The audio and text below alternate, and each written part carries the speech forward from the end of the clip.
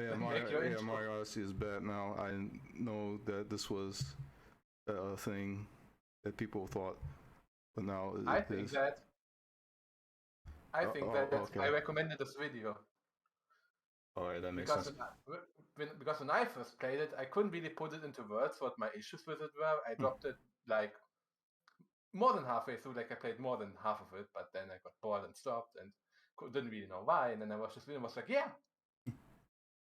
Yeah. I can see that's why, basically. All right. Let's see what this guy Joseph Anderson probably Jo- like. Joseph, yeah, exactly. Yeah, he's the guy that did like that one video of Fallout 76 and 1001 glitches. You might have heard of it. That's is that actually his most I'm looking most popular. His most popular videos are Fallout 4 actually. Oh, okay. Yeah. So he did that video. You might know him from that. From Fallout, okay. It's not Yeah, Fallout game. They're all he the also same to has me. done videos. He also has done a video on The Witness, on Edith Finch, on Prey, on Witcher, on Breath of the Wild, Yeah, Dark Souls. and Dark Souls. But Dark Souls are not that much weird. Okay, whatever. Okay, Much but weird. yeah. No wasting time. It does start. What? Okay, there we go. Yeah, that. This thing. Drums. It's no masterpiece. Mm-hmm. Oh, because I said I already watched this video, it's been a while, so I really don't remember everything he said. It would be a new experience. Not fully. I just wanted to say that because if you do a reaction video and you know the video you're reacting to, that's kind of like, yeah, you know. So I Yeah. felt like I should point that out. Yeah, there's not. There's a commentary video that's different, but whatever. Okay, fine. You know what I mean. This other guy who actually owns the streaming channel hasn't watched. He's lying to me like he always does. Fuck. I can't count that. Okay. Also, I made you out on purpose for no reason. When I was 5 years old, I played my first video game. It was Mario Bros. On the NES, a game that's older than I am by 2 months. Knowing Oh yeah, you haven't said how much. Have you played this? How much? Everything? Nothing? Oh yeah, I have to say that because yeah, the last video it was about copyright, and he said I have to fill my own commentary with bullshit in order to make it my own thing. So I'm not just asking because I said that I played it before. You should say it too. I played a couple of which I had Mario All Stars as a kid, and I'm talking about this one. No one cares about the other games. oh, okay. Oh, Mario Odyssey. Yes. I played. Well, you start talking about Mario 1, and it's just like, oh yeah, I have to do that. No, that was just. I just remember that you have to say whether you watched Odyssey. My God. Odyssey. Played I played it when I forget when I played it. I think he played when it came out, and yeah, I thoroughly enjoyed it. Yeah, the whole thing. I didn't forget the whole thing. I enjoyed myself while playing it. Okay, cool. I didn't. I mean, it was a vibe. It was just just doing some chill. The thing is about single player games, I don't play them over again anyway. So like. Oh, same usually. There's like a few exceptions for me. Yeah, so it's just like, why aren't you replaying this game? You like it so much. It's just like because I don't replay those kinds of games. Yeah, I did that as a kid when I didn't have that many games I liked. Yeah. But nowadays it's well, I replayed Hollow Knight. That's kind of it. Well, you have a Steam library with too many games. That's the problem. Yes, and I haven't played too many of them. It's whatever though. Okay. First world issues. It's fine. Yeah. Nothing about video games, I took it to be a cartoon that I could magically control. That was. Oh, really?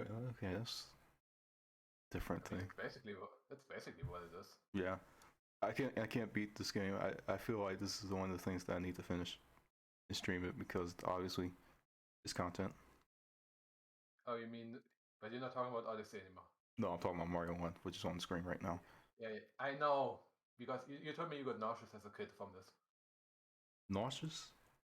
Wasn't it nauseous? Scared. I was scared.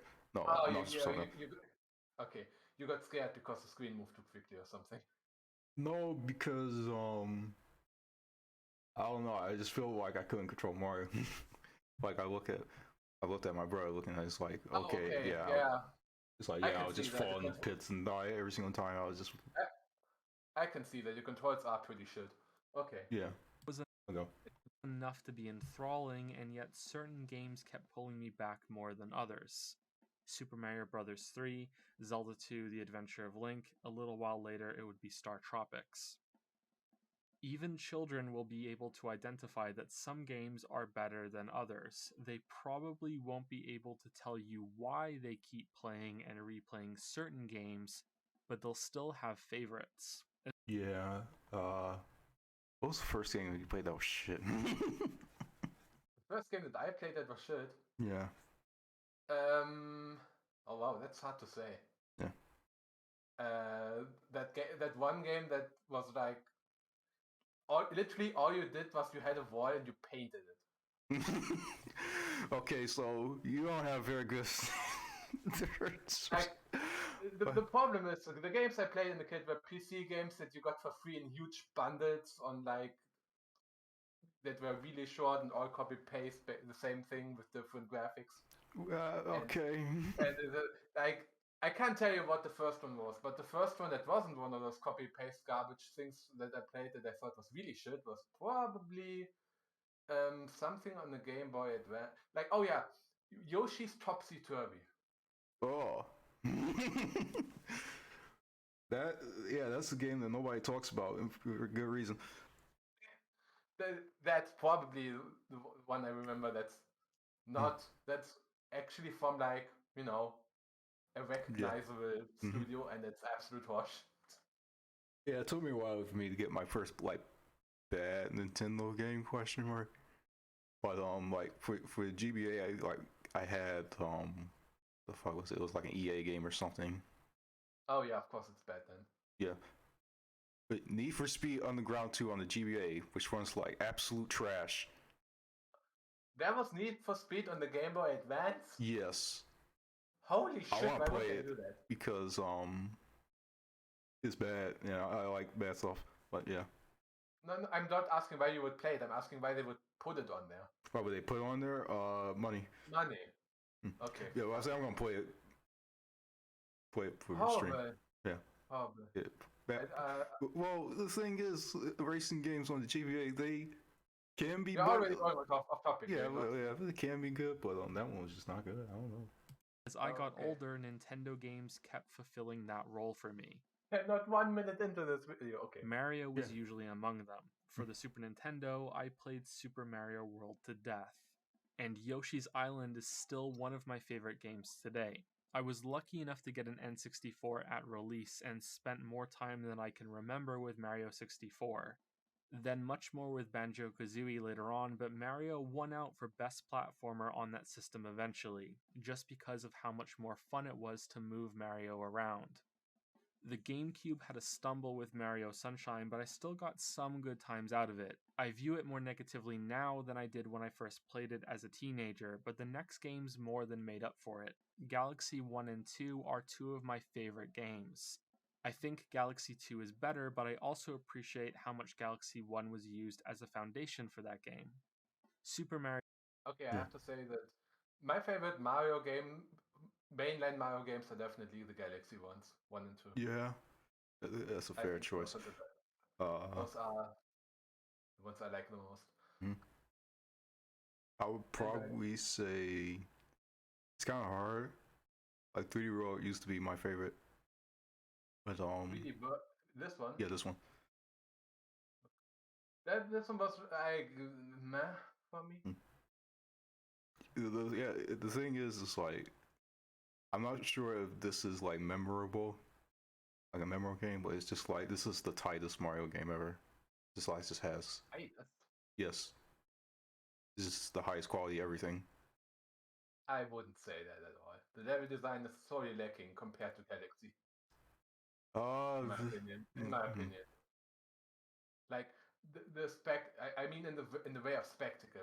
Yeah, not about spectacle. I'm just talking about design. Yeah, but I mean the levels in Super Mario 3D World, they all kind of just flow together for me. Oh, okay. Blocks, kind of. Kind of like the 2D games. They're kind of weird that way. Well, yeah, it's supposed to be like 2D games. I don't know how it works. Yeah, it's like one of the 2D games where you put it in 3D. That's why it's Mario Maker. But I still think the Galaxy ones are better than this. Yeah, I need to replay Galaxy because I haven't really played it. Maybe, yeah. I don't know how you would do that exactly, but yeah, sure. Mario 3D World didn't reach the same heights, but it was still a much more enjoyable experience than Mario Sunshine. So was 3D Land for that matter, but I don't think it's fair to officially include it with the other games since it's on a handheld. None of these games are flawless. Okay. In fact, most of them all share at least one problem that has been present since the jump from 2D to 3D in the series. However, the point I'm making is that while I am not a fanboy for Mario or Nintendo, I am a fan. I've grown up with these games and systems.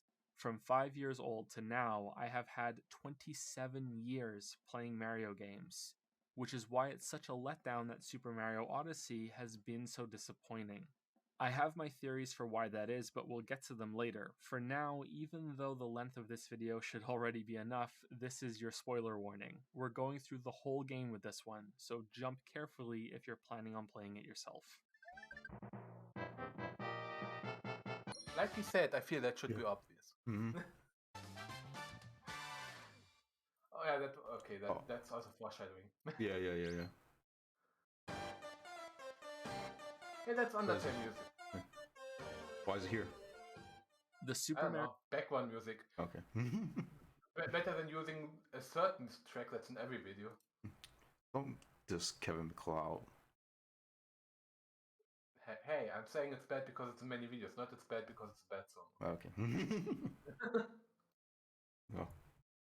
Oh. Mario series can easily be split into two groups, 2D and 3D. However, there's a more interesting way of dividing them that can also allow them to be grouped with other games.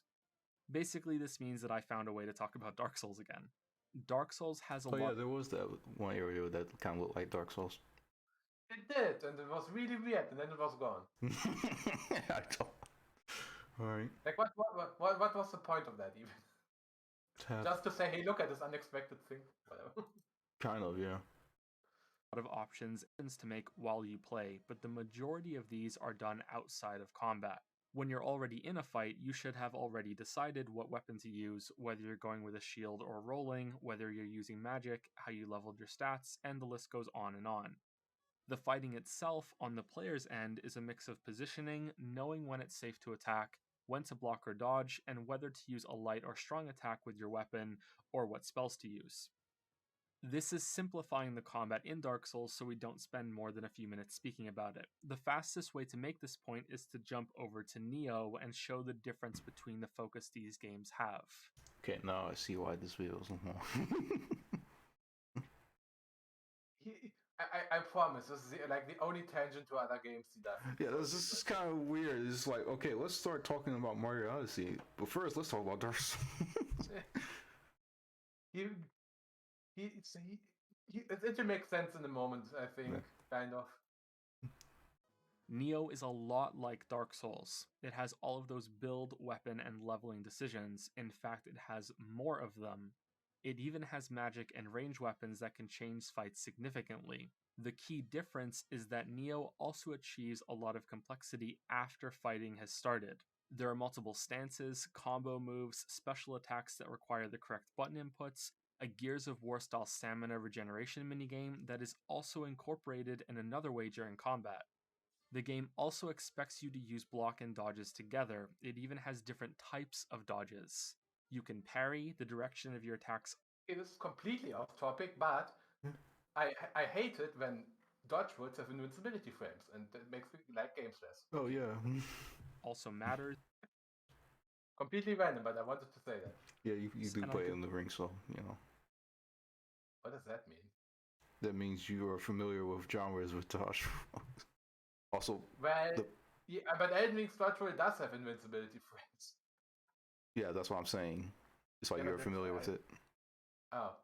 Yeah, but that's also in 2D games. I was talking something like Dead Cells. Yeah, that too. Or Hollow Knight again. I have to mention it every 5 minutes to get my quota up. Or the Lamb game, which you are representing right now. I guess. Right, that has a dodge for it too. Whatever, that's a topic discussion for a different time. I just felt the need. Probably for another couple of sentences. Again, I'm simplifying some of this stuff, but I think you get the point. Does this mean that Nioh is an outright better game than Dark Souls? No, because Dark Souls puts Did much... you see the yes flashing for like 2 frames there? He said, that doesn't mean Nioh is a better game than Dark Souls, and it popped up yes. But he said no. Okay, that was nice, fine. I was just thinking like, well, he probably does think that Nioh is better than Dark Souls. Well, yeah, but it doesn't have to be because of... Yeah. That's the point. He wants it to be. on things outside of the player's moveset and decisions in combat. There's a lot more enemy variety, things to learn and recognize on that side of the battle instead of on your end. Going through levels is also more involved. There's more variety here as well, and effort went into matching the enemies in each level with the atmosphere and tone that they were meant to convey. This isn't to say that Nioh never does this, and I'm also not saying that Dark Souls combat isn't satisfying. The games are very similar. But this shift of focus from the player's actions in Nioh to something more simple so it could be more about the enemies and levels in Dark Souls is important to understand. But what the hell does this have to do with Mario? Well, that's because Mario is Dark Souls now. No, it's just for that one part, okay.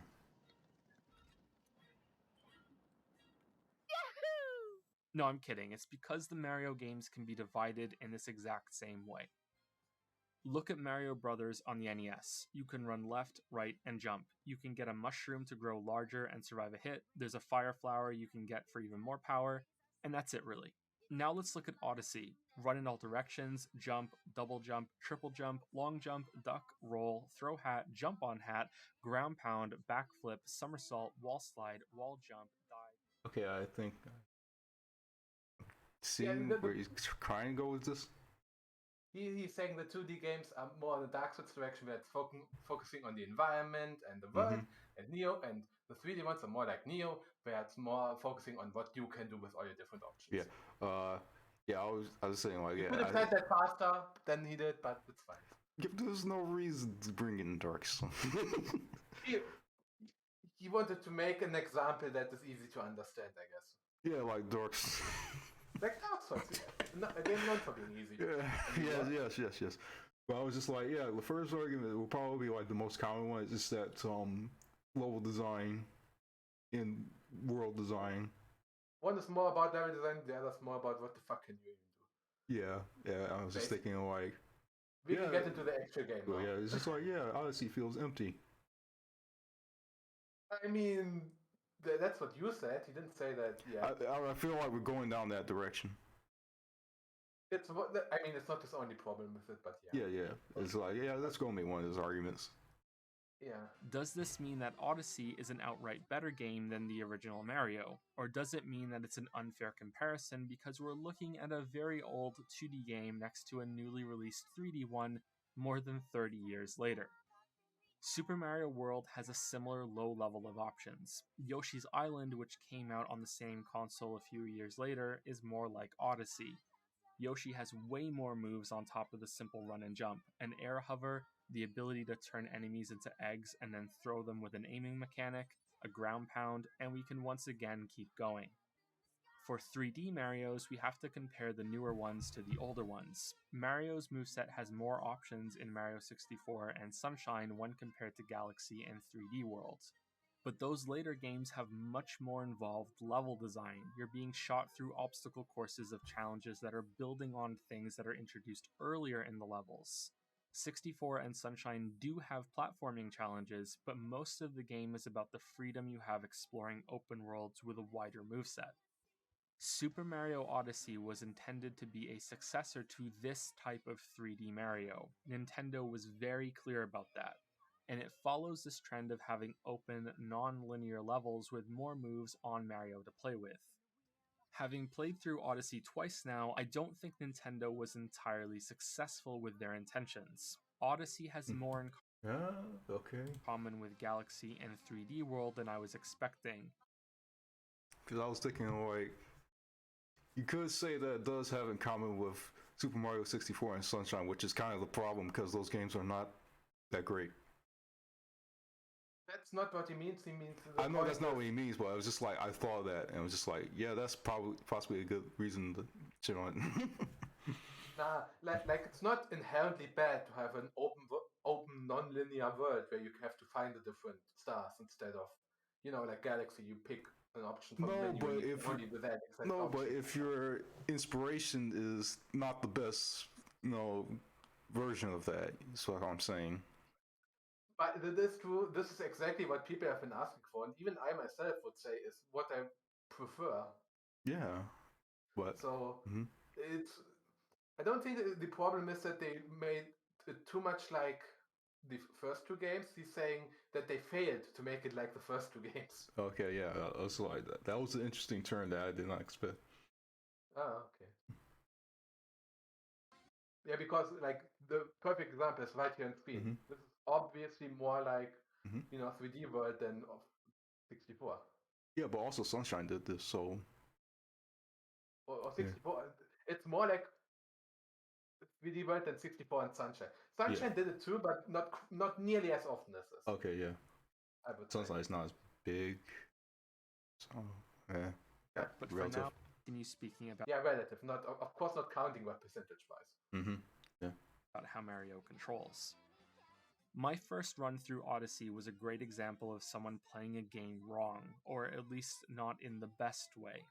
Having spent so much time with Mario 64 as a kid, I proceeded to play Odyssey like it was more of that, because that's what I was expecting after Nintendo announced that it was the successor in that line of games. I tried to do a lot of backflips, long jumps, and wall jumps. I also didn't play all that creatively with Mario's new hat moves to break the sequence on jumping challenges, because I recently played 3D World for the first time.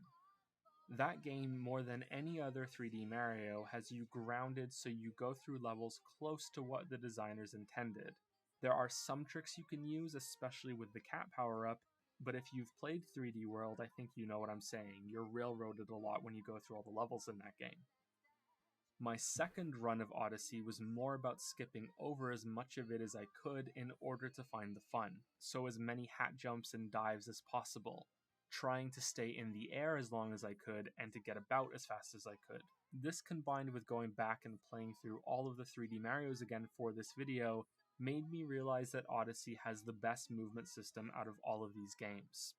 Originally I was going with Galaxy at the top, but now I know I was giving it more credit because of how gravity is used in that game. Although that's a big positive, that's separate from Mario's controls in my opinion, and is on the environment level side of that game.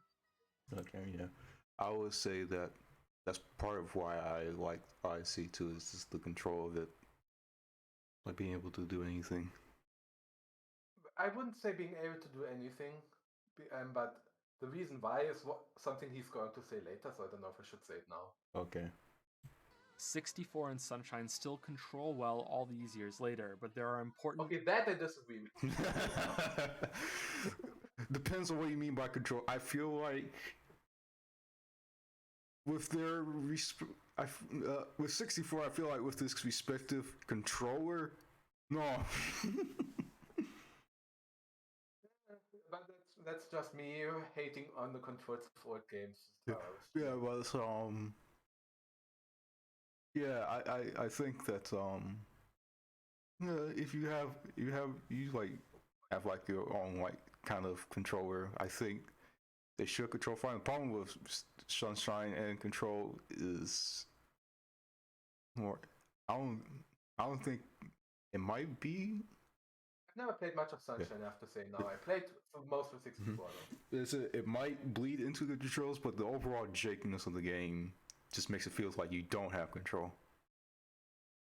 Yeah, Sunshine I played like a long time ago, like the first few words, and then stopped because I really didn't like it. Yeah, but with this is the thing about when we talk about like world design and stuff like that. That's one of the main problems of Mario Sunshine, because not only it's like there's some issues with like design of the world. It's just like the programming behind it is just bad. A little rush. That's why I guess. Yeah. I showed you that one video about the pachinko machine. Oh my god, why? Yeah, that one. Yeah, what it's called. It's like the pachinko machine is deadlier than you thought, or something like that. But it's just like, yeah, they coded part of the pachinko machine to just force you to go left for no reason, other than they couldn't figure out how to make the physics work. Okay. Either way, I don't know what to say to this here, so I'm just gonna say either way. Point is, the controls are not the issue with this game. Yes. Refinements in Odyssey that fix long-standing issues, perhaps entirely solved by the game's camera, which I've also come to think of as the best camera in any Mario game, maybe in any 3D third-person game, period. I can only think of one time that it ever made it difficult to see what was happening, and even then, it wasn't close to some of the awkward shifting bullshit that can occur in 64 and Sunshine. Yeah. I can't tell how much of this is the result of a ton of time adding scripted transitions to the camera all over the levels, especially parts of Metro City when you enter tight alleyways, or if it's the result of allowing the camera to freely move through physical objects and a mix of transparency and dithering on Mario. Maybe it's just that Nintendo finally released themselves from the Lakitu with a camera limitation. Either way, with camera problems still plaguing some games today, this might be the game's biggest achievement. Galaxy and 3D World also didn't have many camera problems, but they cheat by having unusual or forced perspectives. Galaxy is built around small planetoids, or shaped objects that have artificial and possible gravity. The camera has much more freedom because of this, and even if you do get away from it, there aren't many pits to fall into for some harsh punishment when you can't see properly. When there are, the linearity of the game can allow for the same forced perspective help that 3D World uses. You can still change some of the angles there, but not like you can in 64, Sunshine, and Odyssey. Going back to controls, the only issues I have with Odyssey are the nerfed long jump, wall jump, and somersault. The long jump feels like a lot lower of a boost to momentum than it was in 64 and Galaxy, and you'll get more out of rolling around like Sonic instead, or chaining jumps together. Likewise, I don't understand why you can't long jump into a wall kick anymore like you could in 64, especially since it required precise timing to pull off. I've been wondering if it was some sort of limitation with breaking the intended path through levels, but the Cappy moves allow for far more than what a long jump into a wall kick could do. So that can't be the answer unless it's some leftover design consideration that wasn't reverted after the cap made it so you could break through levels. The wall jump has... It's kind of a weird thing. It's like I don't really. Did they change that? Huh? Did they change that? You mean, like on Nintendo's part? No, it's kind of a weird thing that you would bring it up because like. Well, you just said they are the best moving options in this year. It's just like I think he's saying like the long jump is redundant to some extent, but I don't really think that's true. No, that's not what he's saying. What is he saying? He's saying they nerfed the long jump compared to other games. Yeah, and it's like, is that a problem? And he said he doesn't like that. Oh, okay. And he doesn't understand why. Because because the only reason you would nerf the long jump or the wall kick or whatever is because you wanted people to not break the level, but then you add Cappy so you can break the level anyway. So what was the point in nerfing them?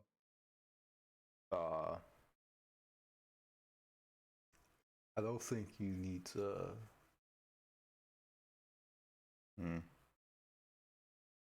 Like, there's no logical reason as to why you would do that. Because any argument you could have for doing that is. It honestly makes Cappy better. That's what I was thinking. It's like it makes Cappy better because you can just go through long distances. But you can not really, because after you throw Cappy and then long jump, you can throw Cappy further, so you still would need to end your long jump where Cappy is. So in the end of the day, and you can also not long jump after jumping off Cappy. So both of those mean Cappy doesn't make long jumps any matter. No. Well, no, I mean, if you long jump and then into Cappy, then you can go further. And if you just do a regular jump, that's what I mean. Because he did in the video. But most of the levels don't have that far gaps anyway. I don't know. It's still just just a minor anyway. Yeah.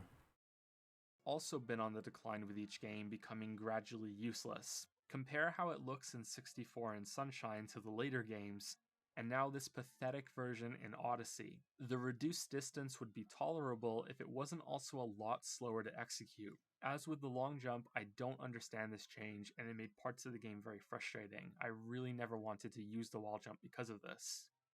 The problem I have with the somersault is more of a nitpick than anything. It was quicker to pull off in the other games and could be more reliably done from a resting position. Odyssey must require more momentum or have other inputs that can trigger from what the somersault requires. Ultimately, this may actually be a positive since Mario controls so smoothly in Odyssey that this change may be a result of tweaks to basic on-the-ground movement. It still threw me off a bit though, and I miss being able to do the somersault so easily. The Cappy moves, when combined with the ground pound and dive, are where the game shines the most though. 3D Mario games have always had good movement, but that doesn't necessarily mean they have a lot of depth or complexity within those systems. What I mean by that is that while it is fun to move Mario, that doesn't always translate to a lot of options and decisions while doing so. To return to our comparisons and examples from earlier, 3D World and Galaxy have the weakest movement in my opinion, but have the best gameplay because of the ways the game builds its challenges and levels around it. Let's look at Mario Sunshine for a better example. A favorite for many players are the levels where you lose your water jetpack and have to get favorites, he calls it. Ha! What? through an obstacle course with just Nothing. Mario. Oh, yeah. Despite Mario having by far the weakest moveset and lowest amount of options during these sequences, the challenge and variety introduced by the progression on the platforming make it enjoyable. So I'm starting to get to the point where it's just like, okay, they didn't design the levels around Mario at all. Yeah. Yeah, it was just like, okay.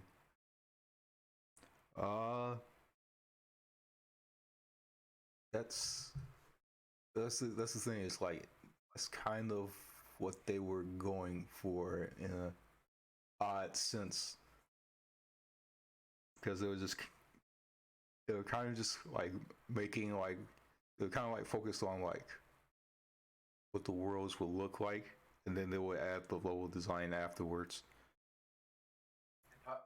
Yeah. You think that's it? I feel like that's what contributes to how Mario Odyssey feels in terms of world. I see. Yeah. Maybe it definitely felt kind of like where you have all the stuff you can do, but what's the point? Yeah, well, what's the point? But it's like with like how the moons are like placed and stuff like that, and how like moons are like distributed in general. That's kind of like what the moveset is for, is to encourage you to do all sorts of crazy stuff around these places. All sorts of crazy stuff, you call it. Okay. Like what? What do you think is not crazy? I think the not crazy part is still the thing I'm thinking about that he hasn't said yet. Okay. We'll get there. Should I just take it away and say it now? Oh no. Because that's like the one thing I remember, and that also really like annoyed me a bit. Yeah, you don't need to, but he's gonna take his sweet time to get there. For many people, I view Galaxy 1 and 2 as this concept stretched over most of an entire game. In 64, these would be the Bowser Assault courses before the boss fights, which were some of my favorite sections in 64 when I played it as a kid. What I've noticed as a trend while replaying these games is an effort on Nintendo's part to make Mario interesting in some way while in the air. 64 has a basic dive, Sunshine has the hover mode on the jetpack, Galaxy has a motion control spin that allows you to stop falling for a moment. It and 3D World also have power-ups that add more options after you've jumped. Odyssey has the best version of this idea. Cappy feels far more natural to use than Flood and is more smoothly incorporated into other moves, especially when being fit into the theme of Mario being a character that jumps a lot. There's a combo string of moves that you will learn while playing Odyssey that goes like this: jump, hat throw, dive, bounce off the hat, throw the hat again, repeat dive, and then land. This can be used to gain more distance either vertically or horizontally. It also has a variant that can be used to climb walls that starts with a ground pound into a high jump, then a hat throw, dive, and bounce, then wall kicking and doing it again for more height. There's also a bonus if you jump while catching your hat. On the ground, this is a higher jump, and in the air, it allows you to stop falling for an instant. Little things like this tend to go a long way for me enjoying a game, and I really appreciate them. Something I feel strongly about here is how much better the hat throw is than the Flood Hover and the Galaxy Twirl. Sunshine wrecks so much of its platforming challenges by having an autocorrect water jetpack cannon thing with a generous amount of time before running out. You rarely have to aim any jump when you have Flood, which is almost always. Galaxy did this far better with a twirl that allows a quick correction if you're only a little bit off a platform or miss a jump. This is sort of like the rewind mechanic in the Sands of Time, something quick and easy to use if you misjudge a jump a little, something that's easy to do in a 3D space compared to 2D. Odyssey's hat throw fulfills this function just as well as the Galaxy twirl, but doesn't require any motion control bullshit. This is a... Oh, well, okay. You have to say it like that. I like the motion control, though. That's not... Yeah. Well, yeah, it's just like, well, you don't have to compare it to Galaxy. Compare it to like other things that have the twirl, like New Super Mario Brothers. That requires motion. But yeah, and it's it doesn't give you height, so it's different in that way. Yeah, but Rosalina in Mario 3 World does the same thing, and it's a button. Yeah, and she's yeah. Isn't she broke because of that? Well, yes, but you know, it's an unlockable character, so it's fine. Okay. Huge improvement for me, even if there are still some motion controls in Odyssey and other parts of it. Some hat throws can only be triggered with motion controls, but they're thankfully not required much. I do wish that Nintendo would give the guy who keeps pushing them his own containment series or something, because seriously, fuck everything about them. I expect such a violent reaction to the motion controls. People have that reaction to motion controls. I don't really know why. Yeah, me neither. It's just... I think it's because he's a gamer, and gamer don't like moving. What? Okay. Laziness. No, I'm kidding. No, it's... I'm kidding. I don't know why. Well, I feel... It doesn't feel necessary, probably. It's just kind of shoehorned in there. That, and also just like, when you're playing a game, it's like, you want like quick reaction times on your moves, and having to move your hand in order to do something is kind of just like slow, yeah. Yeah, okay. Especially if you try to play this game in handheld mode, it just doesn't work unless you undock the Joy-Cons, which is just really awkward. I don't understand how that's acceptable. Aside from that, though, you're probably thinking that this all sounds great. Mario games are known for their movement. If Odyssey has the best system and the best camera, surely it must be amazing. So why did I say I was so disappointed at the beginning? Because of the other half of the comparisons that we keep going back to. Odyssey does have fantastic movement, but it doesn't do anything with it. It would be like having Chris Pratt as your online boyfriend. It would be great. What? Okay. Funny that he said that before the Mario movie announced now he's more. Fuck me. Yeah, they will say okay. Yeah. So yeah, that's the thing that he was eventually going to come around. I already said it, but now 16 minutes in the video and already deep into his thoughts. He's already said it. So. Yeah, he likes making his point very clear. I thought you would enjoy that. You usually. Yeah, I do, but it feels like there is no point. Like you don't have like something to think about. Like he doesn't say the point. Like until like right now, and I'm like, okay, it's like I already knew what you were trying to say. It's like you just. I guess. Yeah. But the main point about this video that I like is when he goes into the actual, not the movement, but the world. And that's where it's like most interesting. Also, the thing I keep thinking about, he still hasn't said it yet. I don't remember when he says it. Oh, okay. What I was going to say is that, um, in terms of doing anything with Mario's controls in the world, is not like intended in any way. In terms of like the design of the world, the moons are, but not the design of the world, and that's what I was trying to get at with like they made the worlds first and then put level design in afterwards. So you think you need the movement options for the moons, but not the world? Yeah, to some extent, yeah. I don't see how that makes sense because the moons are part of the level design. Parts of the level design, but I'm saying like the actual like physical objects that you interact with is like, yeah, they made that without really thinking about Mario's like movement, but like where the moons are, it's like obviously you need to put them in places where you can reach them. No. I mean, they still didn't think about Mario's moveset there either. Oh, okay. We'll get to that. And you could rightfully brag, but you're not really getting the most out of that relationship, aren't you? You're not really getting what you want. There's also the problem that while the hat throw combo is fun to pull off, it's a one-trick pony. There's nothing else you can do with it. That sequence of events, jump, throw, dive, bounce, throw, is what you'll be doing again and again. Whether you do the full combo or only need part of it, every jump that isn't a normal jump in Odyssey will be right there. For a game that only uses 3 buttons on the gamepad, only 2 of them face buttons, that's a missed opportunity for some more options. Even Super Mario World. Okay, this is what I meant just now. What he said. Oh, that. This combination of movements is the one objectively correct, optimal way to do every jump. And if you don't do it that way, you're doing it wrong. There's nothing else. There's nothing interesting. There's nothing. Or maybe I do this here or this there or anything in that way. You do it like that because that's the only thing you can do. So is it really? Is it really diverse movie if that's the only thing you can do? Yeah, it's really a varied and interesting moveset if that's the one thing you have to do every time. Or if you do something else, it's just that, but worse. Okay, so that's kind of the thing. I didn't really. Yeah, I didn't really think about this or figure this out until like way late into the game. Though, I was just trying other stuff. What other stuff? There is no other stuff. There's other stuff getting tried. It just doesn't work.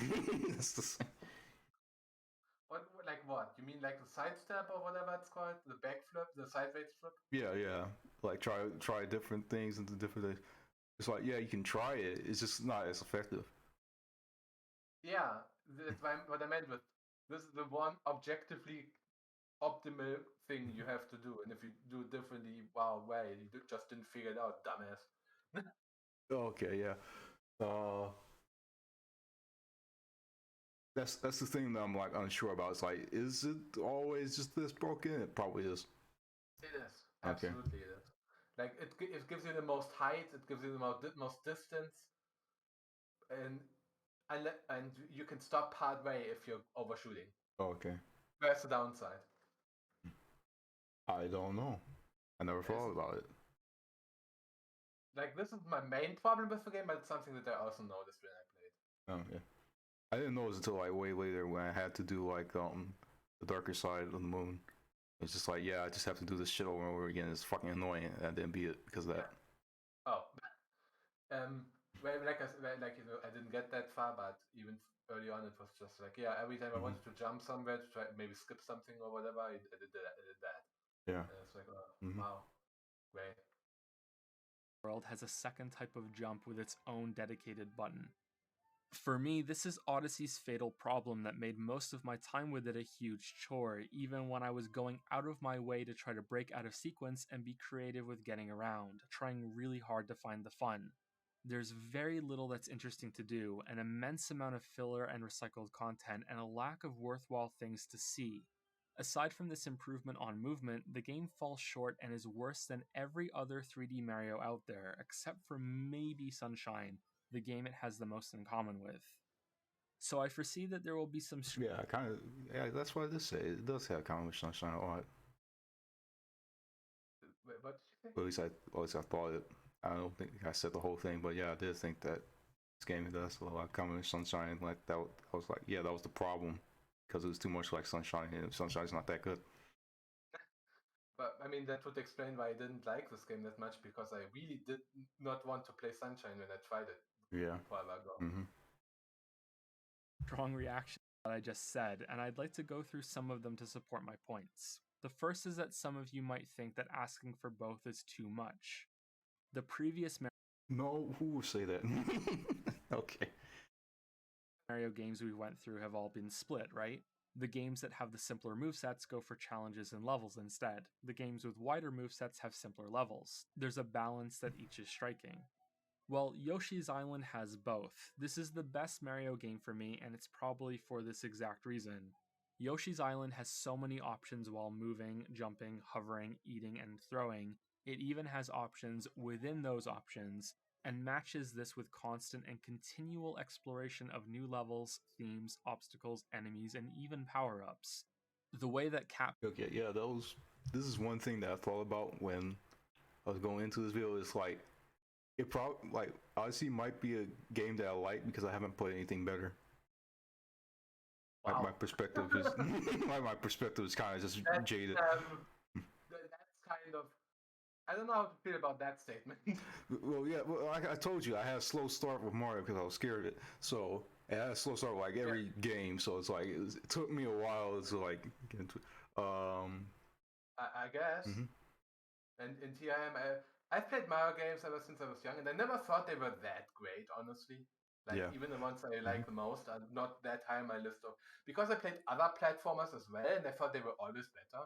Like, obviously, I thought Rayman was better. I think Donkey Kong games are better. I think Kirby games are better. I like, when it comes to platformers I like, I would always rank Mario as, from the ones I played, is the lowest one that I didn't think was like actively bad. Yeah, like, from the ones that are not actively bad, like that are at least okay to good, I would put Mario at the bottom from the ones I've played.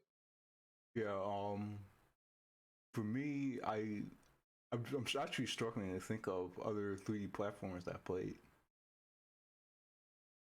Like this is actually hard. You haven't, like, anything that's not Mario? Yeah, it's not Mario. Yeah. Well, I wanted to play Hat in Time with you, but it didn't work out. Oh yeah. Mm-hmm. I'm pretty sure if I play Hat in Time, I'll be like, yeah, this is amazing. Why I'm playing Mario? But better. At least I think so. Yeah. People are gonna disagree. If anything, okay. Yeah. It even has a head mechanic that I think is more interesting than Mario's. But yeah. Hat possession in Odyssey changes your entire moveset. Yoshi's Island did that first, even down to the weird shift into tank-like vehicles. It wasn't all that successful with the idea, but then neither was Odyssey, in my opinion. This is why the Galaxy games are my favorite in the 3D Marios, because while the moveset is on the simpler side, it's not insultingly low. But it's important to acknowledge that this criticism I'm laying on Odyssey isn't unique just to that game. All of the 3D Marios could have benefited from either expanded movement options or more interesting levels, or both. I also realize that I haven't gone into great detail yet on how exactly Odyssey is lacking in this department. Most of the video will be spent addressing that, primarily on the Power Moon objective side of things, but right now there's another... Yeah, the Power Moon objective, the Power Moon objective thing is the one where I have the most fun making fun of this game. Yeah, everyone who doesn't like this game too. Yeah. Way that the game fails to be interesting, that's also linked to a counter-argument that I think many people will have. That the game isn't meant to have involved platforming challenges, because it's more about exploration and discovery like 64 and Sunshine. Well, first of all, 64 and Sunshine did have a decent amount of platforming. It's also important to understand... Yeah, that's the thing. Is there anything they criticize? So does Odyssey. It's just not very good platforming. Well, that, but it's like they criticize about, like, yeah, there's like a bunch of these like places that are just like regular platforming challenges, like 3D World and stuff like that. Like, yeah, that's to supplement the fact that the game itself doesn't have platforming. Yeah. I mean, you also could have platforming in the main world, but you know. But no, you can just have like a giant sand dune to run around in. Isn't that fun? Yes, Mm-hmm. totally. I'm so thrilled. Yeah. It kind of was for me. Maybe I'm too easily impressed. It's probably because you haven't played other 3D games where you don't realize how actively boring that is if you have played actually interesting worlds. Yeah. 64 was the first jump the series took from 2D to 3D. Audiences weren't used to that yet, and judging from the sorry state of the camera in that game, having complicated platforming wouldn't have been a good thing. Think of how much of the precision jumping in 64 is on large platforms, with the challenge being linked to how they're moving or being covered in lava, instead of sticking tight landings on smaller platforms like in the 2D games. Sunshine also builds platforming challenges in its open levels and is rarely about exploration either. Because you're kicked out of the level after achieving each goal, a new set of obstacles could be loaded in when you go in for the next star. Yeah. In fact, I think Sunshine like amps up like this kind of thing to his own detriment, because like a lot of like the shines are just stupid and fucking annoying to get. You mean the detriment is loading new stuff in every time? Yeah, like changing like the world you go into to like, yeah, and they just go crazy, and it's just like, yeah, I don't want to do this annoying level over and over again. Yeah, I can see that. At least Odyssey doesn't do that. Yeah.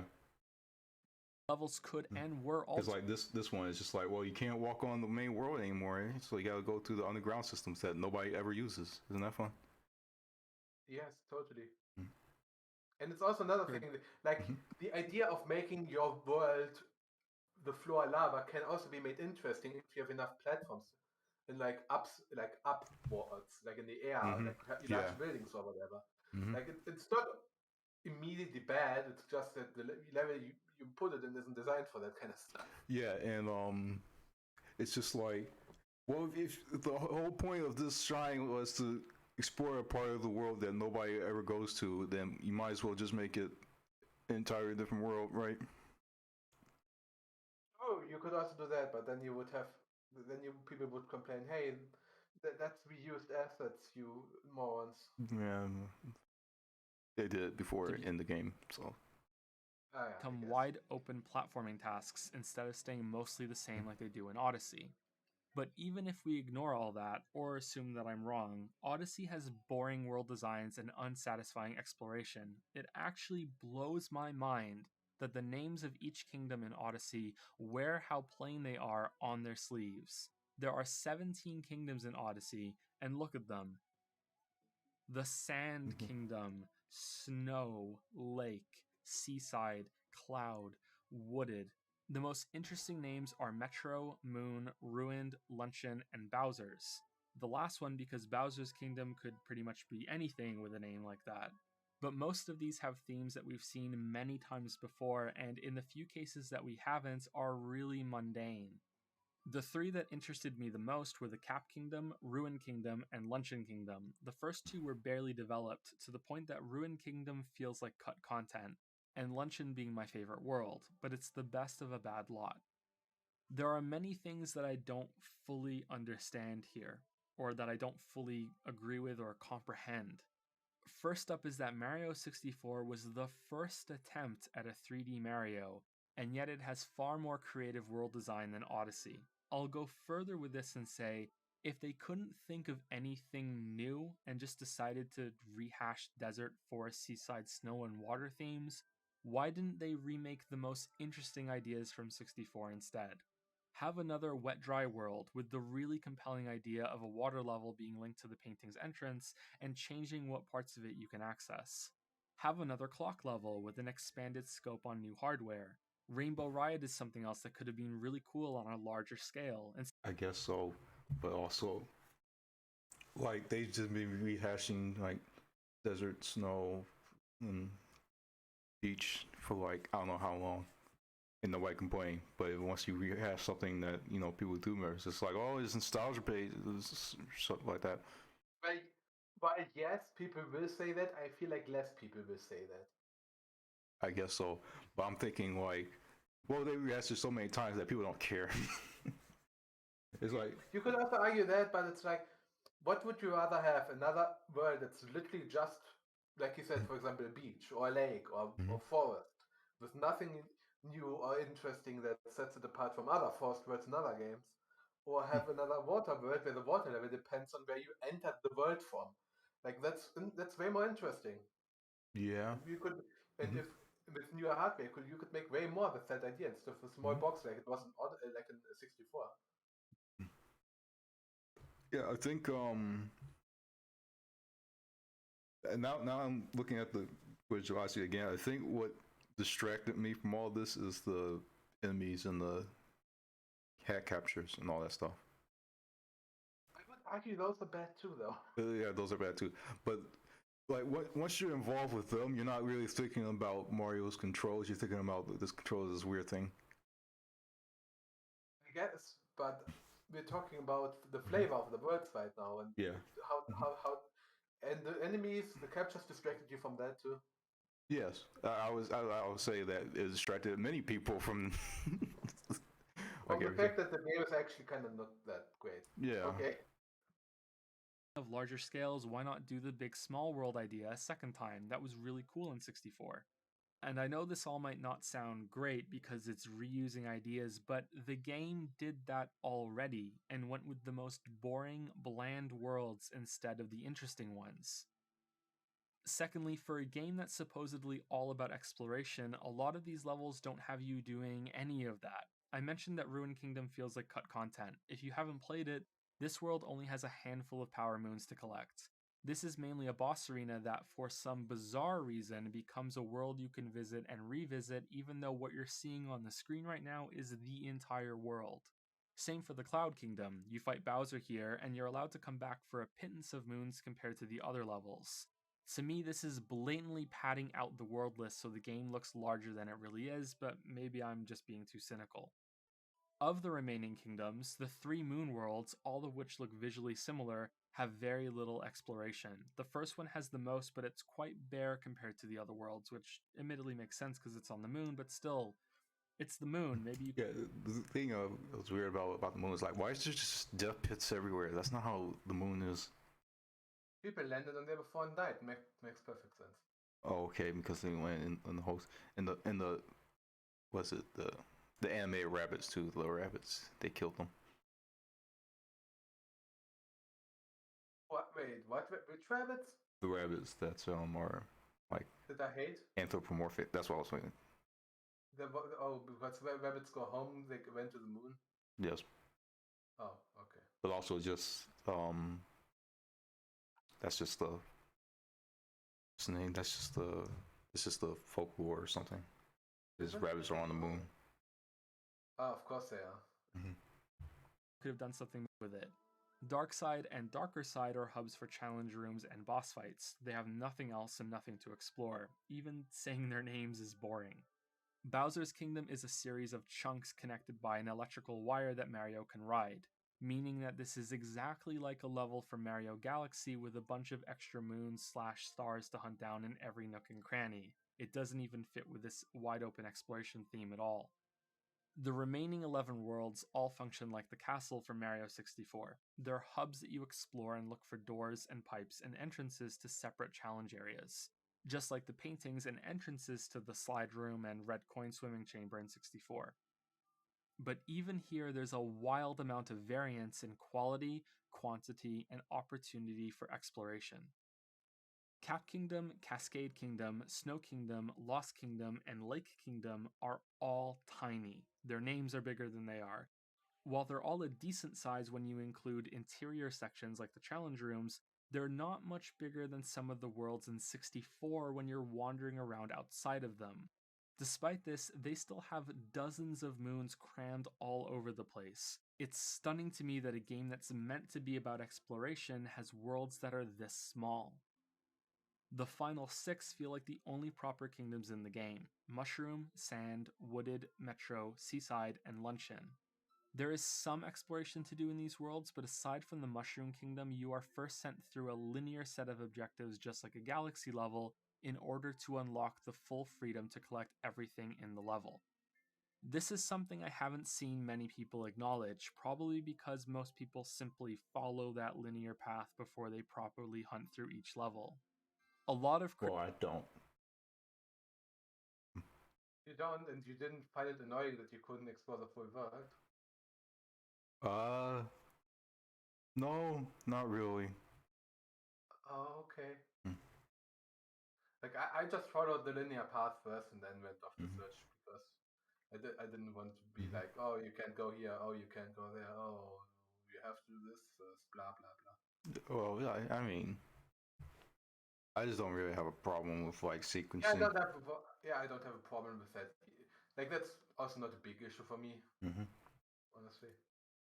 criticism has been The, against the the thing, previous the 3D thing, Marios. yeah, I was thinking about the small worlds too. It was just like, well, I feel like they wanted to have like smaller worlds that you can explore too, but it's a matter of if they did it right, and I don't think they did it right.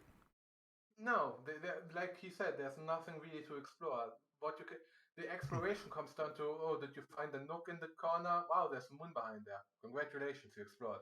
Yes, isn't that fun? Yes, it isn't. Yes, You asked, isn't that fun? And I said, yes, it isn't. that doesn't make any sense, but okay. No, you said isn't, so I said isn't. It perfect, makes perfect Oh, sense. okay. Kicking you out of worlds after you collect a star, and it's probably well-deserved criticism, I think. While Odyssey does not do this, the levels still do go through stages and reset, and expect you to watch video sequences showing your next objective. You can't progress to some areas without doing earlier moons first, and in most cases, entire worlds will go through 2 or 3 checkpoint moments before most of the moons and challenges spawn in at all. These checkpoint moments send you back to the beginning and make you go through some loading, just like you were spat out of the painting. Luncheon Kingdom shows this best, with you having to journey your way all the way to the bowl of stew on top of the volcano, get blown off by the boss, and then go all the way back there again through an alternative method. Wooded Kingdom and Sand Kingdom do this exact thing too, with kicking you back to the start. After doing this 2 times, only then will all of the first stage moons and challenges fully unlock. Then, after beating the game, just the same as every world, you have to come back to break open a moon cube to get the final set of moons and challenge rooms to spawn. Yeah, that was the thing. I was just like, okay, this is just pointless. Yeah, but it's especially bad if you look at what spawns in. Oh yeah. Did you do that at all? Look did at. you just see the blocks and were like, no? I just saw the blocks in the world. I was just like, okay, this is just padding. Yeah, but he's going to get into how bad of padding it even is. Yeah, okay.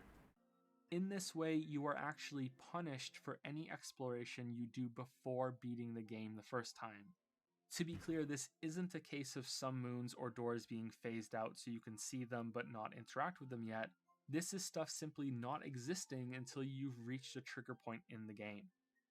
So if you explore an entire level when you first arrive, you'll have to explore the whole thing all over again to see what new things appeared after you finish the story moment.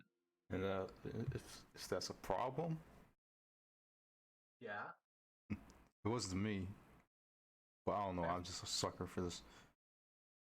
But you just said you didn't even do this. I didn't. Yeah, I didn't go the intended path. So it's just like. So it's No, like. he's talking about the moon boxes after you beat the game. Oh, okay. But he said like. But even then, after you beat the level and explode and did everything the first time, after you beat the level, you have to come back to the same levels, beat the moon cubes, and explore the same room again. Meaning you are actively encouraged to not explore and wait until you've beaten the game, so you're not wasting time. So that was yeah, I guess. Yeah, what you. Because it's just like I didn't even think about it, but you're right. But it doesn't really tell you this until after you beat the game. So it's like you're not really swayed either way. Yeah, but that makes it feel bad because then you're like, oh well, I already did, and then it's like you don't really want to do it anymore because it's like padding. Yeah. Because you've already explored the world, it's not like no, I'm not going to do this again. Yeah. The world itself doesn't change, it's that this scarecrow mannequin challenge thing wasn't on this platform before. or that this moon floating here wasn't around yet. It's the same level, just do it again, and then again after smashing the moon cube. But even accepting that, you're still always hunting for the same things: moons and purple coins and entrances to challenge rooms, at which point the game becomes nothing about exploration and turns into 3D world with challenge levels instead. The trend I kept noticing while playing, to the point that it began to really grate on my nerves, was how much the exploration involved looking over edges of platforms to see hidden ledges or coins hanging just out of sight. I don't know who enjoys doing this sort of thing over and over and over again, but it's certainly not me. Some people.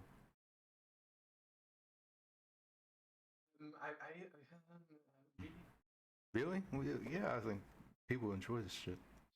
People enjoy just looking throughout the edge of a world, to look behind things, to look behind the... Yeah, because it makes them feel smart. Does it? Yeah, some cases. Oh no. You think this is a problem?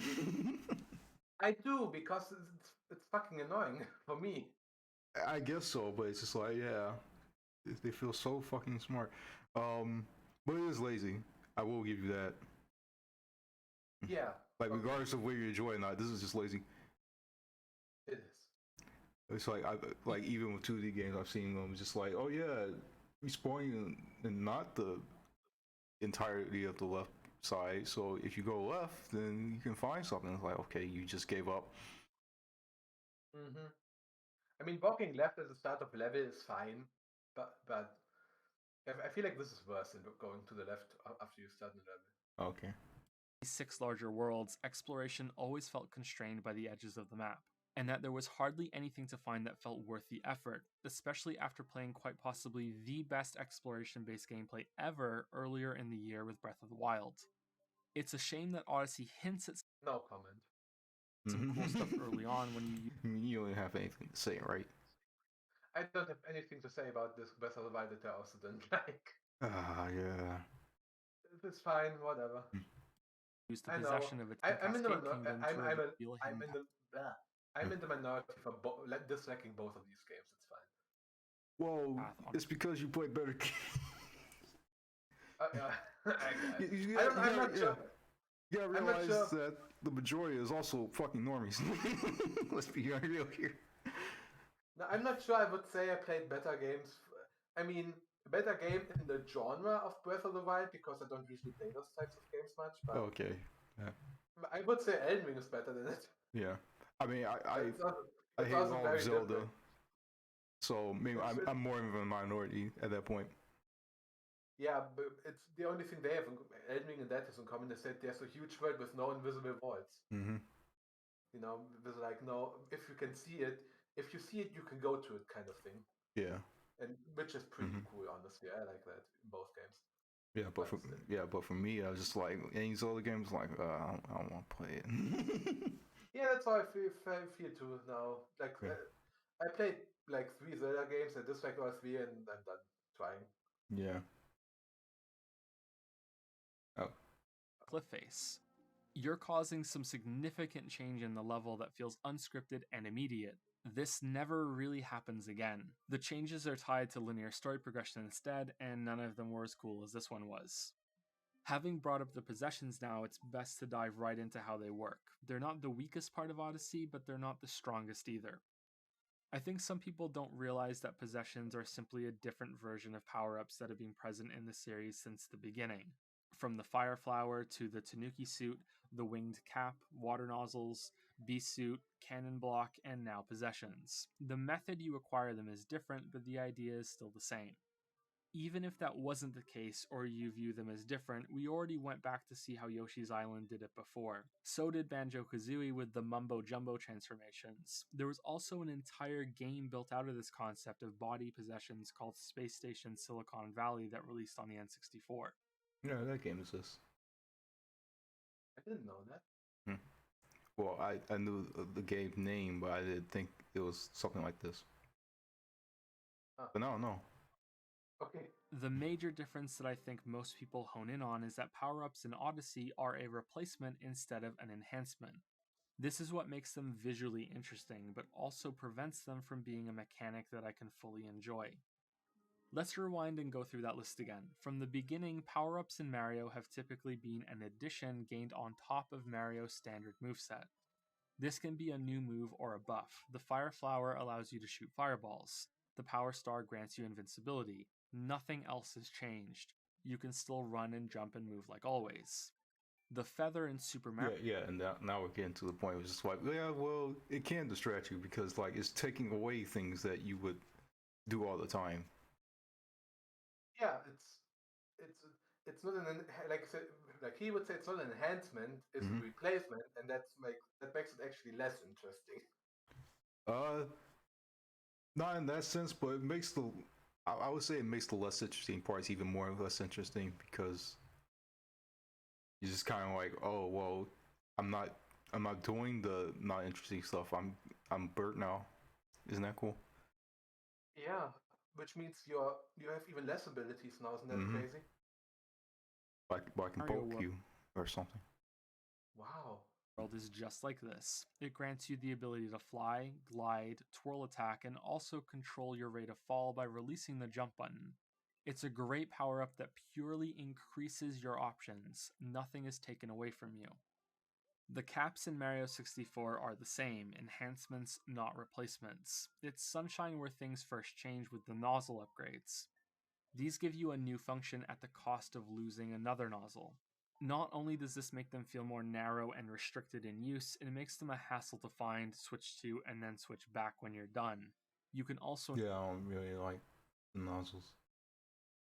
So why? Is it why? It's the reason why what he's saying here, because you can only have one, you need to switch back and forth, and that's annoying. That's part of it, but I think the main reason is that it's same with situational.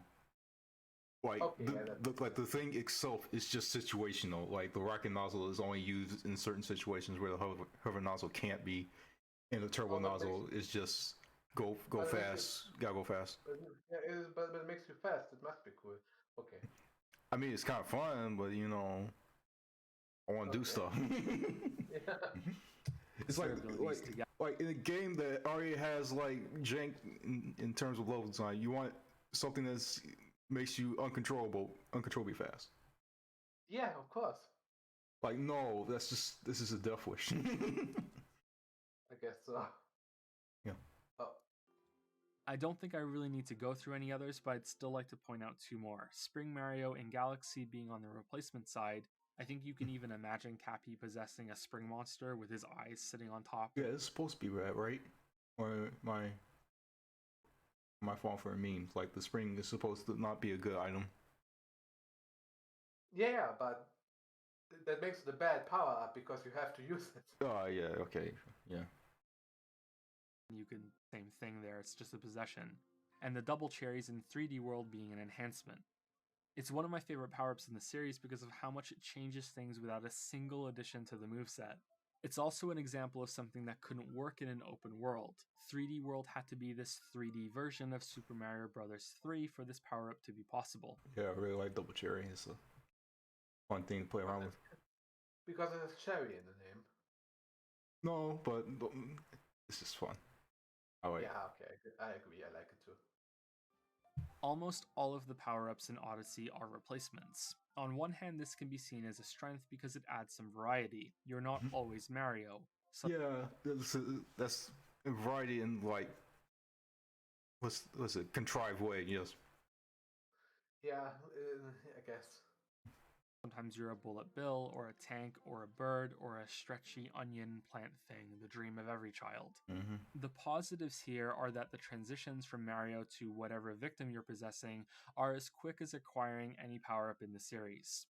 Everything controls well and never felt awkward, likely because each of the possible possessions are very simple. That's the problem, though. The moveset and abilities that replace Mario... Oh yeah, you can shake to throw faster. Isn't that cool? Oh god, please shut up. Why do they add some of the stuff for reasons? Because you can shake it, baby. Yeah. Are never close to interesting or varied. You're a tank that can shoot. You're a fireball that can swim in lava. you're a Goomba that can jump. This comes back to the idea of player options versus the environments and challenges you're put through. This issue of low complexity isn't strictly the fault of the possessions themselves, but rather that Nintendo never did anything worthwhile with them. Even the boss fights that use the possessions are boring until the rematches later. Even then, some of them aren't that engaging. There's a final gauntlet of challenges in the game after you acquire 500 moons. These incorporate many of the enemies you can possess in the game, and even here at the end, the concept isn't taken very far. This should have been about where the game hit in the middle and built even further, not the ultimate challenge of Odyssey. Power-ups could have been enhancements instead of replacements to alleviate the issue, but I think the cat possession was a concept worth exploring. The solutions are obvious to me, which means they must be even more obvious to Nintendo. So what I'm about to go through is, in a sense, a waste of time when it comes to providing critical feedback. But it is worthwhile to build to a point that I mentioned earlier, about why the game was so disappointing for me, a longtime fan of the series. Outside of more developed challenges, the two solutions are to either use more buttons on the gamepad so that each possession has more abilities to learn and master, or to make it so that each possession functions like a saved power-up in Super Mario World. You know, when you already have a power-up active and a second one is stored in the blue box at the top of the screen. Cappy could store a possession when you're in Mario form so that you can switch quickly between the two for a series of challenges that incorporate both movesets. For a boss, this might require switching back to Mario to do some running and jumping over obstacles before switching back to the possessed enemy for a specific move. For platforming, this could be required for mid-air switches to do some hat bounces as Mario and then switch back to the bird to peck into a wall at the end. Or jumping as a fireball for some height, switching to Mario for a jump, then switching back to the fireball to land safely in some lava that would have killed Mario otherwise. Yeah, doesn't the hand time kind of do this? As far as I know. Yeah, a little bit, yeah. Okay. I wouldn't say there's much in air switching because that that's could be annoying, but it definitely does the thing where, aside from one of the power-ups, all of them are like interesting and useful in a variety of situations, and you can switch on and off of them every time. Like they're unlockables. Once you have it, you can switch to it at any time. Yeah, and the way even the way you unlock them is interesting. And not just, oh, I found the enemy, let me take it. Yeah, but for this, it's just kind of like, well, he was just there, so I decided to become a bird, and this is a wall that I need to climb, so I need to do it. How convenient for the world to be this way. Yeah, if that bird wasn't there, I guess I wouldn't. Yeah. Not immersion breaking at all. Okay. Yeah. What he's saying is that a game that's all about exploration is kind of scripted in terms of the power-ups. Yeah. That's not very good. There's no, like you said, there's no real exploration. The game says there is, but there isn't. Yeah. And you know, there is a list in the game. It's like that shows you all the captures you get, and you can just look at them. That's it. Okay, but they don't show up there before you've gotten them. Though. No, you can't use them. You just can look at them. Yeah, I know, but it doesn't show you one it doesn't show you the ones you haven't seen yet in game. Yeah. That there are at least 4 buttons that aren't used on the controller for this game. That doesn't include pressing down the analog sticks or combining any of them like the ground pound dive either. Adding moves isn't the only way to increase complexity to a game, as we just saw with Steven's sausage roll, but it is one of the easier ways that Mario Odyssey could have done it. This is all obvious, which means that there are likely other, more difficult and better options that can make possessions more enjoyable and interesting that Nintendo likely dismissed that I can't think of. And the reason they would do that is, I think, because I'm not the target audience for this game. Most likely, neither are you. Wait, what? What do you mean? Kids game. That's not... No, we're not doing this. I refuse to do this. Okay. Super Mario Odyssey was made to harvest new fans on its new hit system. With gameplay that's as accessible as possible, with rewards teeming around every corner to create a constant positive feedback loop. With levels that are understandable and a bit creative with its inhabitants, but never too wacky or unique to be off-putting or confusing to newcomers with its setting. That means you should do it for the entire game, right? Yeah, exactly. He's trying to find out why they would do this. I guess so, but this is what I hate. It's just like, yeah, you want to design for kids, but also you just want to give them no challenge at all. Like, what is this? Well, he doesn't say kids, but he says like newcomers. Yeah, newcomers. Yeah. Cool toy. I think I think the phrasing of what he was trying to say, like that's the thing that it's kind of throwing me off. I'm the one who said kids game. He didn't say it. Oh yeah, that. But it's like the phrasing of it is throwing me off. Anyway. Oh, okay. Fun Cappy sidekick along for the ride. A visual spectacle is never far away. There's not even a challenge in the endgame. More than any other Mario game, Super Mario Odyssey was made for children. Children that have never played. I mean, obviously he was going to say kids. There's no way he was not going to say kids because it's required. I mean, he is kind of right though, more than usually. Yeah, but like it. A Mario game. Children with the brand new system that's selling so surprisingly well. Children that will become new fans forever. Viewed like this, the title of this video is false. Super Mario Odyssey is a masterpiece if you're looking at it from developer intentions, if I'm right. The problem for me is that I feel like hardly anyone else sees this. I'm not alone. I've seen more people pointing out Odyssey's flaws than I did for Breath of the Wild, but I definitely feel like I'm in the minority. Reviewers haven't been qualifying their scores with, hey, this is a 10 out of 10 because it's such a great kids game and that was the point. Okay. They said. They've been about how they enjoyed it so much that they literally applauded as the credits rolled. Yeah, I was saying it's like, yeah, if you're looking for reviewers for, in-depth analysis, you're not going to get it. Yeah, like, I mean, they said it because they're game reviewers and it was not too hard for them for once, so they applauded. Yeah, and it's like, you only have like 2 weeks, not 2 weeks in order to play, review, and write, and all that stuff. So there's still enough time to realize that this game is not great. Not for a game journalist. A glorious return to their childhood and the best in the series, and that Mario has never been better, and that they were enjoying it as adults, not adults judging it as a game for children. I mean,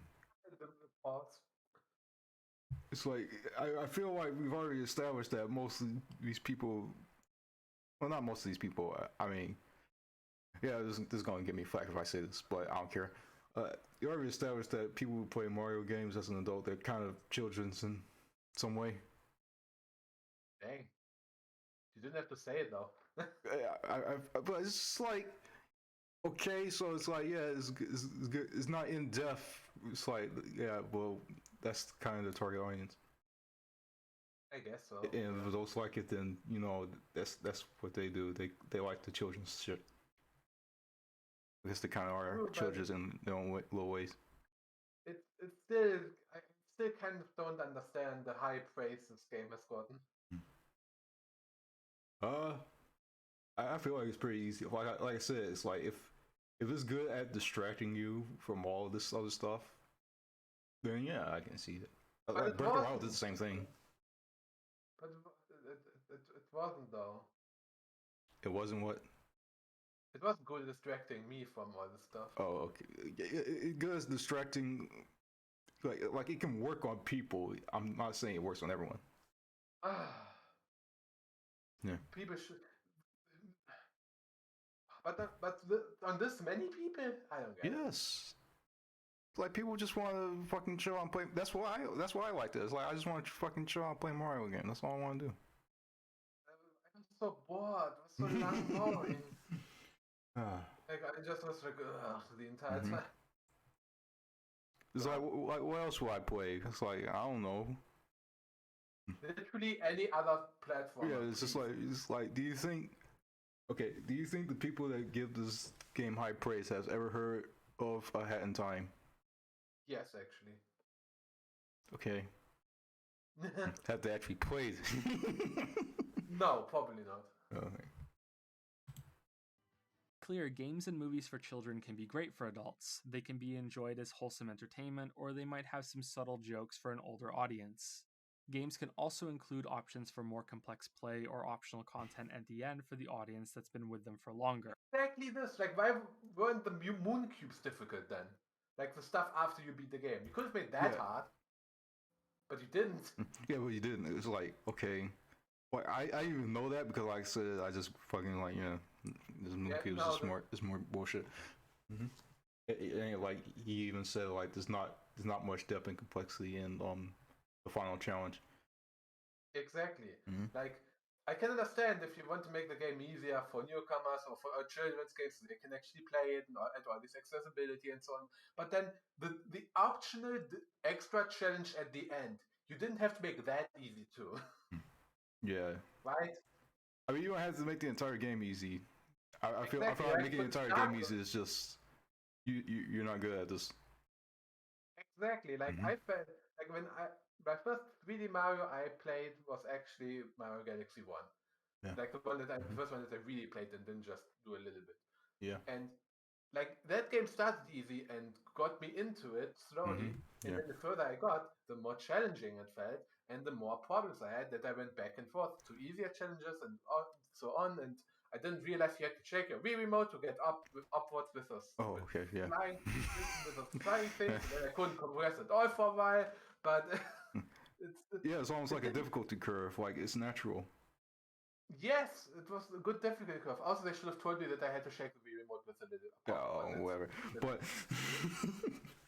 But you should always be shaking the Wii remote when you're a gamer. But you can get, if you don't check the remote, you can get so close and just barely not make it. Oh my god! That's so stupid. Yeah. I haven't gotten that far, but well, what I was saying is like difficulty curve should be natural regardless of like if it's a general audience and you're not just making no, screw that. Like any game should just have a natural difficulty curve in this. Yes. Or at least close to it. Something that makes sense. I mean, what can you make difficult in that game? I was joking. Yeah. It was an exit Animal Crossing because there are some games that are just not meant to challenge you at all. It's fine to not challenge you at all. Well, okay, like the curve has to have like. It needs to make sense. Yeah, like I say, it needs to be natural. It doesn't need to be like, it has to be this sort of difficulty here and then this sort of difficulty there for all games. Like, no, it's relative to the game that you're making for. Just make your players not bored out of their minds, at least some of them. Exactly. Mario games have done this in the past. Odyssey does not. Its post-credits content is more of the same and barely a step up from what came before. In fact, I'd argue that it's less optional than ever. And when I played Mario World for the first time, I was amazed at how fucking insane the Star World is. It's like, wow, they really stepped it up here. It's cool. Wish they did for other games. I actually played Super Mario World. I played like 6 years ago or something. Yeah. I don't remember the Star World at all. Didn't leave anything. Yeah. I played too many platforms at this point that you have to really stand out for me to remember. And that just didn't do it. For its time, I'm sure it did, but not anymore. Yeah.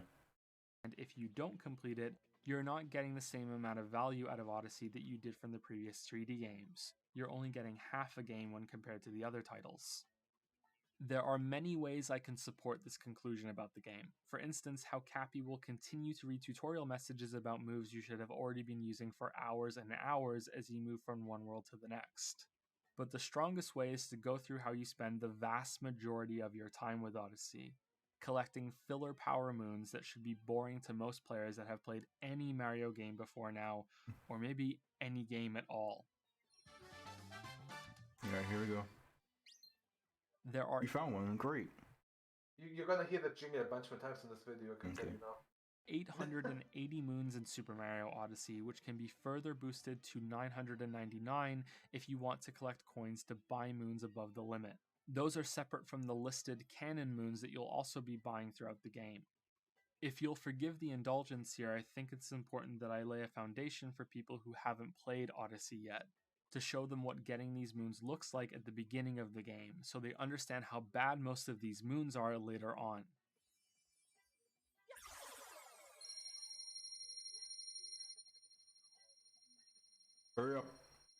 Yeah. Mushroom Kingdom is the first world in Odyssey. It's right there on the leftmost side of the kingdom list at the beginning, and it makes sense that Mario would start out in a relaxing version of Peach's home before getting abducted. It also serves as some heavy-hitting nostalgia for those who have played Mario 64. Since it is the first level, it's understandable that most of the moons here are simple and straightforward. That being said, even here at the start, I think you'll agree that they could have stepped things up a bit. Here are some examples.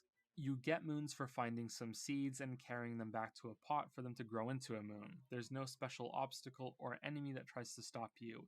It's simply find them. You found the thing. And then walk there for like 3-4 minutes. The seed, plant, come back later for the moon. Around here, there's also. You didn't notice something strange about what it said? What?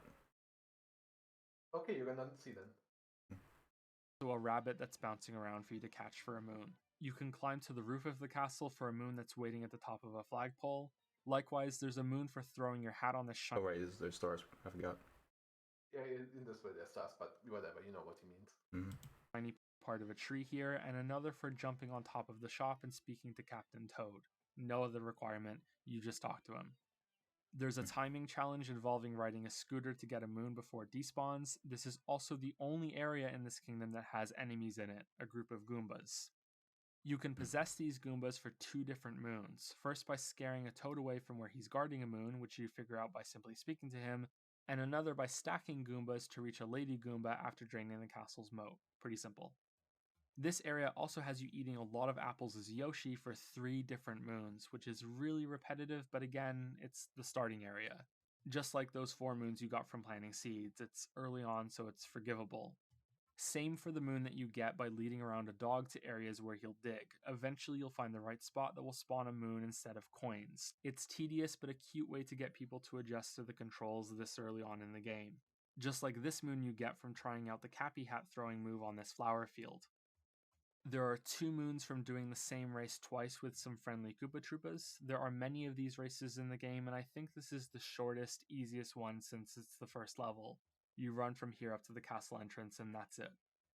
The way the game introduces the 2D transitions is also at the same level of accessibility. You follow a straight path while collecting musical notes for your moon. There's a moon for collecting 100 coins to buy at the same store that we saw earlier. There's also a moon for purple coins that unlocks a Mario 64 outfit for you to wear. This grants you access to a room guarded by another Toad who says he wants to see the outfit when you speak to him. Inside is a memorization test for the order these chests spawn, and another moon for throwing your hat onto something. This time it's the star in the middle of this room where the Haunted Mansion entrance was in Mario 64. And Not boring yet? I hear the word simple a lot. Yes, and can you disagree though? No. Exactly. don't worry, we're almost done now. There's a moon for finding 6 sheep in the level and herding them back to the pen with hat throws. Oh, I hated that. That was annoying. Yeah, they were fucking annoying, my god. It didn't do it this way. Yeah, this is the same problem with Sunshine. Either it's very simple and all you have to do is just not fuck it up, or it's very annoying. It's just obnoxious. Running at them be ridiculously tedious anywhere else, but again, we're at the start of the game, so this is just practice with the controls. Same for the music toad that teaches you how to play different music tracks by requesting a specific one from you. You get a consolation moon for doing this tutorial, I guess. Inside the castle itself, you get a moon for noticing that a tile is sticking up from the floor and ground pounding it down. This knocks another one up. I think you do a series of 10 or so tiles in a row here for a moon, which is probably teaching you to ground pound or something, or to look out for things and notice them. Okay. There's also another nostalgia moon here for looking up at the light like you did in 64 for the winged cap challenge. Unfortunately, Odyssey just gives you a moon for this instead of leading to something to do. Looking at a light in Odyssey is on the same level as this shrine in 64 for some reason. I don't get that one. Yeah. That's also kind of like weird because Sunshine did the same thing, except for that's how you get into one of the actual levels in the game. Yeah, but don't you think it's way more fun if you just get the reward immediately? Yeah, and that reward is the same reward as how many we have on screen here? 1, 2, 3, 4, Enough. 56. Oh, 50. 50 something. Mm-hmm. Wow. Finally, there are some challenge rooms around the kingdom. One is a picture match minigame, which is charming and fun, but not really anything to do with Mario platforming. It's one of many, many mini-games in Odyssey. Another shrine has you eating more fruit as Yoshi, so I think that's 5 moons here that you get from eating fruit. There are a handful more of these challenge rooms, but for now let's move forward from this and show you one of the final levels in the game and make a comparison from how simple the game starts to how complex it is by the end. Okay, did you actually just forget or did you just not notice? I didn't notice. He kept saying this is the first level of the game. Oh yeah, that. You only get here after you beat the game, man. Oh yeah, that too. Okay. So the excuse, quote unquote, he's saying why these are so simple and why it's acceptable is actually bullshit because you don't get here until after you've beaten the game, making it inexcusable. Huh? Yeah, reverse. But point. Mm-hmm. But nostalgia. No. No. Yeah, I don't know why it's that simple. I thought they were planning on making it the first level of the game, but they didn't. So. Yeah, because it would have been way too hard to walk straight and then walk backwards. Mm-hmm. It's still good to use that as an example because it might as well be. Exactly. That's why, because. Okay, whatever. It means that it's finally time yes, you're right. It shouldn't be that simple, but it is. So we're using it as an example compared to Bowser's Castle. No, that's now not let's move forward from this. He says not fine. He said he's going to say and show you one of the final levels in the game and make a comparison from how simple the game starts to how complex it is by the end. Which means that it's finally time for me to drop the act and get to the punchline. Mushroom Kingdom isn't the first level in Mario Odyssey. It's actually the second to last one.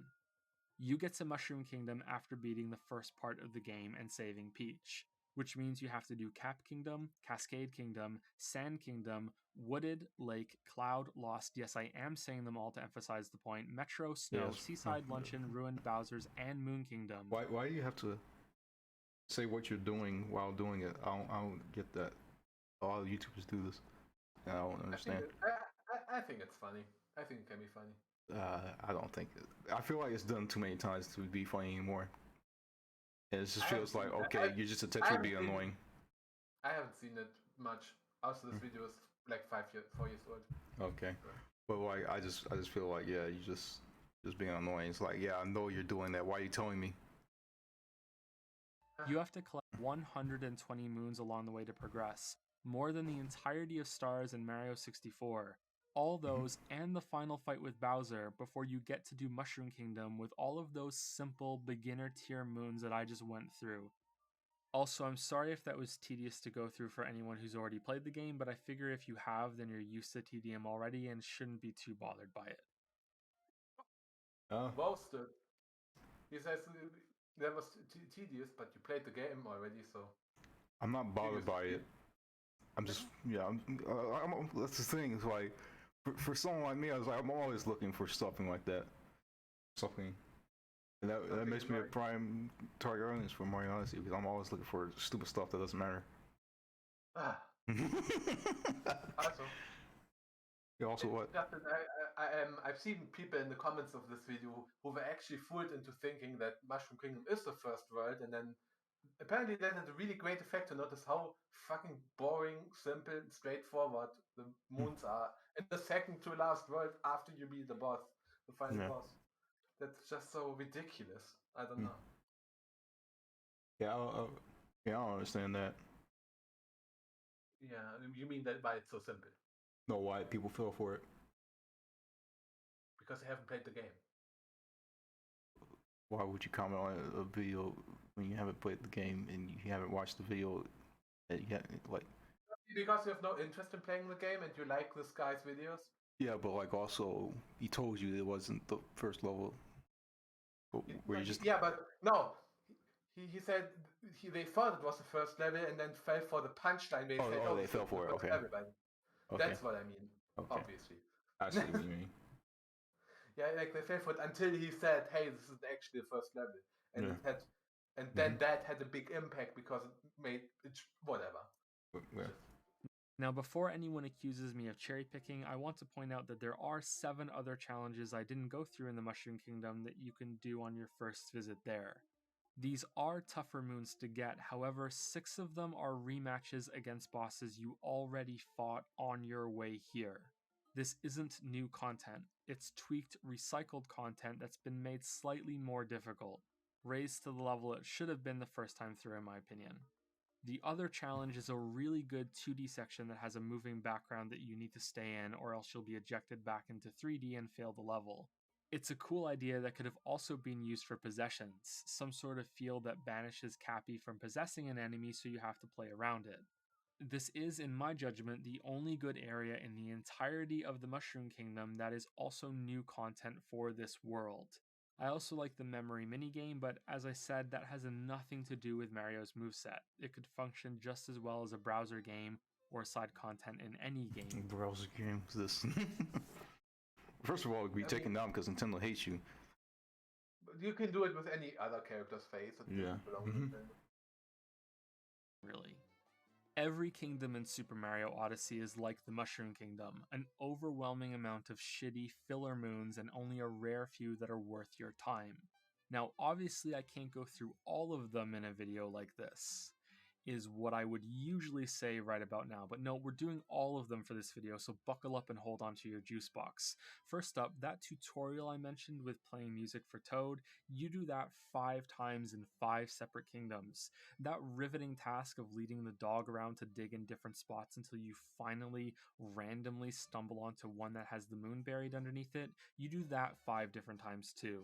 These are the least offensive ones, by the way. We're starting slow and ramping up here. The trend you're going to see is that next to nothing in Odyssey is ever done once. Nothing is pure. Every idea, enemy, and boss is copy and pasted and then copy and pasted again, usually with no changes, so you're always encountering the same version of the same task instead of it being built on in any way.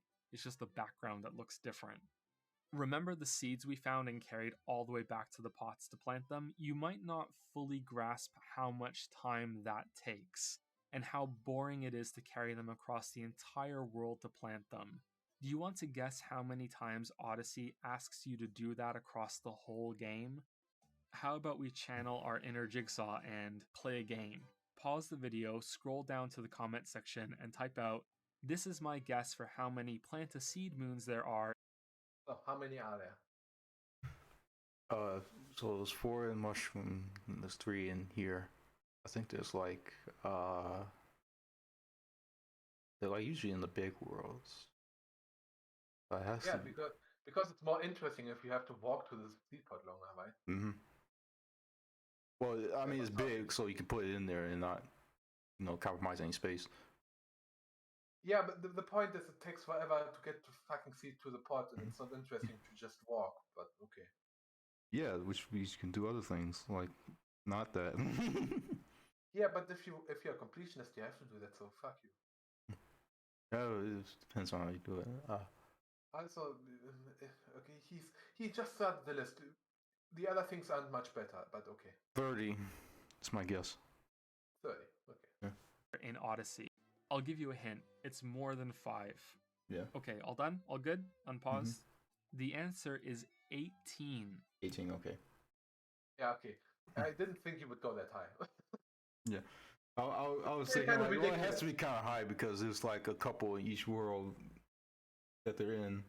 Oh. It's still kind of ridiculous that they took an idea that would be barely acceptable once and did it 18 times. Yeah. There are 18 of these seeds to find throughout all the kingdoms with no challenge other than to waddle your way back to the pots while carrying them. In Luncheon Kingdom, they're golden turnips instead that you need to throw into a cooking pot and then wait for the moon to spawn and fly out before you can go and pick it up and watch the "Got a Moon" jingle. Which brings us to all the prep work that went into this video. See, this is actually my second video on Super Mario Odyssey. The other one is on my second channel and is all of the "You Got a Moon" animations strung together to see how much time it takes. The answer to that is 72 minutes if you get all 880 moons. Nice. You might think that making that was a waste of time, and you're half right. I was collating all the moons in Adobe Premiere anyway and decided to make the video while doing that. The other criticism people might have is that other games, especially other Mario games, have a lot of wasted time when achieving things too. Mario 64 and Sunshine kick you out of levels, so do the Galaxy games, there are the flagpole celebrations in 3D World, there's a running trend of this stuff in this series. Well, first off, aside from Mario Sunshine, those games only do that at the end of a structured piece of content. You have a goal, you're working your way there, you succeed, here's your celebration, enjoy your star or moon or shine sprite or whatever it is. It's almost like it's worth doing that. It's almost like you're actually playing for more than 10 seconds before it happens again. Yeah, it's just like, what did you do to get this star in Galaxy? Oh yeah, I did all this planetary travel and all that stuff. What did you do to get this moon? Oh, I just broke a box. I mean the ground pound too. Yeah. Sometimes I even throw my head. In Odyssey, these interruptions happen constantly since you're given moons for just about everything. Later on, you're even given moons for getting moons. Yes, you heard that correctly. These moons that are all over the place take you out of the flow of gameplay. 3D World had them too and did not stop the game for a celebration jingle when you picked them up. It only did that at the flagpole at the end of every level. You are free to keep moving and not lose whatever flow of movement or momentum you are currently in. Then you have someone be like, well, that's an unfair comparison. It's not the same. Well, that's the thing. It's just like, it feels like it is the same, pretty much. Like, that's what these are. It's just a bunch of fucking like green stars or like star coins. Yeah. That's what it is. It's just in 3D World they were used well, and in this game they were used crappy. Well, I was just saying, it's like they think that, okay, so doing the equivalent of putting seed in the pot is warranted of that animation. I'm like, it's not. It's really not. Another way of looking at this is that the celebrations you get in Odyssey for beating bosses or for reaching the end of a challenge room never bothered me. It was the hundreds and hundreds of filler moon celebrations that bogged everything down. There's one partway through a challenge room that interrupts gameplay so severely that it has to remove your speed boost flower power-up and make you pick up another one after it's over in order to continue the level. The majority of the prep work for this video was cataloging every moon in the game to find out exactly how many of them are a waste of time and or repeated content. As you can see from these categories, there's a ton of repetition. Depressingly enough, only 6 moons out of 880 ended up being put under a miscellaneous jumping group. These were for jumping gauntlets or killing enemies in the world that weren't tied to another type of challenge. There were only 6 in the whole game. Everything else fit under these categories and labels. The most common counter-argument that I've seen in defense of Odyssey's filler moons is that you don't have to do them all. Just like yeah. Well, I mean, you don't have to play the game. You could just not play the game. Exactly. That's what I did. Where are you getting these arguments from? You need some better arguments, Joseph Anderson. I think you are talking to the wrong people. What are you talking about? I feel like he makes his point specifically clear. This is the argument he's about to counter, right? Yeah, he's just about to counter. I'm just like, where'd you find this? Just like, why? A lot of people say that, oh, it's okay that it's a filler content because there's Okay. You can just pick and choose what you want to do. Isn't that great? Yeah, I can pick and choose to play a game that's not Mario Odyssey. That's cool too. Yeah, exactly. Don't have to do all of the Korok seeds in Breath of the Wild. There are 880 and you get to pick and choose which ones. This argument is mostly correct. Just like I said in my Breath of the Wild video, there are so many Korok seeds in the game to cast a wide net so that exploration can be consistently rewarded for observant players. It's side content that you're meant to do only a portion of. And that's the whole game. Yeah, it's but in Breath of the Wild, it's not the whole game. Crazy. Yeah. Yeah, you found me. There are a few key differences between Odyssey and Breath of the Wild, though. First of all, it was funny to realize how much the two games resemble each other. Shrines and Korok seeds are big parts of Zelda. Shrines are doors you find in the world that lead to a separate, instanced area with a challenge and a reward in it. Korok seeds are strewn all over the map and found often if you're hunting for them. Odyssey has challenge rooms that are doors, pipes, and rockets that you find in the worlds that lead to a separate, instanced area with a challenge and a reward in it. Filler moons are strewn all over the map and found often if you're hunting for them. What?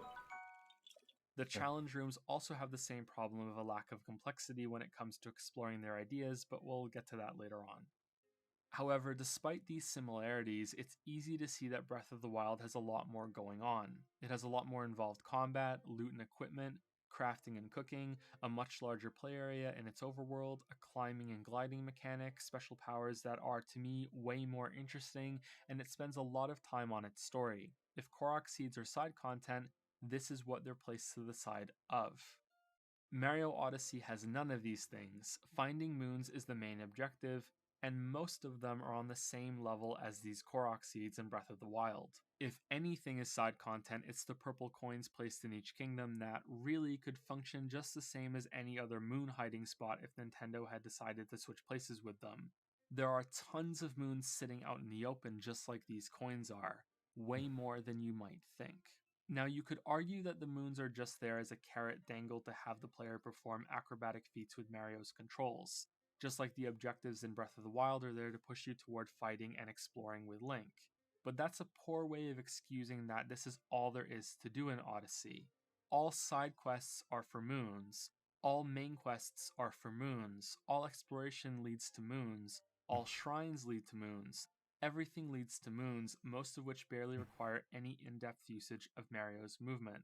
Just imagine... Yeah, all roads lead to moons. So, Yes. yeah, when I'm driving... Pretty much. Yeah, when I'm driving, which I don't do because I can't drive, but when my mom's driving me around town, I was like, yeah, and she misses a turn because she can't read the GPS. I'm like, well, don't go that way, you'll go to the moon. And since she says, we're going to the moon anyway. Yeah, but it's a different moon. Yeah. Wow. It's the moon for breaking the crate and not the moon for defeating an enemy or something. I don't know. If everything in Breath of the Wild led to a Korok seed. Still, it wouldn't be fair to say that you have to collect all 880 of these moons, just like I'd say finding 70 to 100 stars in Mario 64 is enough to be done, and finding the same amount of shrines in Breath of the Wild is enough to be done. For Odyssey, I think this number sits at 500 moons. It's a lot higher because the maximum is also a lot higher. Relatively, however, it's about the same as these other examples. Plus, it makes a lot of sense when you see the ending after acquiring 500 moons.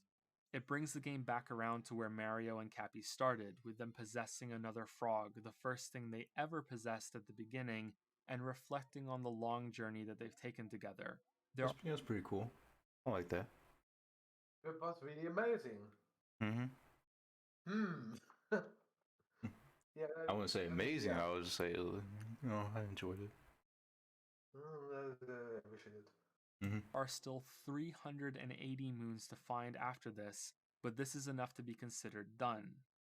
I still went and got all 880, but that's my own decision and I won't hold it against the game. I mostly did it for research anyway, to determine whether there are even enough worthwhile moons to get to 500. Turns out it's nowhere close, and you're constantly going to dip into these filler Korok seed moons. That's the other counter-argument I see brought out a lot. If you don't like the filler moons, just don't do them. There are a few problems with this argument. Well, the thing about this argument as well is just like, well, I think everything's filler. I hate this game, and I want it to die. Yeah, not everything, just 90% of it. Yeah, but it's just like, how do they even counter that? It's like... Like, how do they reach the conclusion that they hate everything? No, it's like, how does someone that says, well, you can just ignore the moves that you don't like, counter that? It's like, well, I hate all of them. Well, you're not supposed to hate all of them, because there's people who say that think there's actually interesting stuff in this game. Yeah, but when in reality there's only uninteresting things. Yeah, but I was saying like this is bad. This shit tier. Like you need to find better arguments. Yeah. Really. Argument, even if it may sound reasonable at first. For starters, let's make it absolutely clear that there aren't even 500 good moons in Odyssey, even if you could magically do those ones. If you combine every moon you get from fighting bosses, doing challenge rooms, and every minigame, you would still be more than 200 short from this 500 moon goal. And that's being overly generous because not all of those moons are worth your time.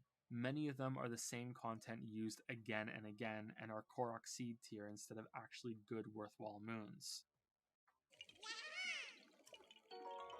It's weird. Why you keep doing that? Secondly, there's no way to know ahead of time whether something is worth your time or something you should avoid until you go and do it. Not every door leads to a challenge room. Some just lead to a chest sitting there that you open and get a filler moon. You can't tell how good a mannequin timer challenge is going to be until you throw your hat on it and find out. Yeah, literally throw your hat into it. But like, yeah, that's just yeah. What do I need like a roadmap of Super Mario Odyssey to make it the most enjoyable? Yeah, exactly. I mean, you need to watch an online tutorial. Yeah, that's what I'm doing with was it Tower Jiraga, because it's a shitty game. Why would you play it at all? Because it's a Namco game. Okay. Them are bad, but you can't know until you try. And when same hey, level. Challenge room. You literally walk up a staircase. What? Can you jump? You're trying, you're already there, and you should probably finish. Same goes for... I need to show you Sonic 101 Child Edition, because it's basically this shit. We know. To NPCs for moons. Will they have tasks, or will they just give you a moon? If they do have a request, will it be interesting or not? While it would be very helpful if Nintendo put all the bad moons on a list in red for us to avoid... Yeah, here are the moves that you should avoid. That would be really funny, honestly. Yeah. It would make the game better, though. Yeah, make that mod someone. Also nice. I mean, just change the background color of this thing to red and you are done. Void, I think that would do more harm than good for the game's image, and they wouldn't be willing to do it. Also, think about what that argument is really saying. You could have had fun with Odyssey if you avoided 80% of its content and only did the good stuff. It's ridiculous. I mean, if you say like, well, you could avoid any sort of content, I'll be like, well, that's a problem with the game, regardless. Yeah, definitely. Like, there's no excuse for bad content, even if it's optional, really. Yeah, exactly. It's just... So you're just like, yeah, just don't look at that part. Look at the other parts. It's like, okay. What if I wanted to play it? It's like, no, don't play it. And it's like, well, I play it anyway. It's like, no, stop. And then I play it. It's like, oh yeah, it's terrible. And it's like, why'd you play it? Yeah, I told you not to play it. Because it's there. Yeah, it's there. It's part of the game. This is what your money is going towards. Good job, dumbass. Yeah, and then when I play it and I say I don't like this, it's like, why you hate this entire game? I can't believe you would say that. And I'm like, what's wrong with you? Moons that are so easy to get that you would be wasting more time if you didn't pick them up. Remember, on your first time through, you have no idea how long the game will be or how many moons you'll need by the end. The game has made it very clear that they're important. They're the reward for everything after all, so why not grab that moon you see sitting on a pile of salt, or hanging on top of that archway, or in this hole, or hovering on this cliff, or stuck to this wall, or floating on top of this rotating platform. These are some of the strangest moons in the game. They're just sitting there, no challenge, no task, just a moon floating waiting for you to get it. Should we play the guessing game again? Pause the video and scroll down to type out your guess. I think there are X many moons in Odyssey that are sitting in the world waiting for you to pick them up. How do you define because like something that you just have to walk to and pick up with no challenge attached. Okay. There's something like that on screen right now, like there in the background. You just walk to it. Yeah, there's that, but it's also like you can see it, but it's also fucking annoying to get to. So like I need to. Not really. You can just walk in the side. There's nothing is threatening you to push you in that cliff or something. That, but I'm just thinking of there could be an example that I'm describing. Yeah, but those wouldn't count because that's an actual challenge. 90. You're getting really high. I was expecting you to say like 10. Yeah. Your hint this time is that it's more than 50. Oh. Yeah. Okay, nice. All done? Here we go.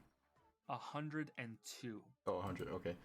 I would have said 100, but that's the thing though about it too much. But okay, yeah. Yeah, but 90, that's acceptable. Yeah. Almost as many stars in the entire game of Mario 64. Almost 1/8 of all of the moons in Odyssey. They're just floating there waiting for you to pick them up. But the worst ones of all are the NPC moons. These are the same category that hold the play a song for Toad moons. Those ones actually require more effort than most in this category. Do you know how in Mario 3D World, Captain Toad has his own set of unique levels with perspective-based challenges and no jump button to offer some variety in gameplay? Well, in Odyssey, Captain Toad is just an NPC you find somewhere in the level who gives you a moon for free just for speaking to him. He was never hard to find either, since the game is all about wandering around looking for stuff. You just stumble across him, here's your free moon. Other NPC moons. It's like, I found this very useful thing, Mario. Here, have it. It's like, I have thousands of these. Please stop. Well, then why did you talk to me, dumbass? Because I thought you had something more interesting than that goddamn moon. But I only gave you a moon the last 5 times. You were in that one room with all the coins. You could have found something like a jewel or something. No, there's no moon. Yeah, but that's not worth anything. You only need moons in this game. And then there's one time where he does find a jewel, and then Mario drops it and then breaks and there's a moon in. Yeah, and then you're playing Super Mario and have to pay off your debt. Ah, okay. Moons include a that starts with a taxi in the Sand Kingdom. These two guys are visiting most of the other worlds in a certain order that you follow by speaking to them in each kingdom. They're usually right next to the Odyssey ship after you arrive. Talk to them, get a moon, that's it. After beating the game, Princess Peach can be found in every kingdom for a free moon. She is also never in a difficult place to find. Talk to her, get another free moon. 115 moons are acquired via this method. Just talking. Oh, you let me guess. Oh. Huh. Yeah, if you let you guess with every category, it wouldn't be too many. Okay. I guess. To NPCs. Unfortunately, we over 100 moons for talking to different characters who just have to stand there. So we have 100 moons sitting around, and 100 more by talking to characters who are sitting around. So we have 200 moons for just walking places. That's fourth. That's a fourth of the game. Yeah, it is. Almost, not completely, but it's close. Yeah. Close to a fourth of the whole game by just getting moons that are just sitting there. No challenge, nothing you have to do. Just go to play. And also, for example, the taxi is especially weird because you just have to go to the world and they stand next to where you land. You talk to them, go to the next world, get the next one. Why? Because you want to enjoy the intense narrative of the guy and the skull fucker. Because we really needed 880 moons. I get it. I bet that's gonna be like the first counter. Is like, well, you're not enjoying the text, the fine text of Mario Odyssey. Like, why? I'm not playing an RPG. I'm playing a platformer that has a story of Princess Kidnap. Go get her. But they have cool things to say. Wouldn't you want to read them and then get them on? It's like, okay. Cool things to read. I would play Paper Mario. Like even the worst Paper Mario games have interesting dialogue. Yeah. Not this crap. My God. I just think that like in general, this is what we're proving this entire time. But like, this game has like a what is it? it values things in the most arbitrary way possible. Exactly. Like, but how is talking to this guy worth the same as doing this challenge? Yeah. I was completely aware of that when I played it, and it doesn't really take my enjoyment out of it. But it does to me, yeah, it does to you, but that's fair. But what I'm saying is, like, don't try to defend this. Like, it's obvious it's there, and you can't say that it's not. You can't say that it's a good thing either. Yeah. For a bit because some like that alone should make the game not a 10 out of 10 on any review. Like that's at least half a point gone just for that. Please, come on. Well, I love carrots. I love carrots. Okay, fuck you. Then eat a carrot and go to sleep with your bunny. Okay. Some of the worst moons in the game are in this category. For some missed potential, we have the research ghost that wants you to bring a possessed enemy for inspection. These could have shaken things up by making it difficult to reach the goal while in possessed form, but instead it's just a simple matter of finding the enemy and waddling over with no obstacles whatsoever. It's more seed and pot planting tier bullshit. Think of how this issue was already addressed and solved in earlier Mario games, and I mean early. Mario 2 and 3 on the NES. When you steal a key in Mario 2 and those floating mask things begin to chase you, or the evil sun appearing in the desert level to harass you while you try to get forward. There's none of this in Odyssey. 2 of the first games in the series did this better. Well, those games were hard and kids can't beat them, because I didn't beat them, right? Yeah, but you sucked. Exactly. It's like I feel like you just need to kick the kid a little bit, right? Yeah, and also you don't have to make it that hard. But how about we put any threat, any sort of challenge? You could something that could theoretically kill you if you're bad enough. Yeah. How about that? We can start there. But how about I don't just want to walk. But this is the bizarre thing about all this stuff and why there's no challenge to it. I think he's going to talk about it more. But like, depth doesn't fucking matter at all. So like, why? It's like you want both things. It's like you want the level design to be easy, but you also want depth to not matter. So it's just like nothing matters at that point. Yeah, I mean that's how Nintendo sees it. I guess. Well, NPC moves it's a stress case are for a while. Also inexplicably tied to the main questline in Metro Kingdom when Pauline asks you to find some musicians. 4 of them. Only one of these could possibly be considered hidden, and even that's being generous since you'll be exploring the tops of the buildings anyway. But they're musicians. Why would they be staying on top of a roof for no reason? Yeah, okay, but like you said, the other 3 are literally just standing there. Have to walk to them. Yeah. So that's why I said, if you're generous, one of them is hidden. This world is on scaling vertically than any other. For some insane reason, each of these triggers the fancier version of the God-a-Moon animation and teleports you inside one of the buildings just... Well, you're supposed to take a picture, you see? You got the timestamp on the bottom right. You're supposed to take a picture. You have to teleport me into the building. Well, you gotta take a picture. What picture? Yeah, take a capture. That's what I mean. Post on Twitter. But I want to.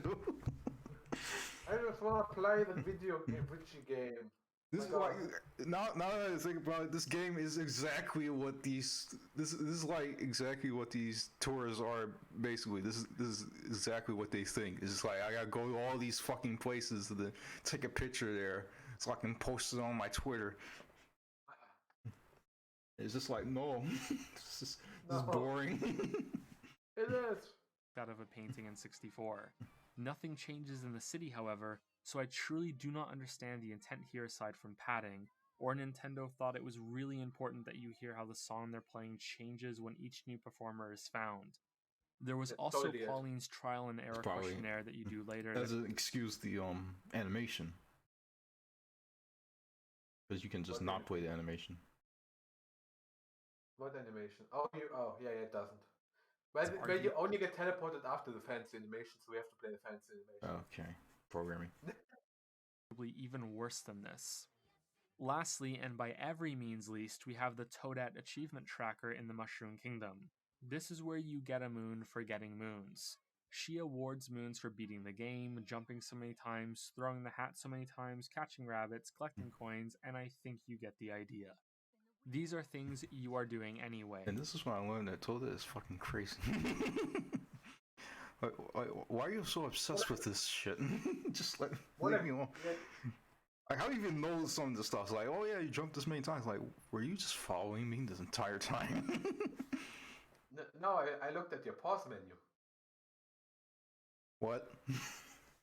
Nothing. I'm not aware this is a video game. You are aware this is a video game. Yeah, just Toadette. Yes. They are bonus moons on top of every other moon you're collecting. The issue is that Toadette gives these out one at a time. You need to speak to her. I forgot about that too.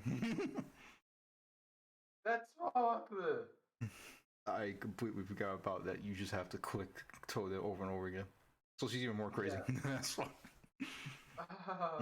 Each one. Go through the dialogue prompt, then watch the animation, then do it again for 60 moons.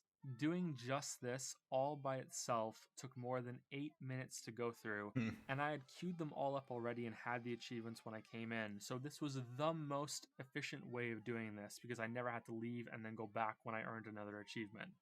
The solution here is to have them be granted automatically with an achievement jingle, or just not have them award moons at all, since with these out of the game, Odyssey would still have 820 moons to get. Something tells me that having that number as close as possible to 1,000 was important, though. It sure does sound like a huge chunk of content, doesn't it? Here's my very last problem moon. Unfortunately, Toadette is not the worst example on this long list of NPC moons. There's one, just one, that's far, far worse.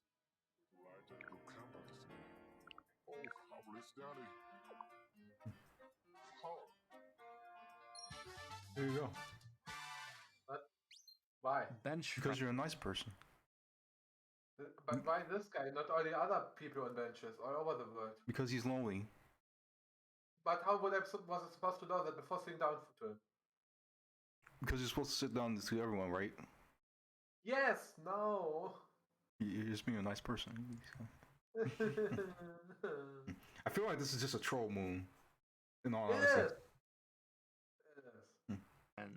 The problem that infests and rots any game when there's a lot of copy and pasted content, especially in something close to a collectathon like Odyssey.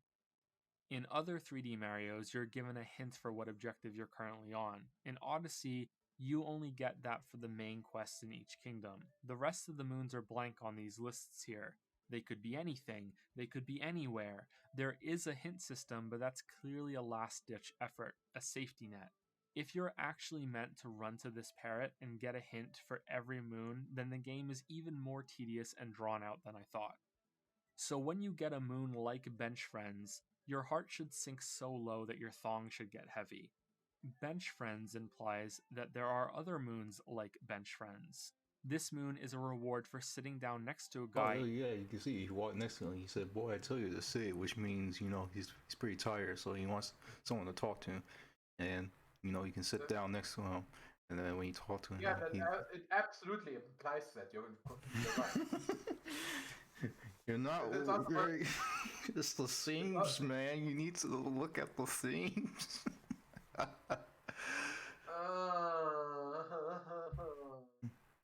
And waiting for... We're halfway through this, by the way. You can do it. Yes, and we've done this for 2.5 minutes. 2.5 hours. I fucking hate this. Why did you decide this was a good idea? I don't know. I don't somehow expected it to be faster than this. For a moment. If you see another guy on another bench, you should do it again, just in case they have moons too. Now because you're a nice person and you just want to sit next to the person on the bench and you just talk to them. Yeah. Okay, so, you know, nobody can see that, but You changed your stats to boy, I tell you to see. Yeah, I tell ya, the city. Yeah.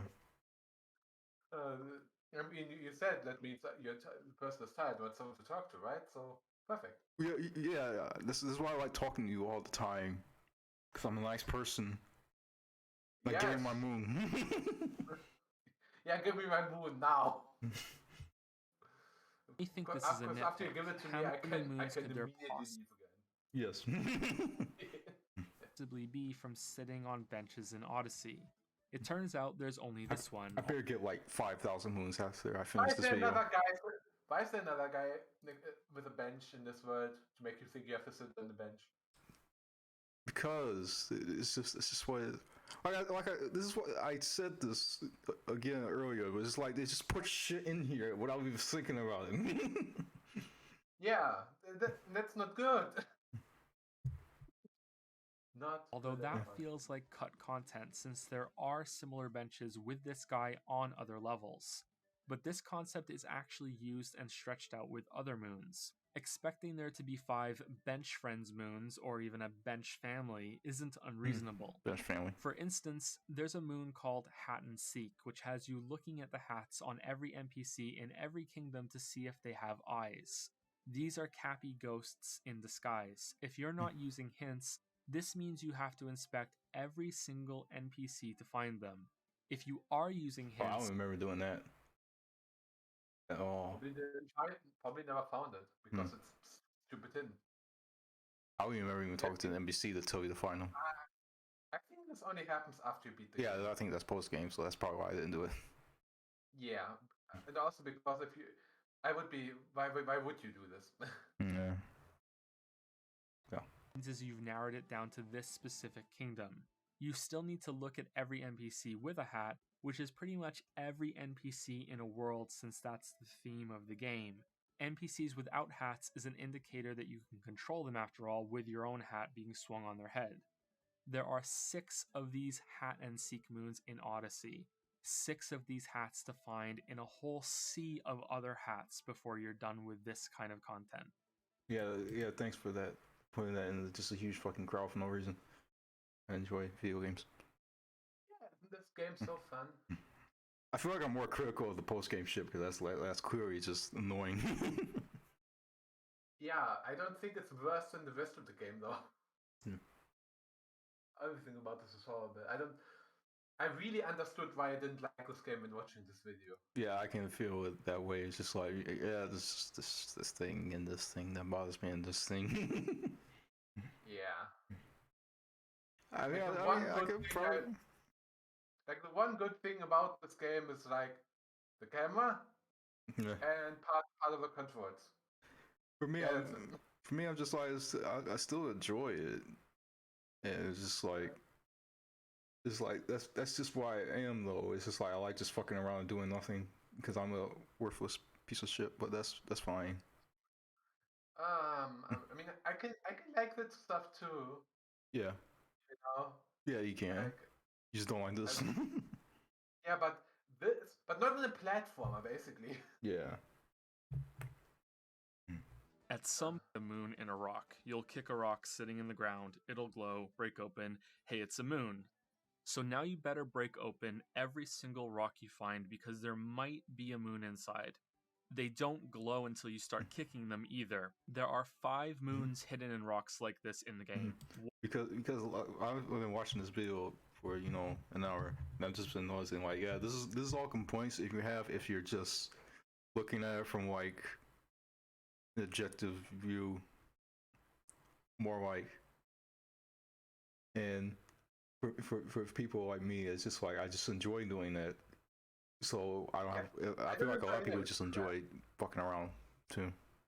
This is not fucking around. It's doing the same monotonous, boring tasks over and over. Well, what I'm thinking about when you say like you don't have to do these moves, I feel like they didn't do these moves themselves. Yeah, but the problem is you can't say that because then you don't have enough moons left to beat the fucking game. Yeah, you're right, but they do. I don't think it. Well, I mean some of the tedious ones, not the ones where you just talk to NPCs. I'm pretty sure they do that ones. I think we have enough if you do that, which is bizarre, but okay. Yeah, you just showed you get like 200 moons for just fucking telling people. Mm-hmm. One in Ruin King requires you to kick it 50 times in order to break it. Or you can Why? I don't know. What? I throw like it playing from soccer. as high as possible off the dragon's head 3 times. Something that isn't clear at all since you have no way of knowing if this extra height is causing more damage with each throw. You have to take a throw of faith 3 times in a row. This moon is insane, and sadly, somehow isn't the worst one in the game. At this point, some of you might... This is a lot of things. It's just like, well, I like doing that. That's just kind of fun thing to do. How's it? You really think people have fun kicking a rock 50 times? Yes. I don't understand how that's possible. They do it in real life. What do you mean? I would never do that in real life. It's so boring. Well, that's the same with people like sports games. Like, well, I would never play football in real life, but I would play a video game. I mean, just fucking kicking around, you know. See how that's the same thing. This is just horrible. Be thinking that this is also nitpicky. That's only 5 moons. Please understand that there are far, far, far more than 5 rocks in Odyssey. These are only the rocks that end up having moons in them, something you can't tell until you try kicking them. Since it's the same task, no matter if there's a moon or not, you will be doing this same thing dozens of times. Even then, though, you might still think it's a small amount of moons. The issue is made much larger when these are put alongside other objectives that are in the same tier as this. For instance, we caught that rabbit earlier in the Mushroom Kingdom. There are 12 moons in Odyssey that are gotten like that. 12 rabbits that are copy and pasted onto levels that reward a moon. However, there are more than 12 rabbits, because some are decoys that only give you coins. This copy and paste is also so lazily done. There's no unique area that makes chasing them interesting. There's no set obstacle that spawns once the chase begins to make it challenging. They're just rabbits plopped down to add moons to a level.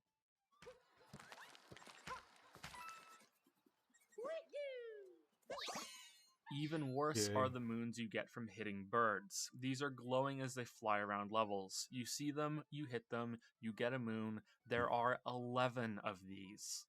In case you're not keeping count, and why would you be, if you add up all the filler moons we've seen so far, leading the dogs around, talking to NPCs, planting seeds, sitting out in the open, kicking rocks, catching rabbits and birds, we're at 268 moons. And we haven't even gotten to ground pound moons or the bad possession puzzles and filler challenge rooms yet. The last type I want to point out for this problem of noticing something and then having to try it every time you see it again are the unlit torches. Once the game shows you that you can get moons from these, then you're drawn toward wasting your time doing it for every unlit torch that you see. Just in the same way that breaking open these nuts all over the Wooded Kingdom also gives you moons. Your reaction to this might be, why are you complaining about this? How many unlit torches could there possibly be to light in Odyssey? 15. There are 15 of them. If you want to get every moon, you have to light 15 torches. If anyone enjoyed doing this more than once, please let me know. Well, I feel like I was gonna say that how do I describe this? I feel like I don't want to say it like I'm thinking it right now because it just sounds like a stupid argument, but it's like it's supposed to be that way. Yeah, but that's bad. That's what I'm thinking. Is like, well, it's supposed to be that way because it's encouraging you to just fuck around and try to find shit. No, it's not fucking around. If it's the same thing over and over, fucking around is new things constantly, weird things happening, unexpected events. That's not what I mean. That's not what I mean. You're changing the definition of what I'm saying.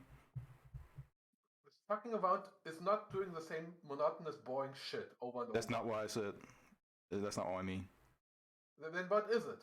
It's just walking around aimlessly with nothing to do. Okay, if you like that, you deserve to be fucking pulled from existence. Okay, why are you so mad now? because you're the reason why these games are not fun. because we actually enjoy it and there's no mass riot. Yeah, okay. That's okay. Okay, calm down. No! No.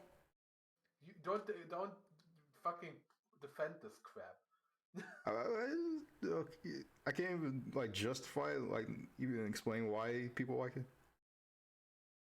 No. No. Oh, okay. Why would anyone like this? Like, really, come on. So I told you, it's like the satisfaction of like feeling smart when you actually do find something. No, that's not. If you're actually being if it's actually satisfying to you more than once, you also deserve to be pulled from existence. How? Literally, how? Is this the same tier of people who like to feel smart? Like when you show them a map and tell them, "Hey, tell me where Russia is," and then they show you Australia, and they say, "Yeah, that's right," and then they feel a sense of satisfaction. Yes. Isn't that? Yes. Okay, so why are these people not put dopamine is a hell of a drug, is what I'm trying to get. What? What? What'd you say? I said dopamine is a hell of a drug. Yeah, but I haven't felt that in years, so it doesn't count. You're denying their experience now? I'm denying that they shouldn't get dopamine from that, and if they do, you drug them away because they're crazy. That's okay. That's a little too far. I don't think it is. Well, you're just like, okay, so they don't deserve to have fun because I didn't. Like, okay. Like, why do they have fun doing this boring shit? I don't understand. Like, you're just excusing bad game design here. Not really. I'm just saying, like, you can't have fun with it. Yeah, but you shouldn't. It doesn't have to, like, having fun with the game doesn't have to be a fucking moral statement. but so bad. Yeah, I get it. It's not, it's like I said, people enjoy the low-grade trash. That doesn't make sense. Wait a minute, that doesn't make sense. You can't just enjoy things just to enjoy things? No, I don't. You don't? No. I doubt that. I really doubt that. Okay. But, I mean, I don't enjoy doing anything ever, really, but, you know. Yeah, I mean, that's a sign of that, but also, I feel like there are some things where you're just like, yeah, I do enjoy it, even if it's not the best. Yeah. I'm exaggerating here, but it's still like, this is so, this is so awful. It's like they put zero effort into this. Yes. And that's not okay. And you're just excusing it because some people have fun, so it doesn't matter. I never said it didn't matter. I'm just saying that. Yeah, but you can have fun with it. Yeah, great. But I'm explaining why it tricks so many people into thinking that this game's actually fun. Okay. You need some water. I don't know how. Did you learn? I have some water here. It's in the bottle now. Okay. Did you learn that Smash? I didn't expect you to actually be like, yeah, this people still have fun with this because I did. I don't understand though how. Because you're just walking around doing random shit as Mario. Isn't that what people just want? They just want to just walk around. No, I do it. No. That's why these walking simulators are popular right now. But they have actual stories. Like, you say that because you like... Look, some of these stories are just pretentious bullshit. Let's be real. Even then, at least you can make fun of the bullshit. There's still people talking to you. There's a story to hear. There's an environment. There's the environment in Mario exists too, but it's still it's probably a more interesting environment than fucking Wooden Kingdom. That's the thing that gets me. It's just like you're saying that it's more interesting, implying that there is some interest. Yeah. I'm saying the walking simulators look more interesting than this. Yeah, they're more interesting as in implying that this has some interest in Mario Odyssey. I feel like something that has zero, like everything is more interesting than something that has zero interest. I'm not implying that there's interest.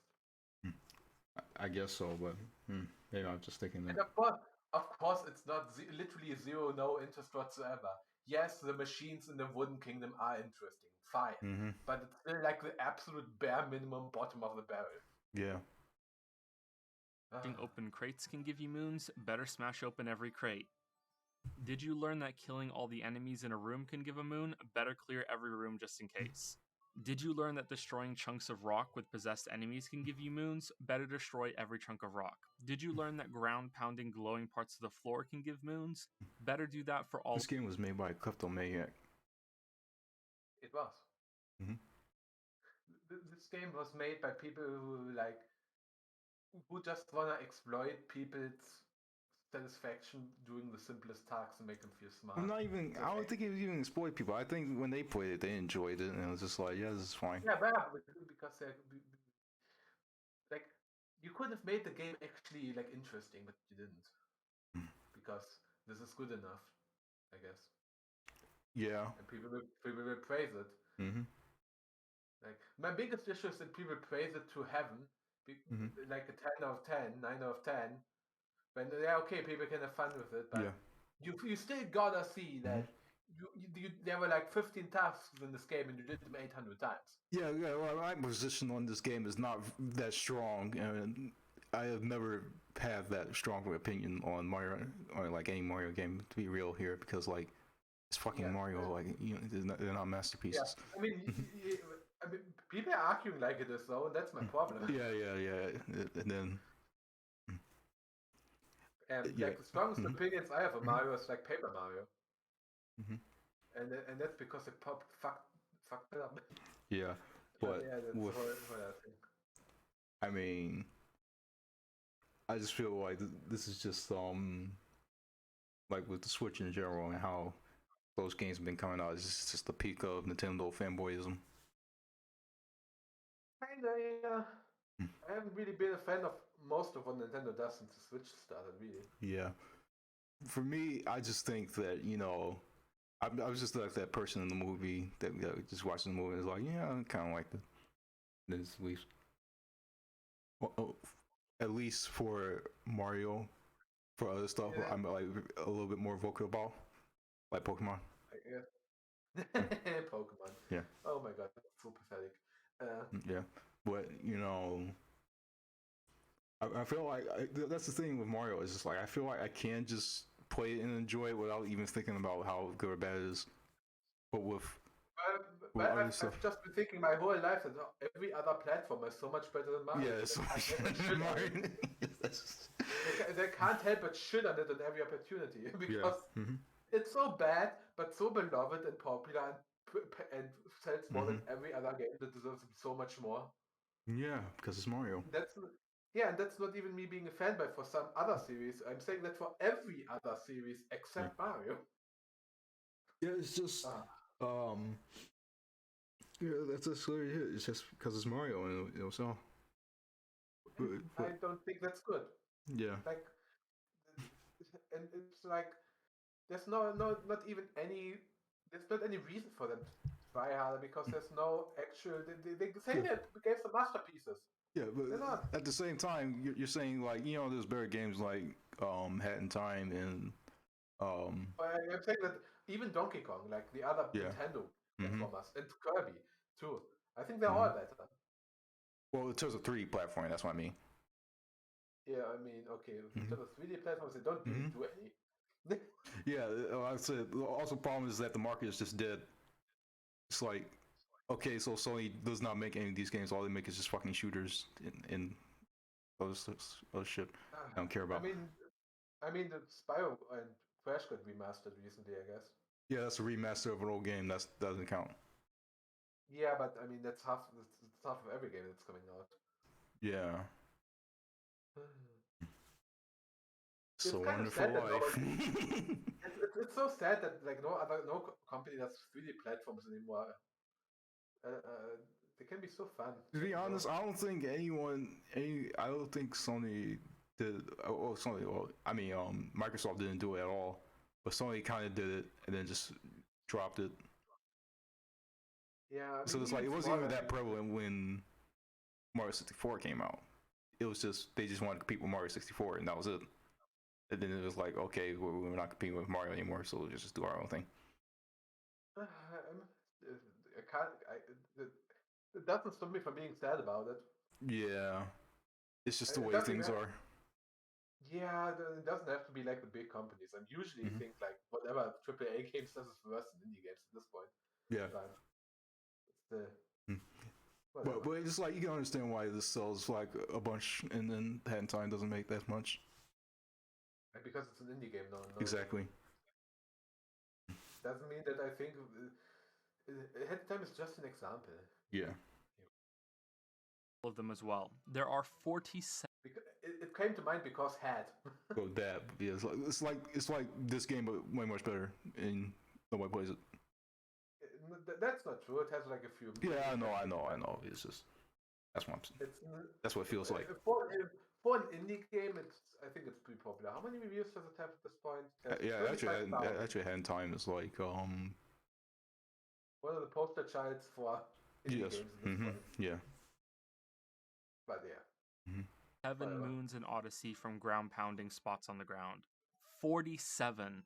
But it's worse than that because not every spot that responds to a ground pound has a moon. It's the same problem as the rocks and everything else that we've seen.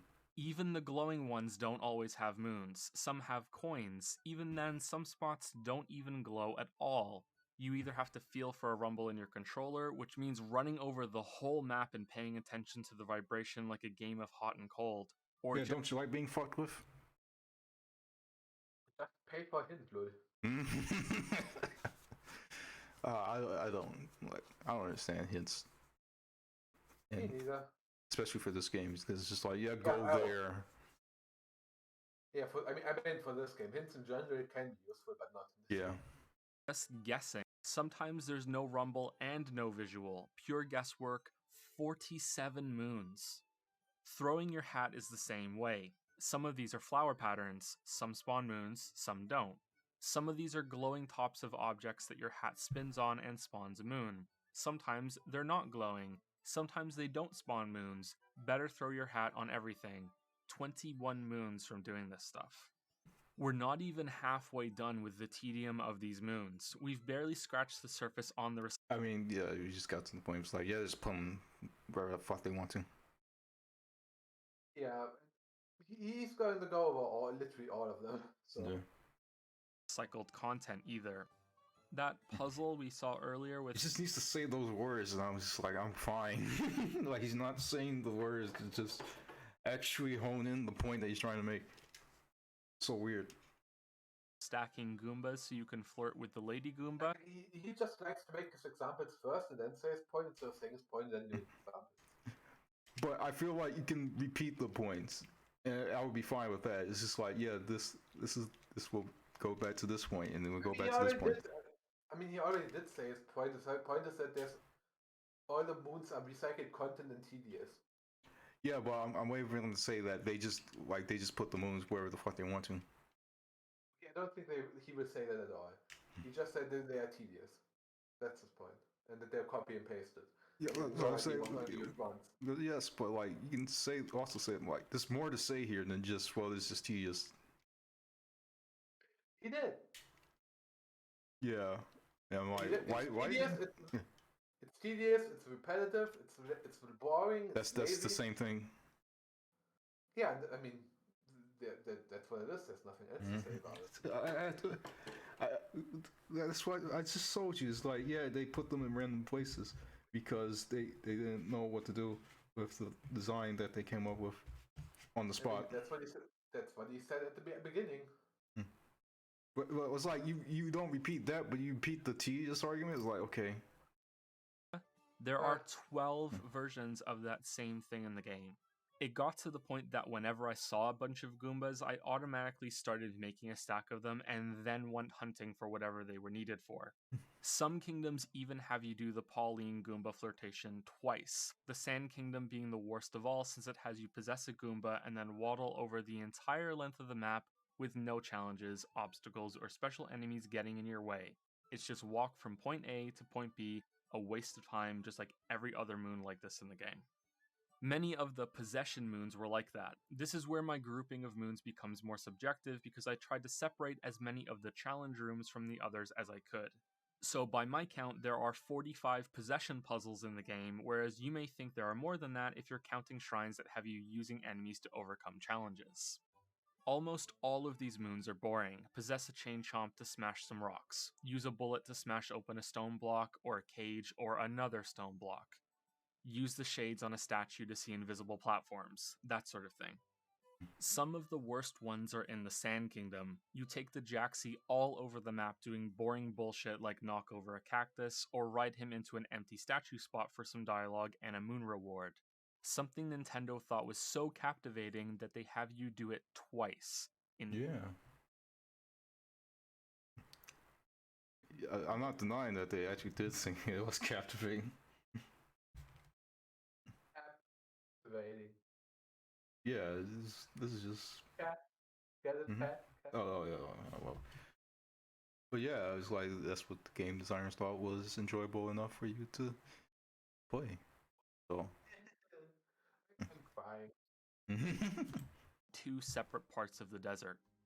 Most of these moons are rewards for doing very basic tasks with the... See, he's bonding with his family, so it's an important moment in this Jaxi's life that you brought him back to one of his brethren, so that he gives you a story as a... That's what I think about that.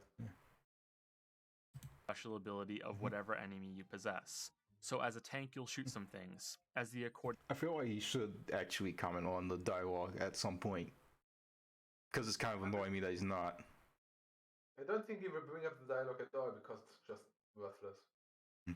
Well, he needs to say that. You can't just like, well, you have to talk to this person and then get the moon. It's like, I don't like that. It's like, you can't just do that. I don't think he cares enough about the dialogue to mention it. Well, you haven't made a 2-hour long video. You might as well just have him like extra couple of seconds saying that, yeah, it's not really much to actually talking to them in terms of like what they say. I guess that didn't even cross my mind when I watched this video, because yeah, it's dialogue and it's Mario game. Why would I give a shit? Okay. I didn't actually read any of it. This is the thing. This is what they always get you on. It's like you're not reading the lore or something. Yeah, I can get really mad about this, but not in a fucking 3D Mario game. Yeah. Like, the only place where it's even less important to read dialogue is in a 2D Mario game. where there's almost no dialogue, honestly. Exactly. And that's it. Like, literally, who cares about dialogue in 3D Mario? Wow. Some people.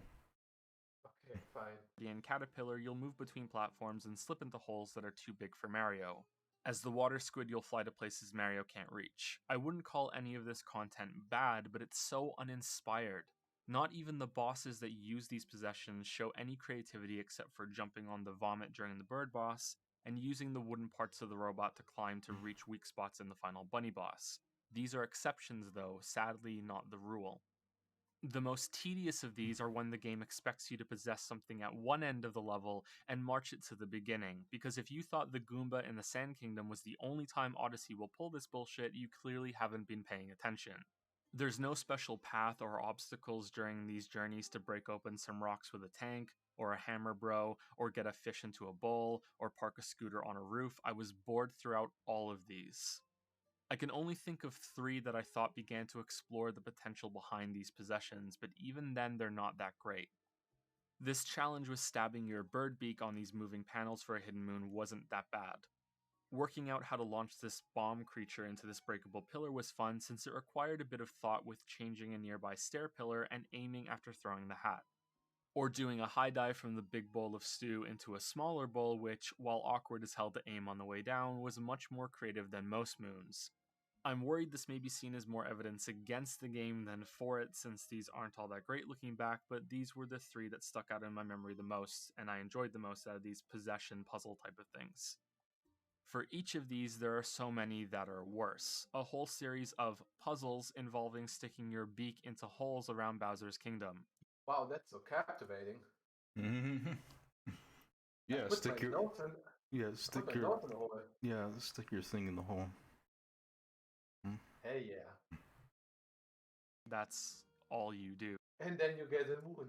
Mm-hmm. Yes. Really. Very funny, Nintendo. I'm glad that you made this to a Kiss game. Yeah.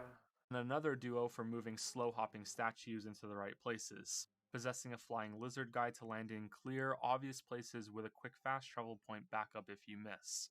Imagine if Breath of the Wild had done this and had everything laying out in the open from gliding points. No shrines, just orbs you can glide down and pick up. These sorts of things should have opened the paths to more challenges, not be the entire challenge all in themselves.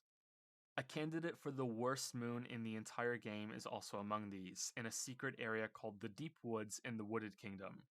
You have to find an invisible wallet monster, possess it, and then march it over to a flower sitting in a pond and shoot coins at it in order to grow Have you done this one?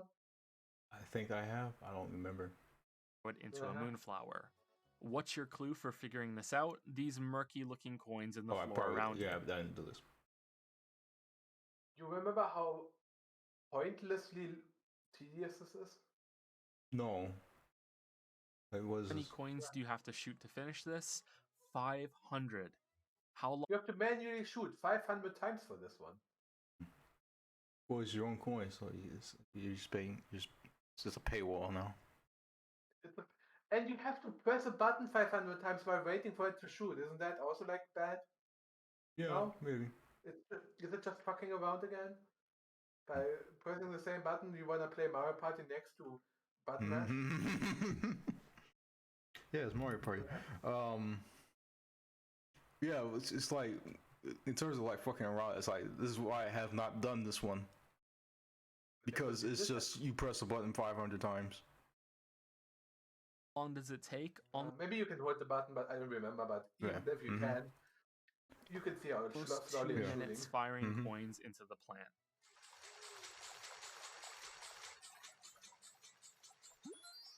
The next set of moons I want to go through were made really clear to me after going through the previous games in the series, especially Super Mario Sunshine and the Galaxy games. Yeah, it's like, for some of these like one-off moves they keeps talking about, it's just like, yeah, I feel like they could just put them in as like a joke or like something just completely stupid. It doesn't mean it's good at the game design.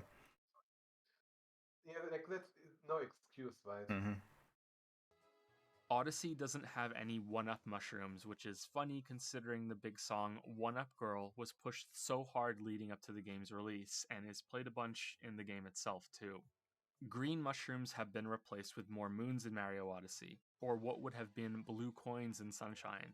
Do you remember those and how much most people hated them? How they were everywhere, literally graffiti spoiling parts of levels that you needed to clean up? Sometimes they pooped out blue coins immediately. Other times they were timing challenges. Sometimes NPCs gave them to you, or they were just hanging in the open to pick up. They even interrupted gameplay by asking you to save, just like filler moons in Odyssey.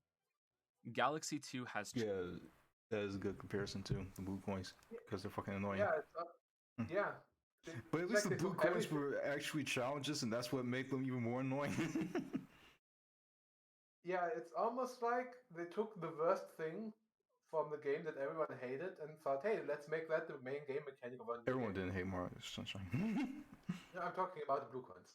Oh, everyone hated the blue coins. Yeah, maybe. Yeah, like let's take this part of the game they hated, the blue coins. Let's take those and everything they hated about them. Let's make sure it stays in Odyssey. Wow.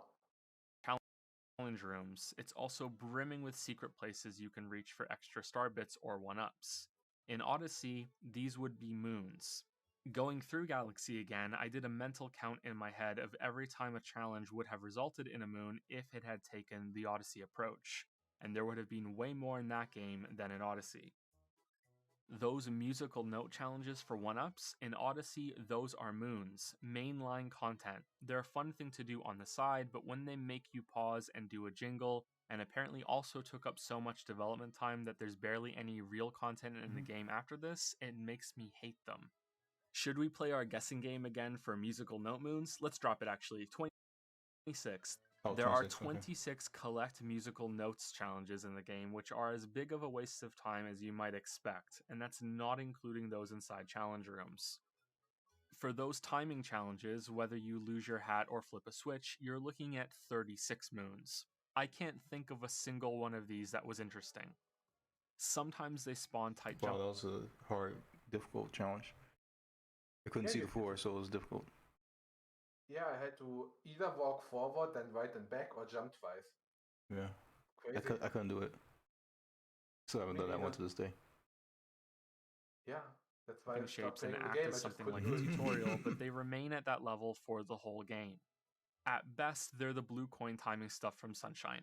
That's at best. At worst, they're a room with a single Koopa Troopa to jump on. Wow.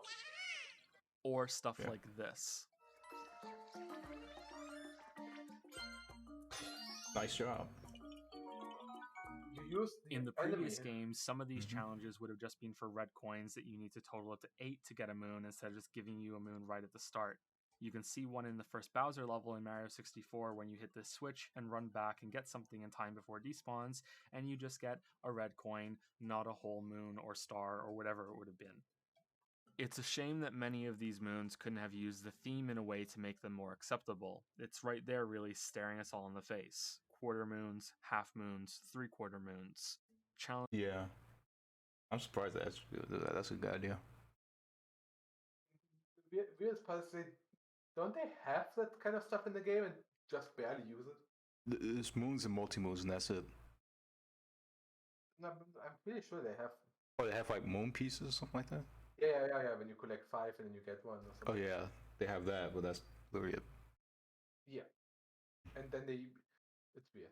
Yeah, I don't get it. Just could have been weighed and given pieces of full moons that only trigger the animation after a certain amount. It wouldn't slow anything down. Some challenges would be worth way more than others. But instead... Yeah, the issue here is just is it worth my time doing anything? It really isn't, unless you like playing Brain Deadly. Well, a lot of people do, so... And that's the problem. Cross these blocks and then back again is apparently worth the same as some of the longest shrines in the game, and deserves just as much celebration. Just imagine for a moment if all the shrines in Breath of the Wild rewarded you with a single Korok seed at the end. Imagine that and you'll understand one of the biggest problems that Odyssey has. There are moon pieces in the game already, by the way. Some moons are gathered that way, 7 of them in total if we're looking outside of the challenge rooms. Which is weird because each of these pieces are on the same level as many moons or purple coins in the game. Some of them are even better hidden, yet they're split apart here but not anywhere else. It doesn't really make sense to me. Ow. As for hidden things, we should talk about the Notice Something moons that could also function as 1-up shrooms in the previous games. You can see an example of one here in Galaxy 2. See that? In Odyssey, that would have been a moon with a 4-second animation tied to it. There are 51 of these 1-up moons in all of the kingdoms, not counting those in shrines, which we'll get to later. The majority of these are what the tag sounds like, just notice something. You can see the first here in the 2D wall screen part in Cascade Kingdom. Likely the first secret moon that many will find. See how the screen continues to the left there? That's a moon. That's worth a moon. This early in the game it probably really is worth a moon, but almost every 2D screen has this exact same moon over and over and over again. These almost never lead to hidden challenges, just hidden rewards. The challenge is just noticing. Oh yeah. You know that in 1-1 there's this pipe you can go in. If you do, there's a moon. Nostalgia. No. I'm not one for nostalgia. The painting teleports into this category as well, since you have to see the painting and jump on in, which some people might disagree with. The others are more like this, hidden chests or moons floating in places you won't see unless you're really hunting, or notice that there's a path leading off the main trail. I won't pretend that all... Yeah, I feel like for some of this, you could just argue back, like, is it really that hard to find? It's not really. No. A child can do it. A child Most can do of it. them. Yeah. Most of them. This one is like a hard example. Yeah. But still, it's just... Please stop calling this game a masterpiece. Call this, if you want something brain dead to do without thinking, play this game. Or just call it a Mario game. Hey yo. No, some people equate that with I still remember in school when I was like the only person who like was into platformers at all, and everyone thought that Mario was the golden standard of platformers because it's the only one they've ever heard of. Exactly. And then I told him like, no, Mario's like the worst one. Stop. And then they call you a Sonic fanboy. Sonic? Yes. Because I forgot Sonic existed. I've never played one. Yeah, because they think, well, you hate Mario, then you must be one of those Sonic fanboys because they used to fight each other all the time. No, I don't think they know. No, I don't think so. Yeah.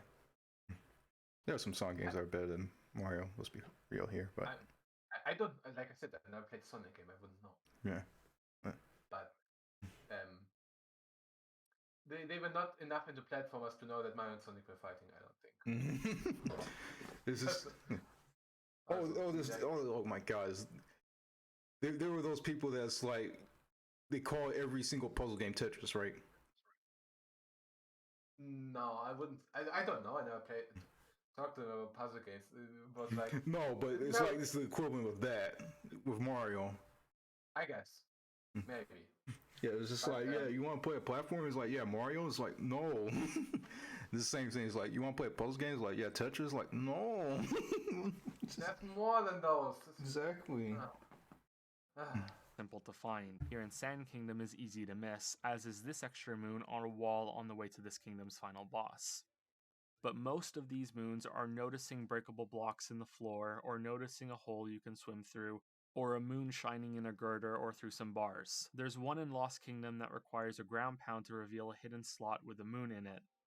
I can see this being fun for some people, but for me, I wish that these hidden moons led to hidden challenges instead of being instant rewards. And sorry to sound like a broken record with this point, but the game is making me do it. I think we can all agree that two sets of... The game's not really making you do it. That's just a matter of how you approach it. What? I guess, but if you actually want content in your video game, you kind of have to want this. Well, of moons in this list are terrible. The first are noticing hat knobs on a cactus, a tree, or a statue. These don't open to reveal anything other than, you guessed it, a moon. Or this door barely hidden behind a waterfall, or on this wall in Luncheon Kingdom. You go in and get a moon, that's all there is. There are also a clump of moons that many of you might not know about, even if you played the game. You know those binoculars you can possess and fly into the sky to look around? Did you know that there are moons to get with those?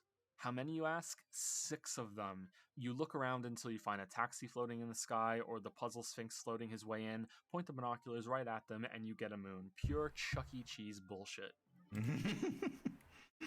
I think that's a good way to describe it. No. Did you know about those? Me neither when I watched this. I was just like, you're supposed to look for actual moons and not this. Having brought up the Sphinx, we can move on to some of the more substantial moons in the game and where things get more interesting and more up for debate whether something is worth a moon. For those not keeping count, we've gone through 527 moons by now. Even with a generous, charitable sweep of 100 of those moons being somehow worth your time, that's still more than 400 that have been filler. I'd argue that it's much closer to all of them. Mini games are up first. Okay, so now here I'm thinking of the argument of, well, if Mario Odyssey has like 120, like 28 important moons, wouldn't that mean it's as good as Super Mario 64, right? No. Because they didn't put more quote-unquote content on there that is quote-unquote good. I would say. Even then, the content is not as good as 64 somehow. I would argue, I would argue the same. More I would just say if you want to include the it has better controls than 64 during those, but the level design, puzzle pictures under this category, then it gets bumped up to 95. I'm quite positive about these pictures because they do require some amount of thinking and perceptive ability. Well, some of them do at least, not so much for these poochy selfie ones. The loading between levels and guesswork bring them down a bit, but I'm surprised to remember them so fondly. Maybe it could have been better by being introduced earlier in the game in some TARDIS style, bigger on the inside room in the Odyssey, for example, so you could always be on the lookout for them as you're going through levels instead of backtracking, but this is still a good chunk of moons, I think. Pretty good. The other mini games are much more mixed. Let's address another big group right off the bat, the Koopa races. Remember Koopa the Quick from Mario 64? Well, his hobby lives on in spirit with these races. There are 2 of these in every kingdom, a normal version and then a hard version. I would feel much more favorably about these if there was just one hard version, especially since these don't appear until after you've seen the first ending in the game, and that both versions are exactly the same. You just have to do the second one faster. Well, the first one is just practice, right? Then how about if in the first one I'm quick enough to win the second one, I get both moons and I don't have to do it again? No. Why not? They'll take too short time. You need to take more of your time. Oh, you're right. I can't have nice things. It is a nice thing. I'm giving you more content. Isn't that cool? That's not what more content means. Having 2 of each, bringing the total moons on offer from the minigame up to 26, sprints into the realm of ridiculous filler. At the very least, they could have split them up to have the first race happen your first time through and the second after the first ending, but no, you do these back to back. Some of these span the entire length of levels. The Bowser Kingdom race being the most extreme example of how much gameplay time is being padded onto Odyssey via these races. However, much like many of the minigames, I'd appreciate them more if they were distractions included as a bonus to proper main content rather than on the same level as it. I mean, it kind of is bonus content because after you beat the game, but what he's saying is being considered done as 500 moons when you beat the other side. So you could see it as main content because it's right there in your face. Yeah. Because most... Also, Koopa the Quick was main content, so he kind of associated that with this. I guess. Of these minigames are more involved and have more going on than many of the moons we've seen so far. I think we should get the stinkers out of the way first. Answering the Sphinx's riddles may be charming once, but having 6 moons tied to the idea was at least 4 too many for me. Also, yeah, why is it just randomly here for some reason? All I get. Because it's so funny. You saw how it got here. It flew in the sky. You had to see it with your binoculars. Oh. Okay. Likewise, this slot machine game was okay the first time. It didn't need to come back twice later for 3 moons total. Fishing with a possessed Lakitu is even worse, clocking in at 5 full moons. You don't like fishing? Why is it 5 moons though? I don't know. That's where you get to fish. It's pretty cool. There are like 100 better fishing games than other games. This was actually good fishing. Oh my god. Yeah. Waiting around, and then finally responding to a gamepad rumble. Finding the sheep is even worse, and high on my list of the most terrible thing I've ever seen in a Mario game. Not only does it happen in 2 separate kingdoms, there's even a shrine dedicated to the concept for a grand total of 4 of the shittiest moons in the entire game. Yeah, remember the durians in Mario Sunshine? That thing that... I know everyone hates the fucking durians. Remember that? Let's just do it 4 times in this game. Oh no. It's pretty cool, right? No. Let's go. Not to be outdone, there are 3 moons from the open the chests in the right order idea that was already wrung out in Mario 64. There are also 2 whole moons dedicated to these rooms where you walk around until you feel a rumble to ground pound. Sometimes they're coins, sometimes... No, it's not just Rumble, it's HD Rumble. Remember HD Rumble and how it's going to be the future of video game controller technology? Sorry, I need to clean my glasses real quick. You just ignored me. Because what is there to say about that? Come on. Yeah, I don't know why they just forgot about it. Like even when they pushed it in the early games, they just kind of just drop it. I don't like it when they do that. At least I think I heard they still use it in some of the newer games they released, and like for example in Kirby's Dream Buffet, I heard it's used there for the rolling of. Yeah, but like actually have it be something that you can, use. No, no one liked that. Uh, They used it in 1-2 Switch and it didn't sell like 5 million copies because it was overpriced, so it was dropped. Also, just because it's 1-2 Switch, like this is nothing game. Like you want to talk about stuff without having content in it, it's 1-2 Switch. It's that game. Yeah, that game should have been bundled with the Switch like Wii Sports, honestly, but it didn't. Yeah, well, I don't get any sort of like logic behind how they decided to sell that game. Me neither. Sometimes it's a moon. The game does this twice. For the most excessive example of recycling on this list, we have to go to the Snow Kingdom and watch some of the bounding wacky races. Believe it or not, you do this as part of the main quest in the game. Then you can come back and do it again. Then you can come back for a secret course and do it 2 more times after that. 6 moons are awarded for these races. I think some people might like these, but with 3 laps on each one, I was already bored of it before I got the multi-moon. We saved the best for last, and it would seem that even Nintendo agreed because this is the only minigame in Odyssey that only shows up once.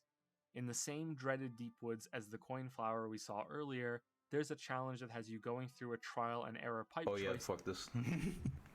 Again, this is another troll one. Deep woods was like the worst area. Which is surprising because it's, the concept isn't bad. It's just like you're just running around and then there's this giant dinosaur that can kill you at any moment. But then just going through these rooms is just like, okay, I'm just wasting my time. And it has nothing to do with the dinosaur in the room. Yeah, like both of the worst moons are here. The fucking coin thing and this. Why? I don't know. There's but no way know to this one is the... definitely like, yeah, we're just fucking with you at this point. Yep.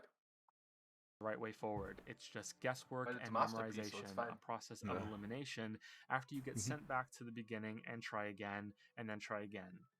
Is this worth a moon? I don't think so. If you do, please let me know how you could possibly think that. The rest of the mini-games are those that I thought were worth my time, but that doesn't mean I consider all of them to be good. For example, there are 3 moons from the remote control car races. First a tutorial outside, and then getting better times on the track inside nearby. I think this mini-game is terrible, and yet I found myself enjoying it.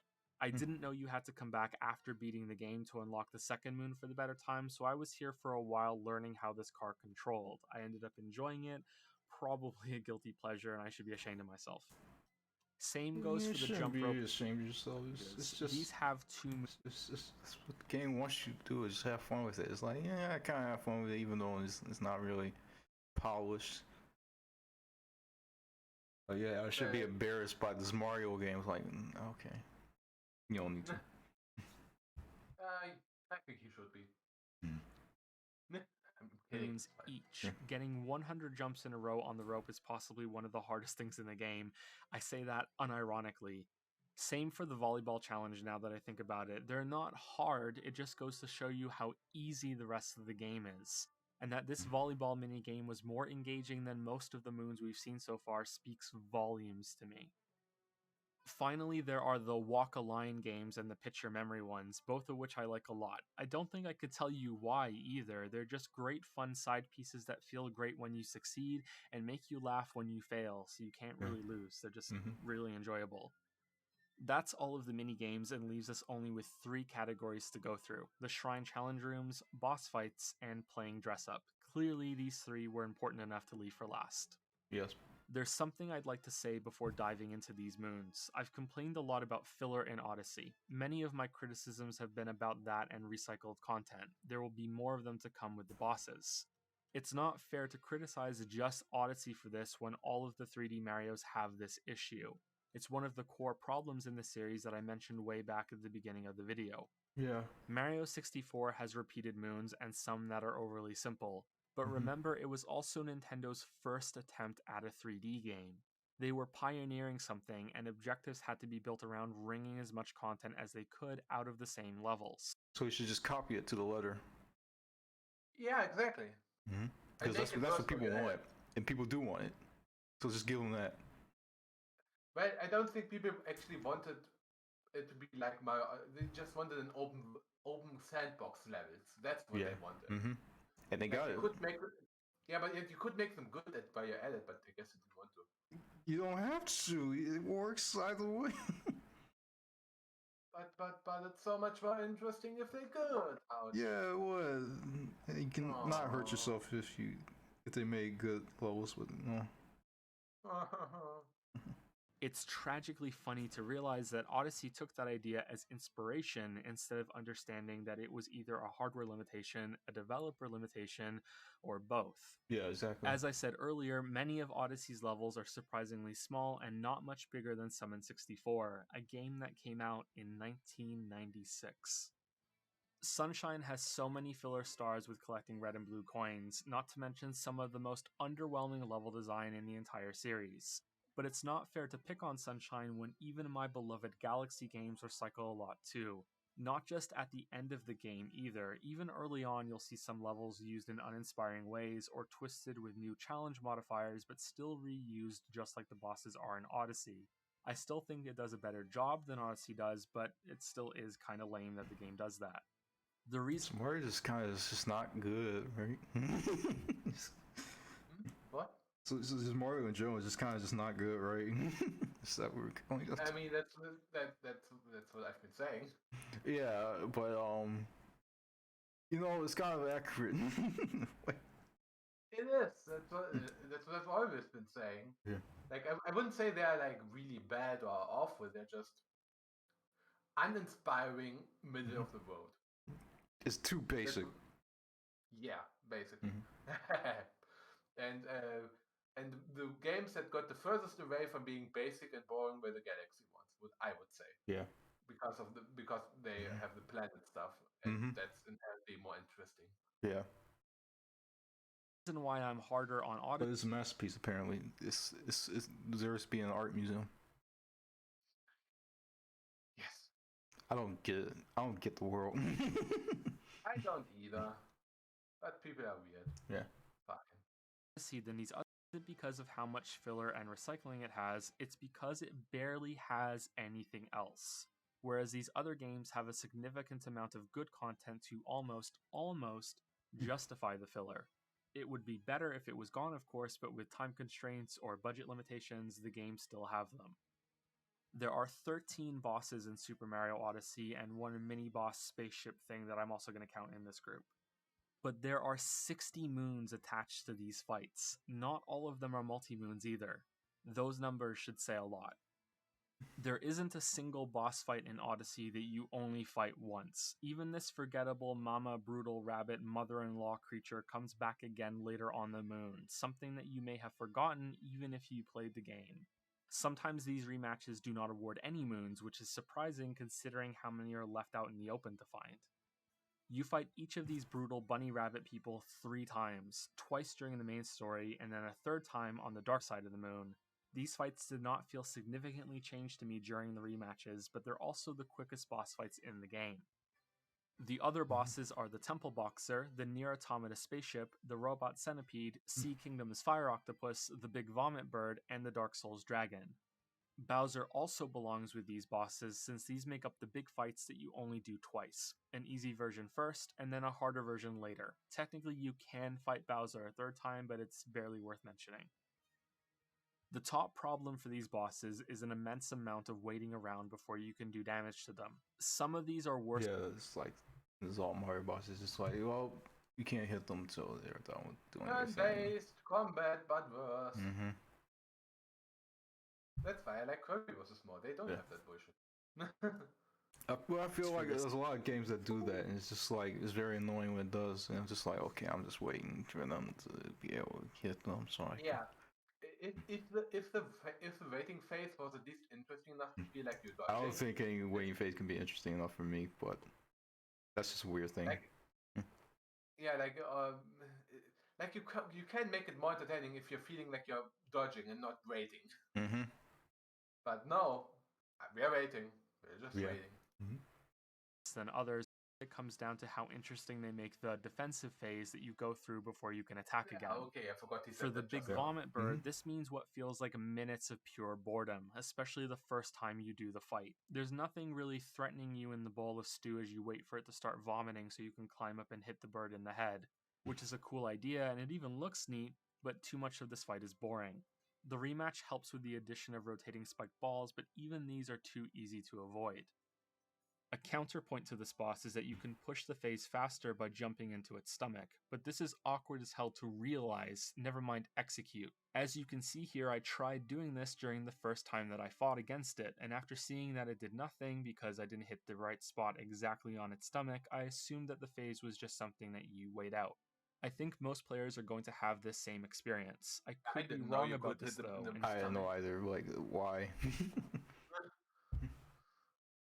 I guess it's for speedrunners, question mark? Man, they did a lot of bad things to speedrunners for this to make it up. Yeah. You should know that. The robot centipede has the same problem, along with some aiming issues with the gamepad for dealing damage. Too much of the fight is spent avoiding really easy attack patterns. This fight isn't much better in the rematch either, since the second centipede is only there for the easiest phase and only changes things visually. It's a shame that it's the Brutals that end up being so much better about this because they look nowhere near as interesting or cool. There are many tricks in these fights, except for the Lanky Kong one, to skip defensive phases or to deal damage faster. They're more flexible, and it's for this reason that I wish they had more health and embraced this back and forth. These are actual fights instead of scripted my turn, your turn tennis matches with the bigger bosses. Yeah, it's just like you wouldn't have to do the 3-hit rule. If you make the bosses actually interesting, you can hit them more than once. Yeah, like Donkey Kong. Oh yeah, I like Donkey Kong. What's with Mario games? It's just like they have to be the most basic thing ever. It's just completely derived of any sort of interesting thing. Yeah, like Donkey Kong fixes the only hit 3 times, so you just make him take more damage before they die. Yeah. And Kirby fixes the waiting because you can attack all the time. Mm-hmm. Why does Mario have to be the only one who has all the problems from the Nintendo franchises? I don't know. It's just I think they just want it to be that basic. But I mean, it's so basic, it's so well known that boss fights and platformers have 3 life. How did you know? Yeah. Because Mario said so. What the hell? Exactly. It's like the epitome of like we need to follow tradition regardless if it's Which fight? Which fight? No, I said everything. It's just like with Mario, it's just like it's the epitome of like tradition. Oh, epitome. Okay. Yeah. It's like we need to follow the tradition. This is how Mario has been made, and we will always make it this way, even if it's become less interesting over years. That's why they made 4 new Super Mario Bros. Games. Because tradition. Yeah, I guess so. It's like a celebration to them to make a fucking Mario game. Wow, great. It's our ritual to make money. Yes. Can have his hats knocked off with your hat, or you can sneak in a jump when he topples over and starts up his spin. You can also avoid his hats going crazy on the ground or stomp on them to push the phase sooner instead of waiting around for them. The purple Brutal can be knocked into a vulnerable state early if you get the angle right on her bomb throws, and she can also be knocked out of her UFO phase by quickly hitting a bomb off the ground into her. This is great and exactly what the other bosses are lacking. The Puke Brutal can also be stomped on early in both phases with little waiting around, to the point that he probably needs more health. Unfortunately, the Lanky Brutal ruins this trend by having an invisible spike on his hat during his hopping phase that forced me to wait. It's a shame about that because it ruins the streak that these 4 fights could have had. The Nier Automata spaceship almost pulls this off with a more interesting defensive phase with the damage rings and the onion possession jumps, but the rest of the fight falls flat. It's too easy to slip into a monotonous rhythm bouncing between blocks to deal damage. It's a fight that could have been dramatically improved if you had to switch between Mario and the onion form for different challenges. The Temple Boxer shows that better than any other. This is probably the best boss in the game because it isn't just about this kingdom's main possession flavor. Although I think the mummies spawning directly below you is bullshit, there's a more frantic rush during this boss's defensive phase that keeps you moving. You can also get through it faster if you're good at luring a punch on some ice. Only then do you become a Bullet Bill version of his hand and do a quick possession attack before back to Mario for some variety. It's a cool boss and one that Odyssey systems suit better than any other. For 2 done poorly, we can go back to the mother-in-law brutal and the seaside fire octopus. I hate to keep repeating myself, but it's the same problem here, and as always, I'm obsessed with showing examples to support my arguments. Even though the mother-in-law brutal does have you switching between a possession and Mario, there's simply too much boring downtime during which you can never attack and have to actively be slacking off in order to take damage. The fire octopus looks cooler than almost any other fight in the game, especially with the rain during his rematch, but is awkward to fight against when you're trying to aim your squid's jet stream for maximum uptime. It's also strange that the rematch for this boss is easier than the first fight because you have... What? Really? Okay. That's weird. Yeah, because they have limited water, because they got rid of the ground, so you don't have to go down to refresh. Oh, okay. Unlimited airtime, which is another thing that can add to the tedium your first time around. Oh yeah, you're in rain, so you just get infinite water, right? That's how it works. That's how rain works. Yeah, this game is so good with their world building. Constantly dropping to refill your water.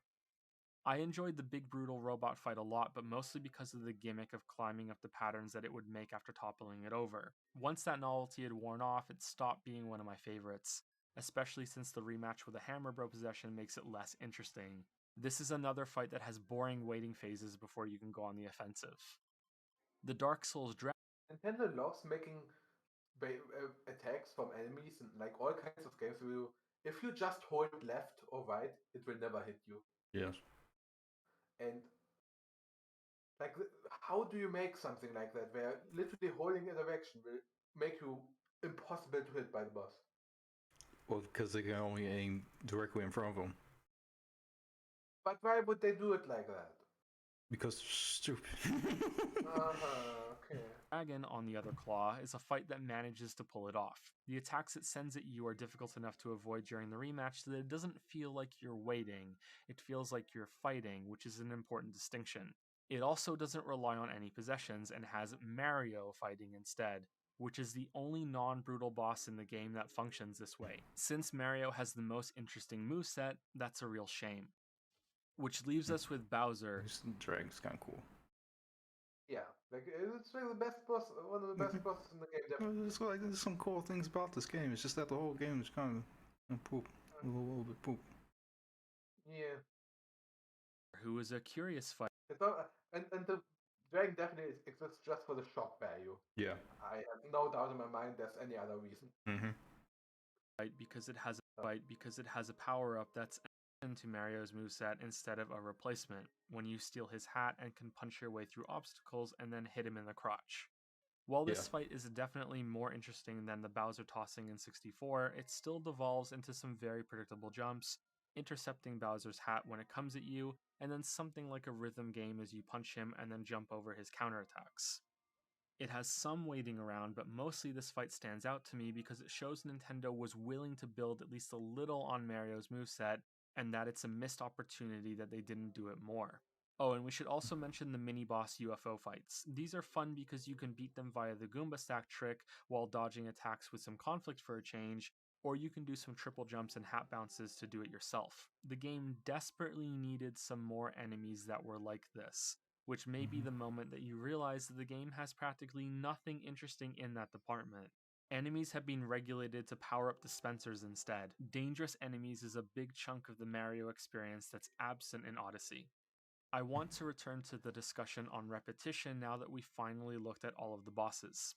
The problem still remains that having rematches is fine and even a welcome addition to the game, but there's nothing else new that's added in combination with these repeats. Yeah, Nintendo just likes to have like harder bosses, but they're actually not that hard. I don't get it. Yeah, like I said, the harder versions should have been the normal versions, and they should have made hard versions on top of that. Mm-hmm. But no, the hard versions are the ones that are like Actual okay boss fights. Yeah, sometimes at least. I don't get it. They just in my mind, I feel like it's like, are they really just designing it for kids, or are they just not putting anything in there? After I don't know, seeing the credits and reaching the post-game, there's very little fresh new content that's tailored for players that are looking for challenge. What little the game has are these repeated boss fights, repeated harder versions of challenge rooms, and a few one-off bits and pieces. The final gauntlet is one of the easiest in any of the 3D Marios and feels more like a stroll down memory lane with all of the possession mechanics than anything else. More rooms at the same level of challenge as the 2D It's also, I think it's like one of the longest ones too. I don't know, but it's like, yeah. It would make sense because padding, but yeah, we're... Wow, even there. Mm-hmm. In the Mushroom Kingdom would have been far more satisfying. Something you have to understand is that Odyssey is already split artificially into two halves. We already touched upon how much content is gated behind returning to worlds and pushing them through phases to unlock moons that weren't present in the level before. After beating Bowser and rescuing Peach, all of the kingdoms go through two changes. New moons and challenge rooms show up, but the big moon cubes are now breakable. This was a perfect time to push the game's platforming and possession abilities to more interesting heights. You can guarantee that players who have gotten this far are familiar with most of the game. That should be the primary purpose of gating content like this.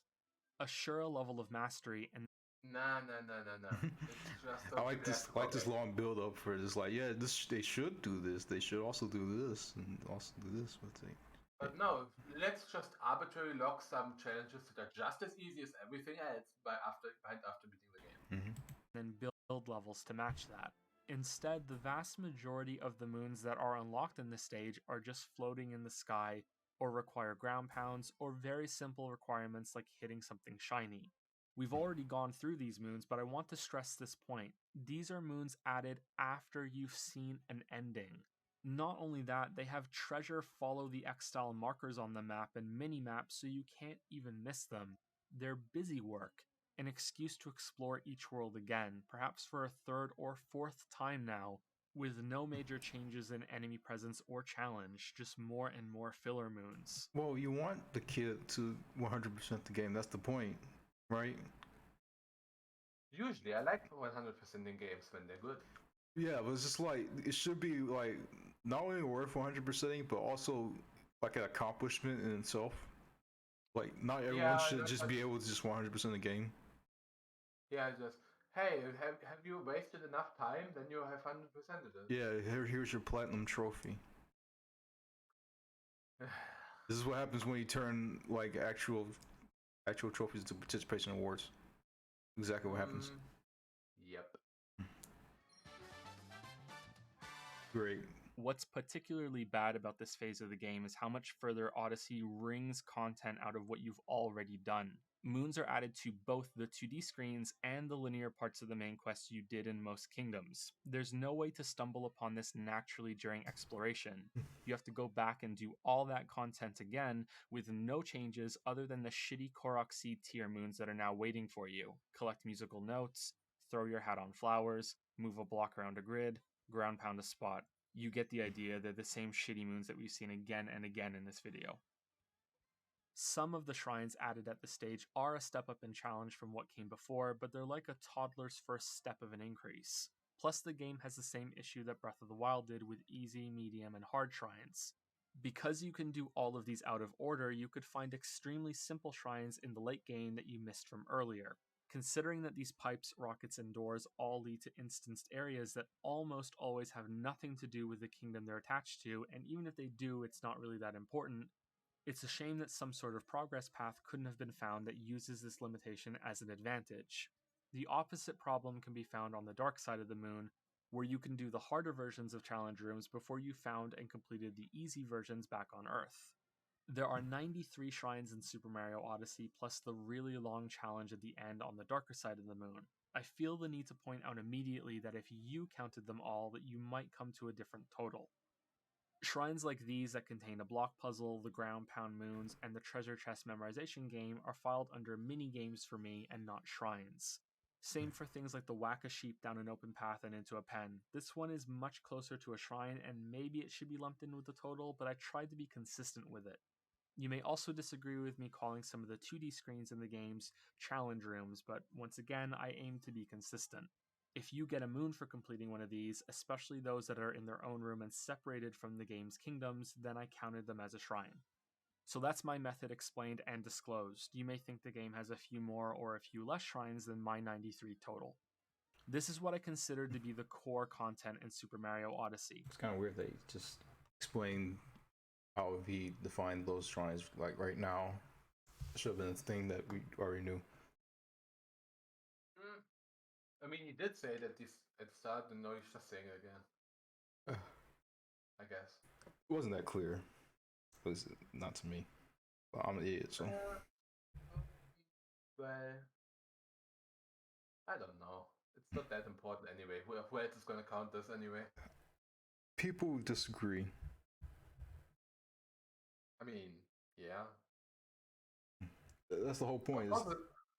Is she's trying to convince people.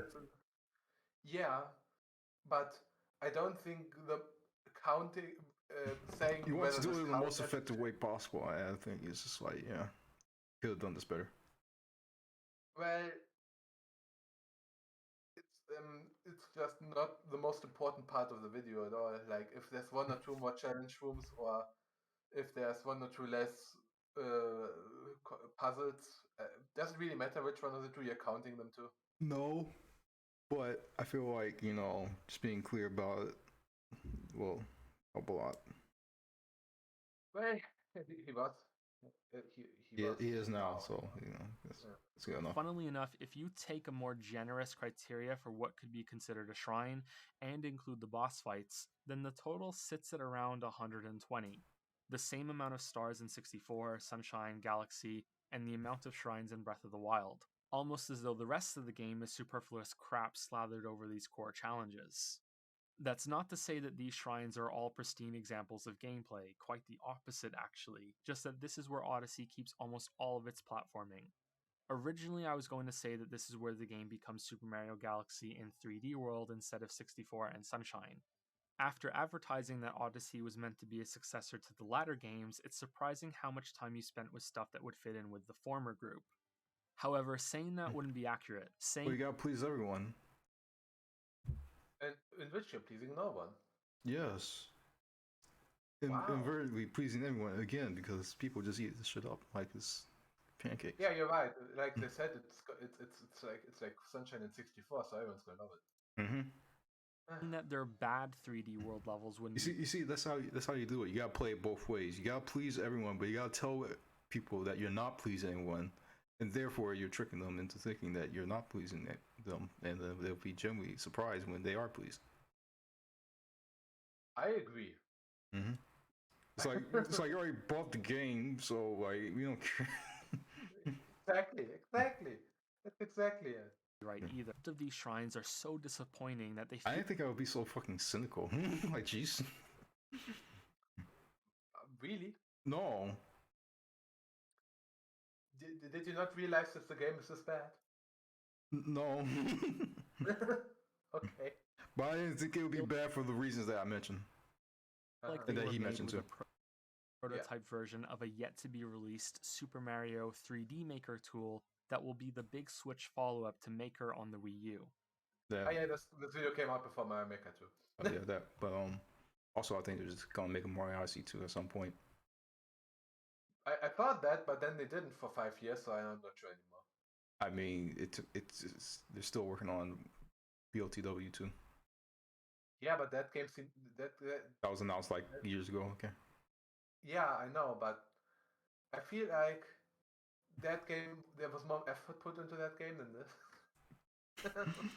Well, they should put more effort to Mario, right? They should do the same thing. Yeah, but it's just weird that it's taking so long. It's usually not that long between Mario games. Yeah.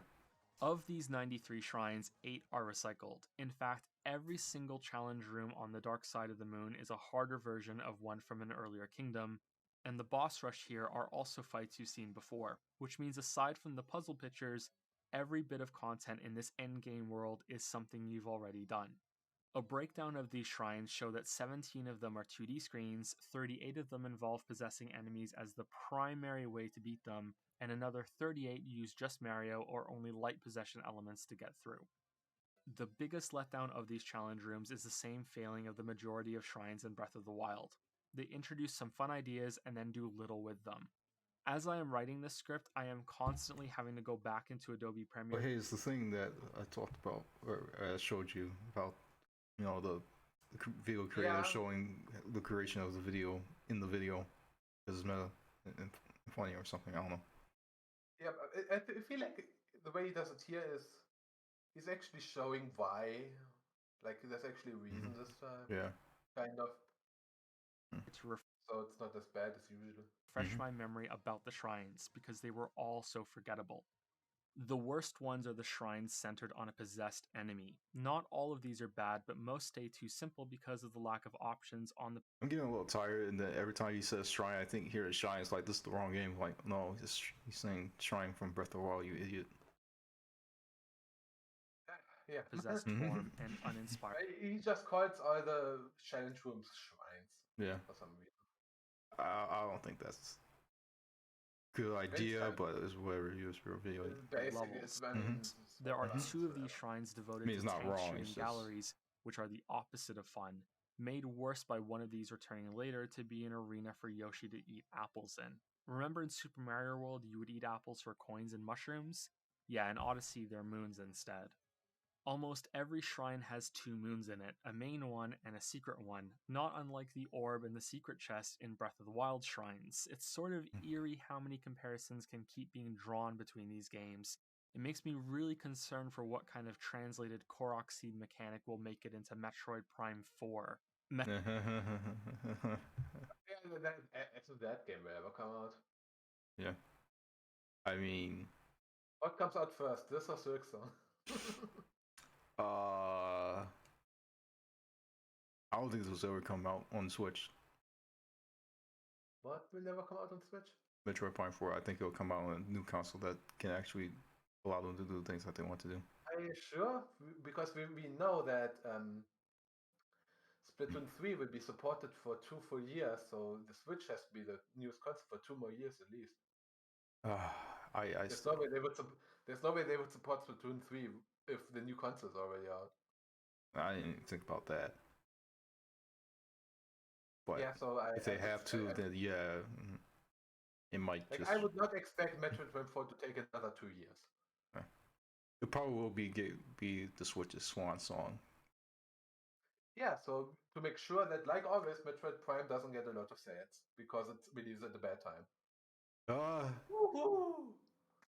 I mean, no, this is like the first time in a while that Nintendo has just been raking in money for just doing the stuff like Metroid Dread, even so a little okay. Yeah, I know. I'm just saying, usually Metroid Prime came always out at like an inconvenient time, I think, which caused it to sell badly. And it would be unfortunate and funny if it happened again. I don't think it'll happen again. I think people will just eat this shit up. Maybe. Unless it's really bad, but... Okay, yeah, unless it's really bad, which is why they restarted it. But, you know. Eggs are an individual if it's missile. Other than bad, basically. Yeah. Capacity increases or something like that.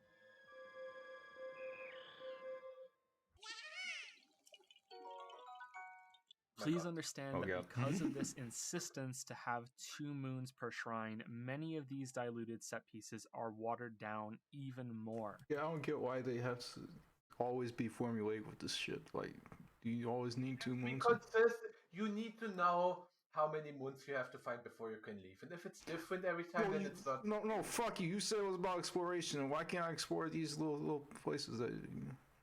You did. That's like how you found the secret moon every time. Well, why can't there be 2 or 3? What if there was none for one of them? Then that would be bad. Exactly. And so that means they can only have one extra one. Yeah, but then you might leave early because you think you've already found the one, and that's when you miss the second one, and you get annoyed. You can't have that. There's also a bigger problem with them that we'll get to shortly. One shrine has you running around mindlessly smashing rocks and fur-bit things with a possessed T-Rex. Better kill them all for a moon. You do the same thing with another T-Rex in the deep woods because every major possession in the game had to be wrung out for 3, 4, or more uses for it to be deemed worth the development time, I guess. The T-Rex is also used in another shrine that replaces Mario's moveset. A Jurassic... isn't that funny? He just randomly comes in New York City for no reason. How wacky. It's not reused as at all. Scooter. This is admittedly one of the better shrines in the game, but you also have to understand what that means. This Crash Bandicoot style racing into the screen, following the lines on the floor, and doing some turns and jumping is an example of a good gameplay piece in Odyssey. There are 3 shrines, meaning 6 moons, that all have you possess a flying enemy and then just flap around with no real obstacles or enemies or anything. You just casually go about your flapping business, finding moon chunks and whole moons, and then you're done. Think of how perfect these would have been for the Phantom Chaser style challenges from the earlier games. That's still recycling, and it's already better. There are 5 similar shrines that have one simple mechanic and nothing else to them. There's no progression on any idea. You're just a fish swimming through a dark tunnel with easily avoidable eels. You're a frog bouncing around this frog playground. This is the whole shrine. You're a bird pecking rolling bombs around this tiny area that looks closer to what a tutorial zone should be that introduces a mechanic before sending you through a series of challenges. Instead, you're already done and out of the shrine. There's another room of this size that has you possess a football guy from Super Mario World, a woefully underused enemy in Odyssey, to just charge around a little bit for filler moons. Then there's this tiny shrine where you possess a Koopa and chuck hammers at blocks of cheese. Who is this for? Why does this shrine even exist? Why are 2 moons devoted to throwing hammers at cheese? It's obvious, you know. You gotta get rid of the cheese. Some people want to get hammered. That too. Oh wait, no, those are frying pans. I'm sorry, not hammered. Yeah. Mm-hmm. Compare that shrine to one that has some amount of complexity, jumping and throwing in this construction site in the sky.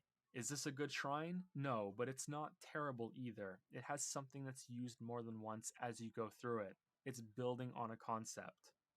This shrine with poison waves is even better and is one of the best challenge rooms in the game. You can also decide to ignore the frog possession and do it as Mario. It builds on a concept and has an optional challenge at the end to prove that you've fully grasped how it all works. This is still on the short side, but it's a great example of what a shrine should try to be. Another good shrine was this one in the Sand Kingdom. You possess bullet bills and fly them through short mazes and obstacles. Yeah, that was cool too. Like, he's bringing up all the cool stuff that I was like, yeah, that's why I like this game. I don't want to play that again. And then you realize there's like 5 of those that are good and 100 of those that are bad. I mean, that, but also I realized that if I want to play the game again, I have to do some busy work. Like, it's not optional like they claim it is. Yep. Things to latch onto here and it's also are that these bullets have I think he's about to a time limit that makes you have to play quickly, and that this is one of the first shrines in the entire game.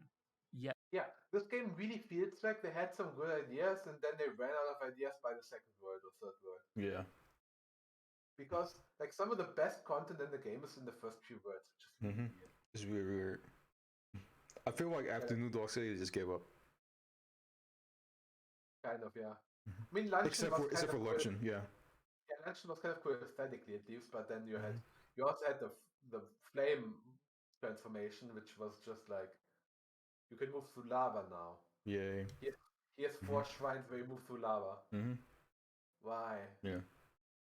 With no exaggeration, most are below this one in complexity and don't build. I would say this, like especially with a game like this, is very easy to ignore all of the bad parts and just remember the good parts. Is it? I think so, yes. But there's so much more bad parts than good parts.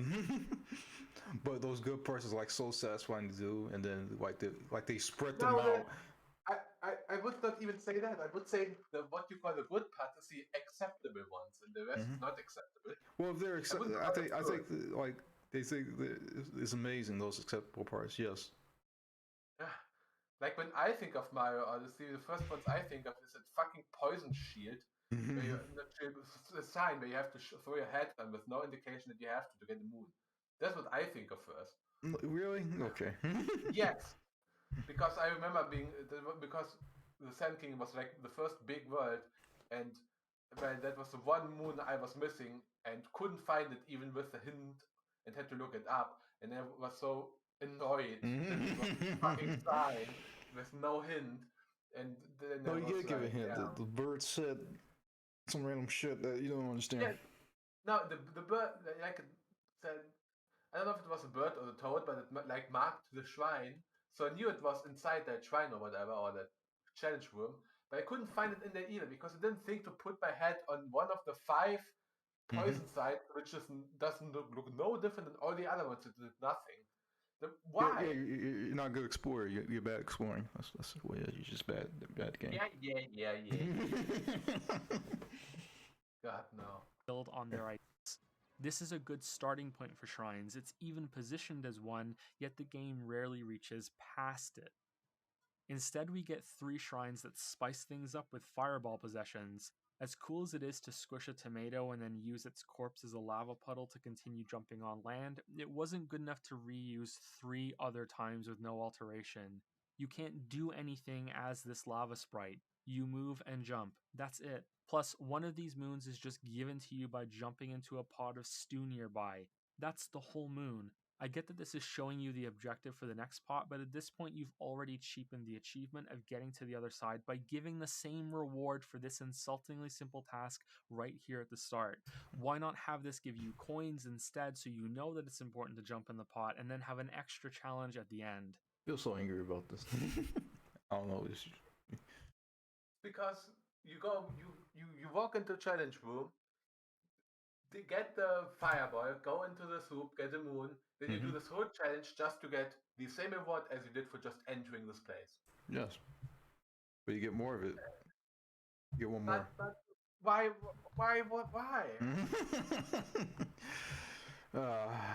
It's... This, friends, blows my... At some point, I'm just like, okay, it's not enough energy for me to get angry at. It's just not good. Friends, blows my fucking mind that it made it into the final release of the game. The rest of the shrines involving stretchy onion legs, the water squids, Beakbird, and Yoshi aren't offensively bad, but I still had to look them up in Adobe Premiere to remember them just now. The problem is once again that they feel about equal in terms of exploring the mechanics tied to each possession, doubly so for the Yoshi levels, which are just repeats of stuff you've already seen. Look at this caterpillar shrine as a contrasting example. This is the only challenge room in the game that uses this possession. It also has a limited moveset. And yet multiple challenges were built on this in a row that use both the caterpillar's long reach and stretched out body as ways to interact with the level and its challenges. If there was another just like this, it would be treading over the same ground. Instead, it's a shame that there wasn't a more complicated version of this. That's what the dark side of the moon shrines could have been, not Yoshi eating fruit. One of those dark side rooms was good though, although it comes with a caveat. There's a shrine in Metro Kingdom that has Mario riding a scooter across some timed platforms. Take too long and you fall to your death. There are 3 stages to this challenge, which is far more than most shrines in the game have. On the dark side of the moon, you have to do this without the scooter. This is where I died the most on my first playthrough.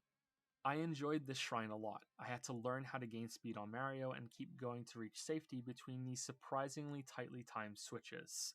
There was even an optional moon here that takes more effort to get than the path straight forward. The caveat is that here I was 12 or more hours into the game, only now having to learn how to move Mario in the quickest possible way.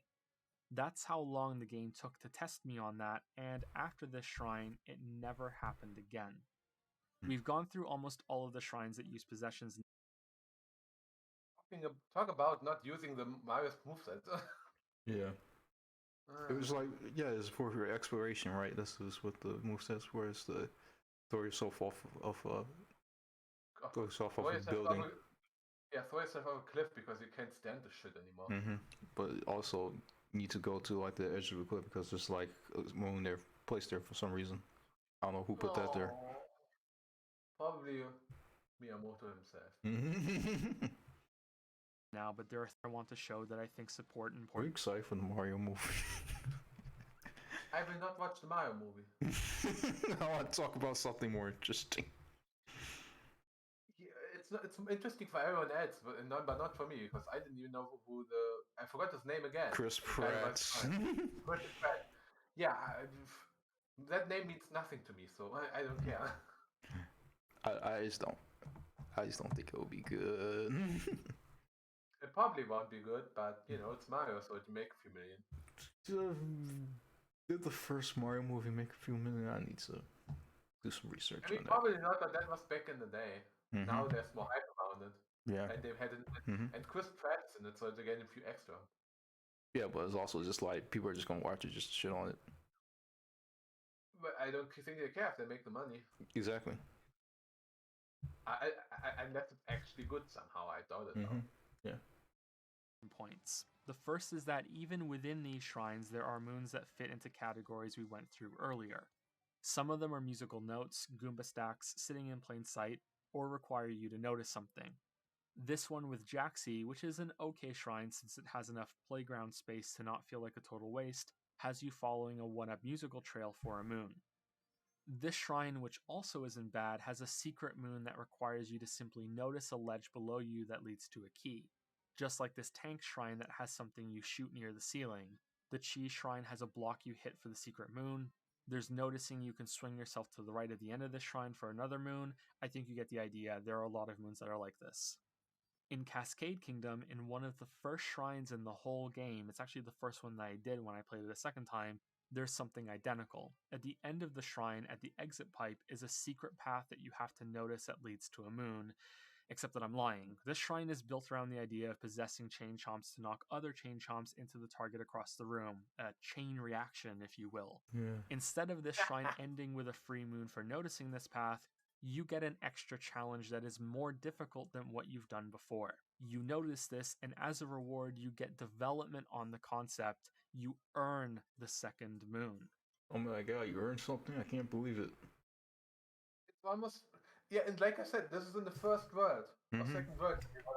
For some reason. Cascade Kingdom. Yeah. And here they actually did this. They actually put effort into their fucking challenge room. At least a bit. It's weird that it's like this is the inconsistent part. Yeah, the inconsistent part is that they tried in the literally first challenge room and then gave up. That's why I think. That's why I think you can have like more than one. More than like two like moves in here. It's like you can have this, and you have like an extra challenge one, then you can have like a secret one that's just sitting here somewhere. Yeah, wouldn't that be cool? But let's not do that. Hopefully some gears are turning right now with what I just said. This is a crucial difference. These notice something moons are an epidemic across the shrine content in Odyssey. It's a plague on humanity. Plague on Mario. Yes. Which is a shame because all of them could... Did you notice? I noticed it. Do you see? Do you see? Do you see? Do you see? Do you see? Do you see? I do, shut up! Could have functioned like this one in the Chain Chomp Shrine. This is a perfect way to provide some challenge to players who click with something while still rewarding those who may have struggled with what they just went through. In this way, they are very similar to the hidden chests in Breath of the Wild's best shrines. However, you may recall that the game had the same problem with some of those chests being boring to acquire too, or having nothing to do with the shrine's core challenge at all. Those that did were usually quite good. Let's play our guessing game one last time. Almost all of the 93 shrines have a secret hidden moon. Do you want to guess how many of them lead to an optional extra challenge? Like last time, pause the video and add your comment if you want to play or...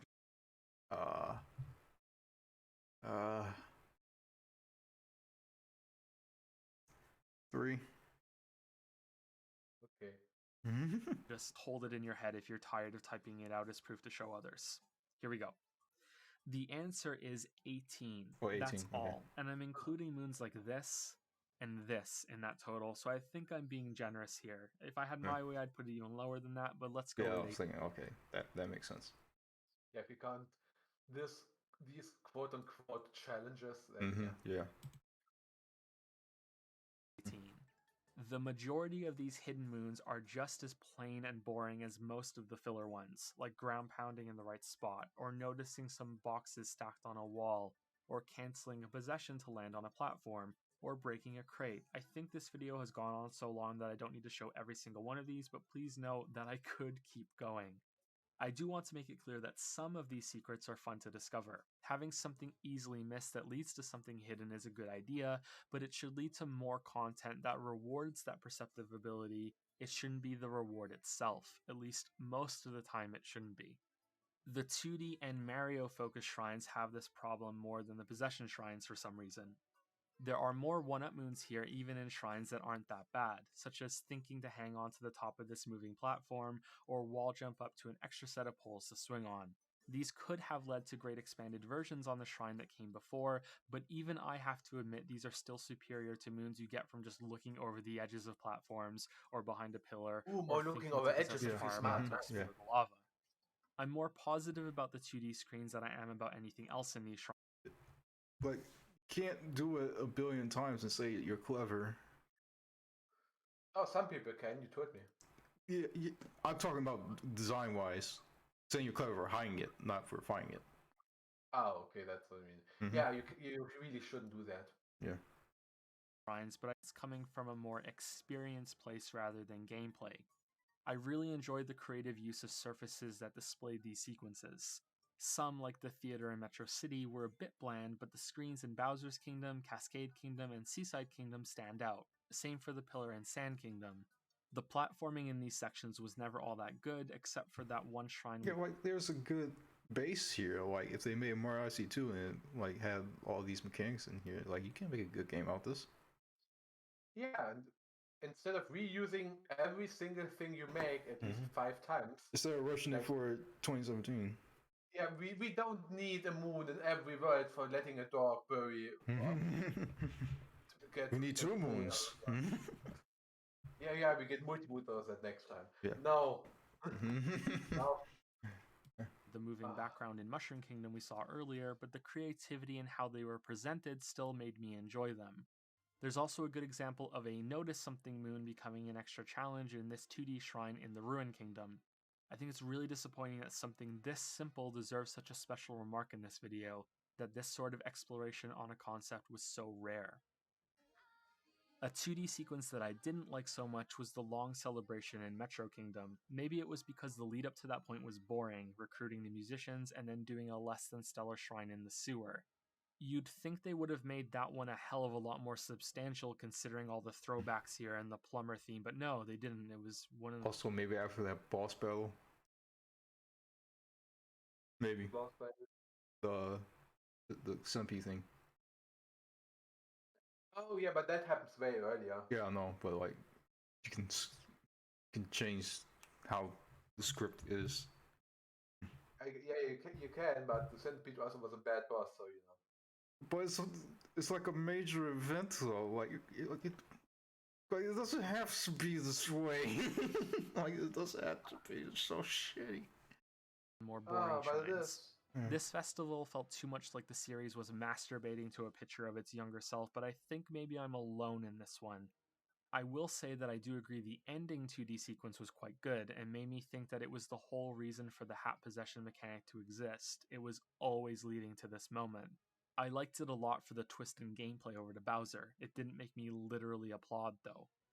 Many of these shrines involving mainly Mario really reinforce the idea that they were thrown together in a simple level creator. Shrines like this one, which have the lights turned down and some enemies patrolling a stacked pile of cubes, feel thrown together as quick tests to see what they could do. They're unfinished VR missions that made it into the game somehow. Yeah, I like that flat blue color of the landscape. Isn't that cool? Yeah, that's the kind of blocks I would put in the Unity engine. Because they are just easy to make. Yeah. Line of moving poles to jump on, a bunch of... See, this is inspiring to all video game creators. You can make Mario Odyssey. Just put a bunch of random bullshit everywhere, and it's a masterpiece. Yeah. But it has to have Mario, so you have to get a license. Oh, yeah. Only then is it a masterpiece. Because if it has Mario, it's a masterpiece. Exactly. Good. Platforms rising in and out of lava. But you can claim that yours is exactly like Mario Odyssey, and then you can entice people there. Yeah, it's super easy to get the rights to Mario. Well, no, it says like, oh yeah, my game is like Mario Odyssey. It's not. Yeah. It's like. My movie is like Jaws. On your hat, a bunch of breakable blocks and bullets being fired at you. These are one room, one layer concepts that feel unfinished more than anything else. Some of the worst hidden moons in these simply require you to turn around and backtrack to find them, They'll be hidden in a compartment on a moving platform or floating behind a pillar that had the entrance door on it. The worst hidden moon of all requires a hat toss onto a sign sticking out of some poison. Oh, really? No Oh, hint that this I is the saw one? that this would even lead Yep. to a moon. Yeah. It's something Look, that you poison get by sign. exhausting Mhm. all options until you stumble onto this. Yeah. Totally. It doesn't even go on if you hit it from that side. You have to do it from exactly in front of it. That's so stupid. This is actually stupid. It's horrible. I'm glad you brought it up because it's egregious. And have fun wondering Hey. if every sign you pass Hey. from then on has a moon hiding on it, and maybe Yeah, but you not should this one stop though. and It's throw your totally hat different. and get a None of coin them. instead of a moon. Mhm. Like the possession shrines, not all of these are bad, but this was content that made me feel like I was going through the motions in a comfortable way, not seeing anything new or exciting. Whether that was Well, some people really like going through the motions. Oh, I'm going to fall asleep. Mhm. Go on. the same Yoshi style running fast It's 9 minutes left. We're almost there. Yeah. on a wall trial that I had already seen a much better version of in Galaxy 2, Yeah, this was so or a much better. shrine in the Yeah. clouds that had me holding right to keep bouncing with nothing else going on. Yeah, just It's a pull shame right. that other Yeah. power-ups couldn't have been carried over from previous games and used on top of the possessed enemies. The cloud platforms show this clearly since they were a much less interesting version of the cloud power-up from Galaxy 2. That allowed much more flexibility in getting Yeah, that part was so cool. Yeah. Where'd that go? Into hell, where all good ideas go. around. Mhm. Here you're stuck on the tracks and have much less freedom. The biggest missed opportunity amongst these was the shrine with zippers. I thought this was also barely used in the Lake Kingdom. It was the only interesting thing about the world that I can remember, and I wish they had just carried it over to other kingdoms if they weren't even going to use it very well here. Instead of the shrine being a thorough exploration of this idea, it's closer to a scripted set piece with each zipper only having one set result that you follow. The secret moon here was also disappointing. I don't know if a shrine made up of more zippers, switching possessions between them, and planning ahead to create specific shaped platforms would be that interesting, but I would have liked to have seen something more done with this. That sums up how I feel about almost all of the shrines, really. The final gauntlet sits right That's what there, I feel too. about this It's game. probably the Like you didn't do much with anything. Yeah, exactly. It's just, yeah, this is thrown together, and the words are not interesting, and the controls don't have to be used all that much. Yeah, it claims it's the opposite. It claims it's the biggest thing ever. It's so content packed that you can't handle it.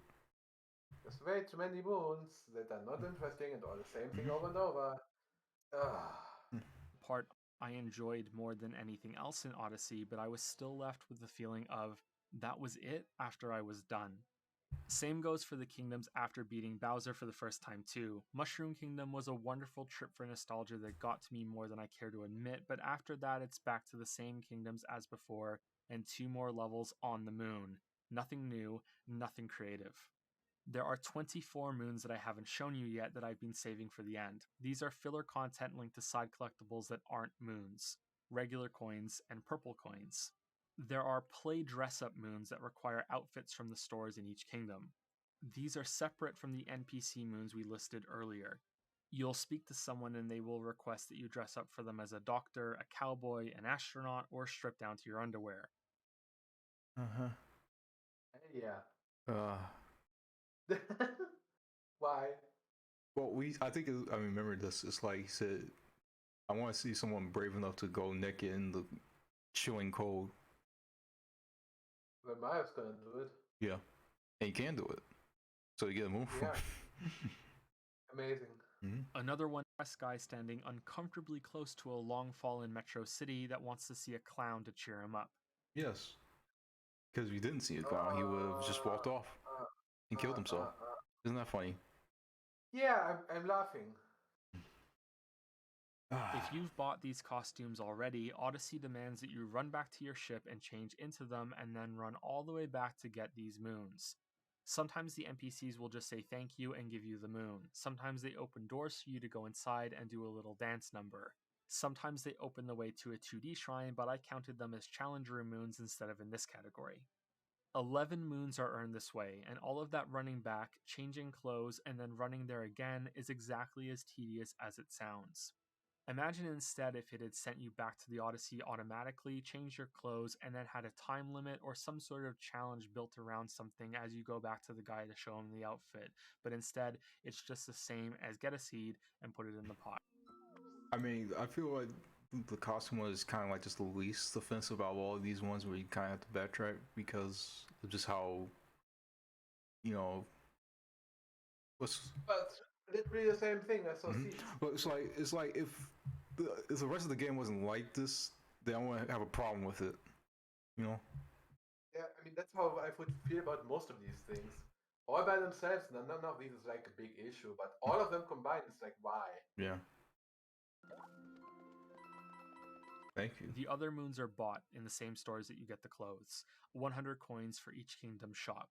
This may sound like the same thing as the stars from 64, but there's a huge difference. 64 has you collect those coins in one life. It's a challenge, sometimes quite a difficult one in the later levels. Yeah, sometimes it's so difficult that everyone hates it and doesn't want to do it ever again. Yeah, but it's still better than just paying 100 coins out of your 5,000.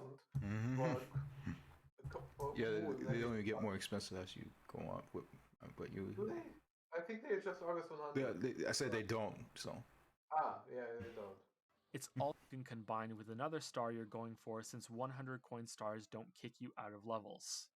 In Odyssey, it's any 100 coins you have collected over the entire game. No challenge, no commitment, just buy it. As much as I do enjoy how coins were made relevant by some of these creative looking costumes, I question why these 100 coin moons exist outside of more filler.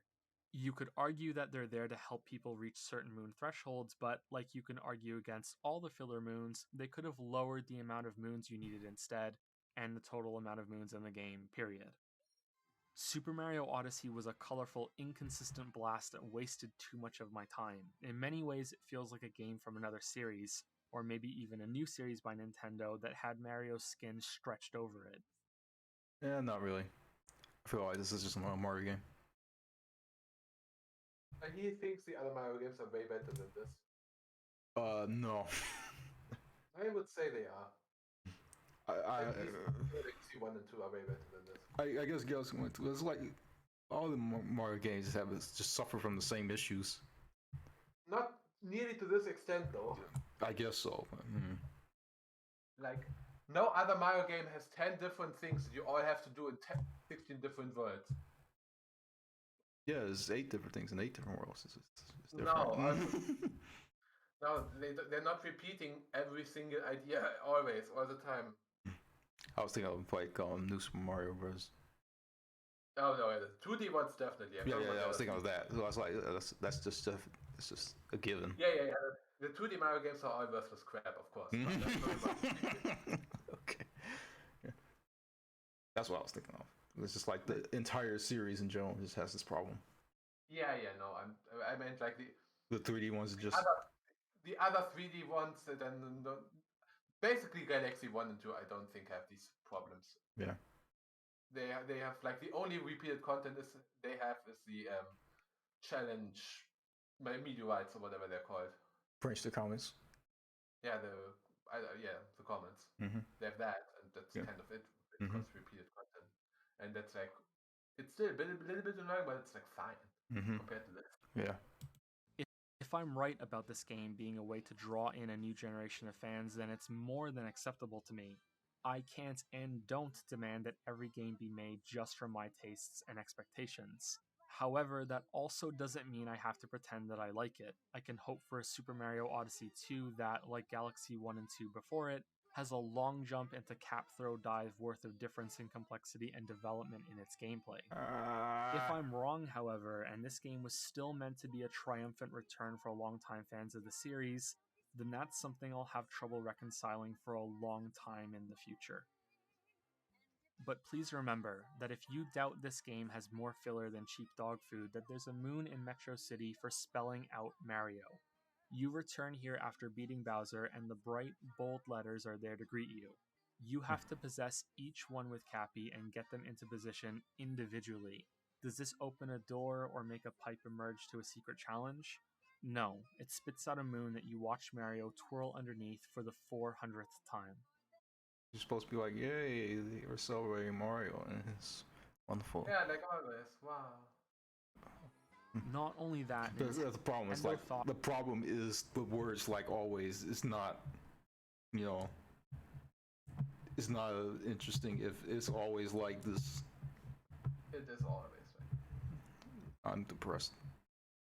This was own spot on the possession list in the menu screen. A unique, worthwhile moment on a list of how much content is in this game. You spelled out Mario, the name of the game. It shows how obsessed Odyssey is with constantly reminding you of what you're playing.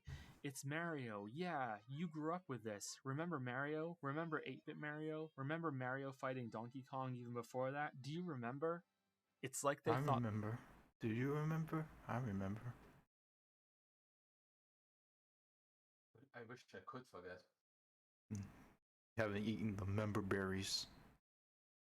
You must consume them. Okay. And choke on them.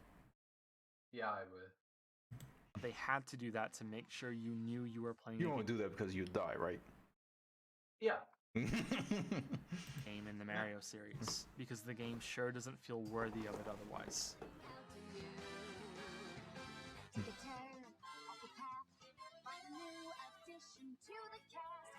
At least the music's nice.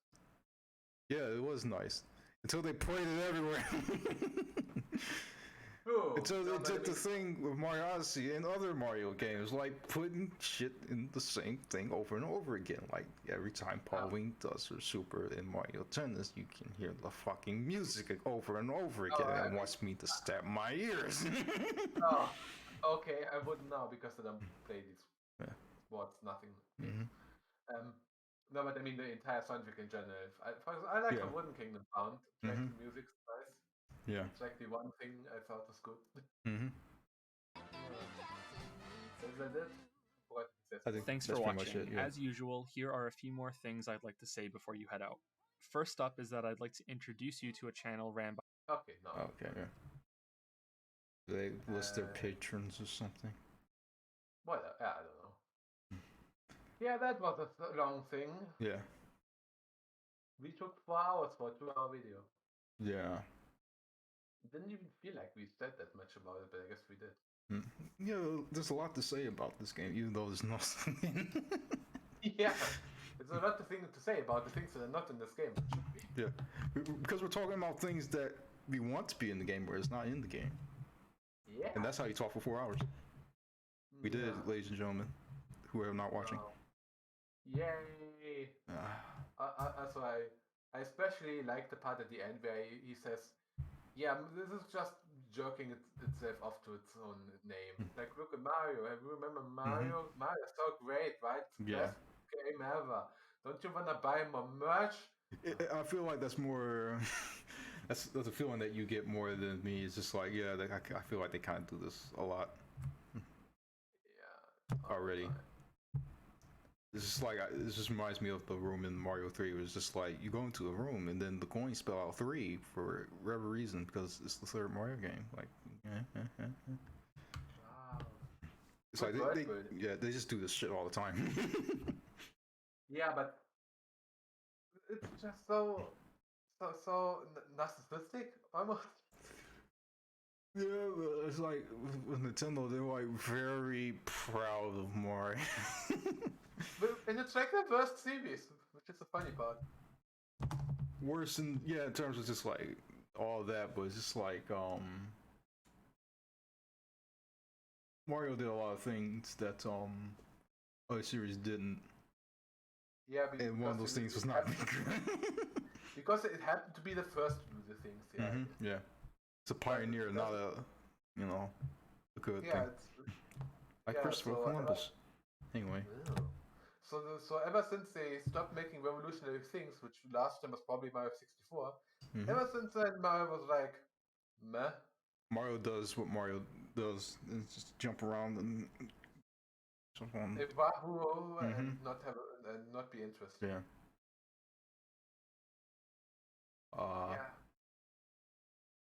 So overall, Mario Odyssey was a disappointment, basically. It's a game I can enjoy the first time I play it, and not any other time. Yeah, especially now that you know all this crap, I think. Well, now that I know of it, but I already knew it. I knew I had to go back to doing all this shit. But once you spell it out loud, it kind of makes me feel like, all right, why do I even own this? Yeah, but like for me, this was bad enough that I didn't even want to finish it. Like, yeah. I don't remember which word I got to exactly. I think I entered Luncheon, but not Bowser's Kingdom. Yeah. So I did more than half, I guess. Mm-hmm. I think I was like at 500 because I had to be at 500 in order to get to the darker side, but I got up there and then realized darker side was just monotonous piece of shit they had to do in one life. And I'm like, okay, I don't want to do this anymore. Yeah. Well, fun. Well, now the whole family, because I don't know. Yeah, families like distracting the kids with shiny things. But you could also distract them with good things. But No, you can't. It has to be bad because it's the thing that they always show. I don't know. Otherwise, they low standards. Well, I'm just saying, like, the parents don't look out for good things when they want to just distract the kids. It's just a tendency. They just look for the thing that is popular. Mario's popular, and then just give the kid Mario, and they just eat it up like a sack of potatoes. I don't know why I said sack of potatoes, but okay. Either way, I think that's enough about Mario Odyssey for one lifetime. Yeah. So I want. But that was your boys for with the stream. Mm-hmm. That was the last time I did 4 hours. It's a while ago. No, it wasn't never. Yeah. I did 4 hours for you Puyo Puyo. did like I don't know. The game that I actually did enjoy, even though I kind of think it is repetitive the same way as Mario. Yeah, I feel like I've got to be way more critical of games and just drop them and I don't enjoy them anymore. Mm-hmm. Oh. Okay then. Well, that would be it.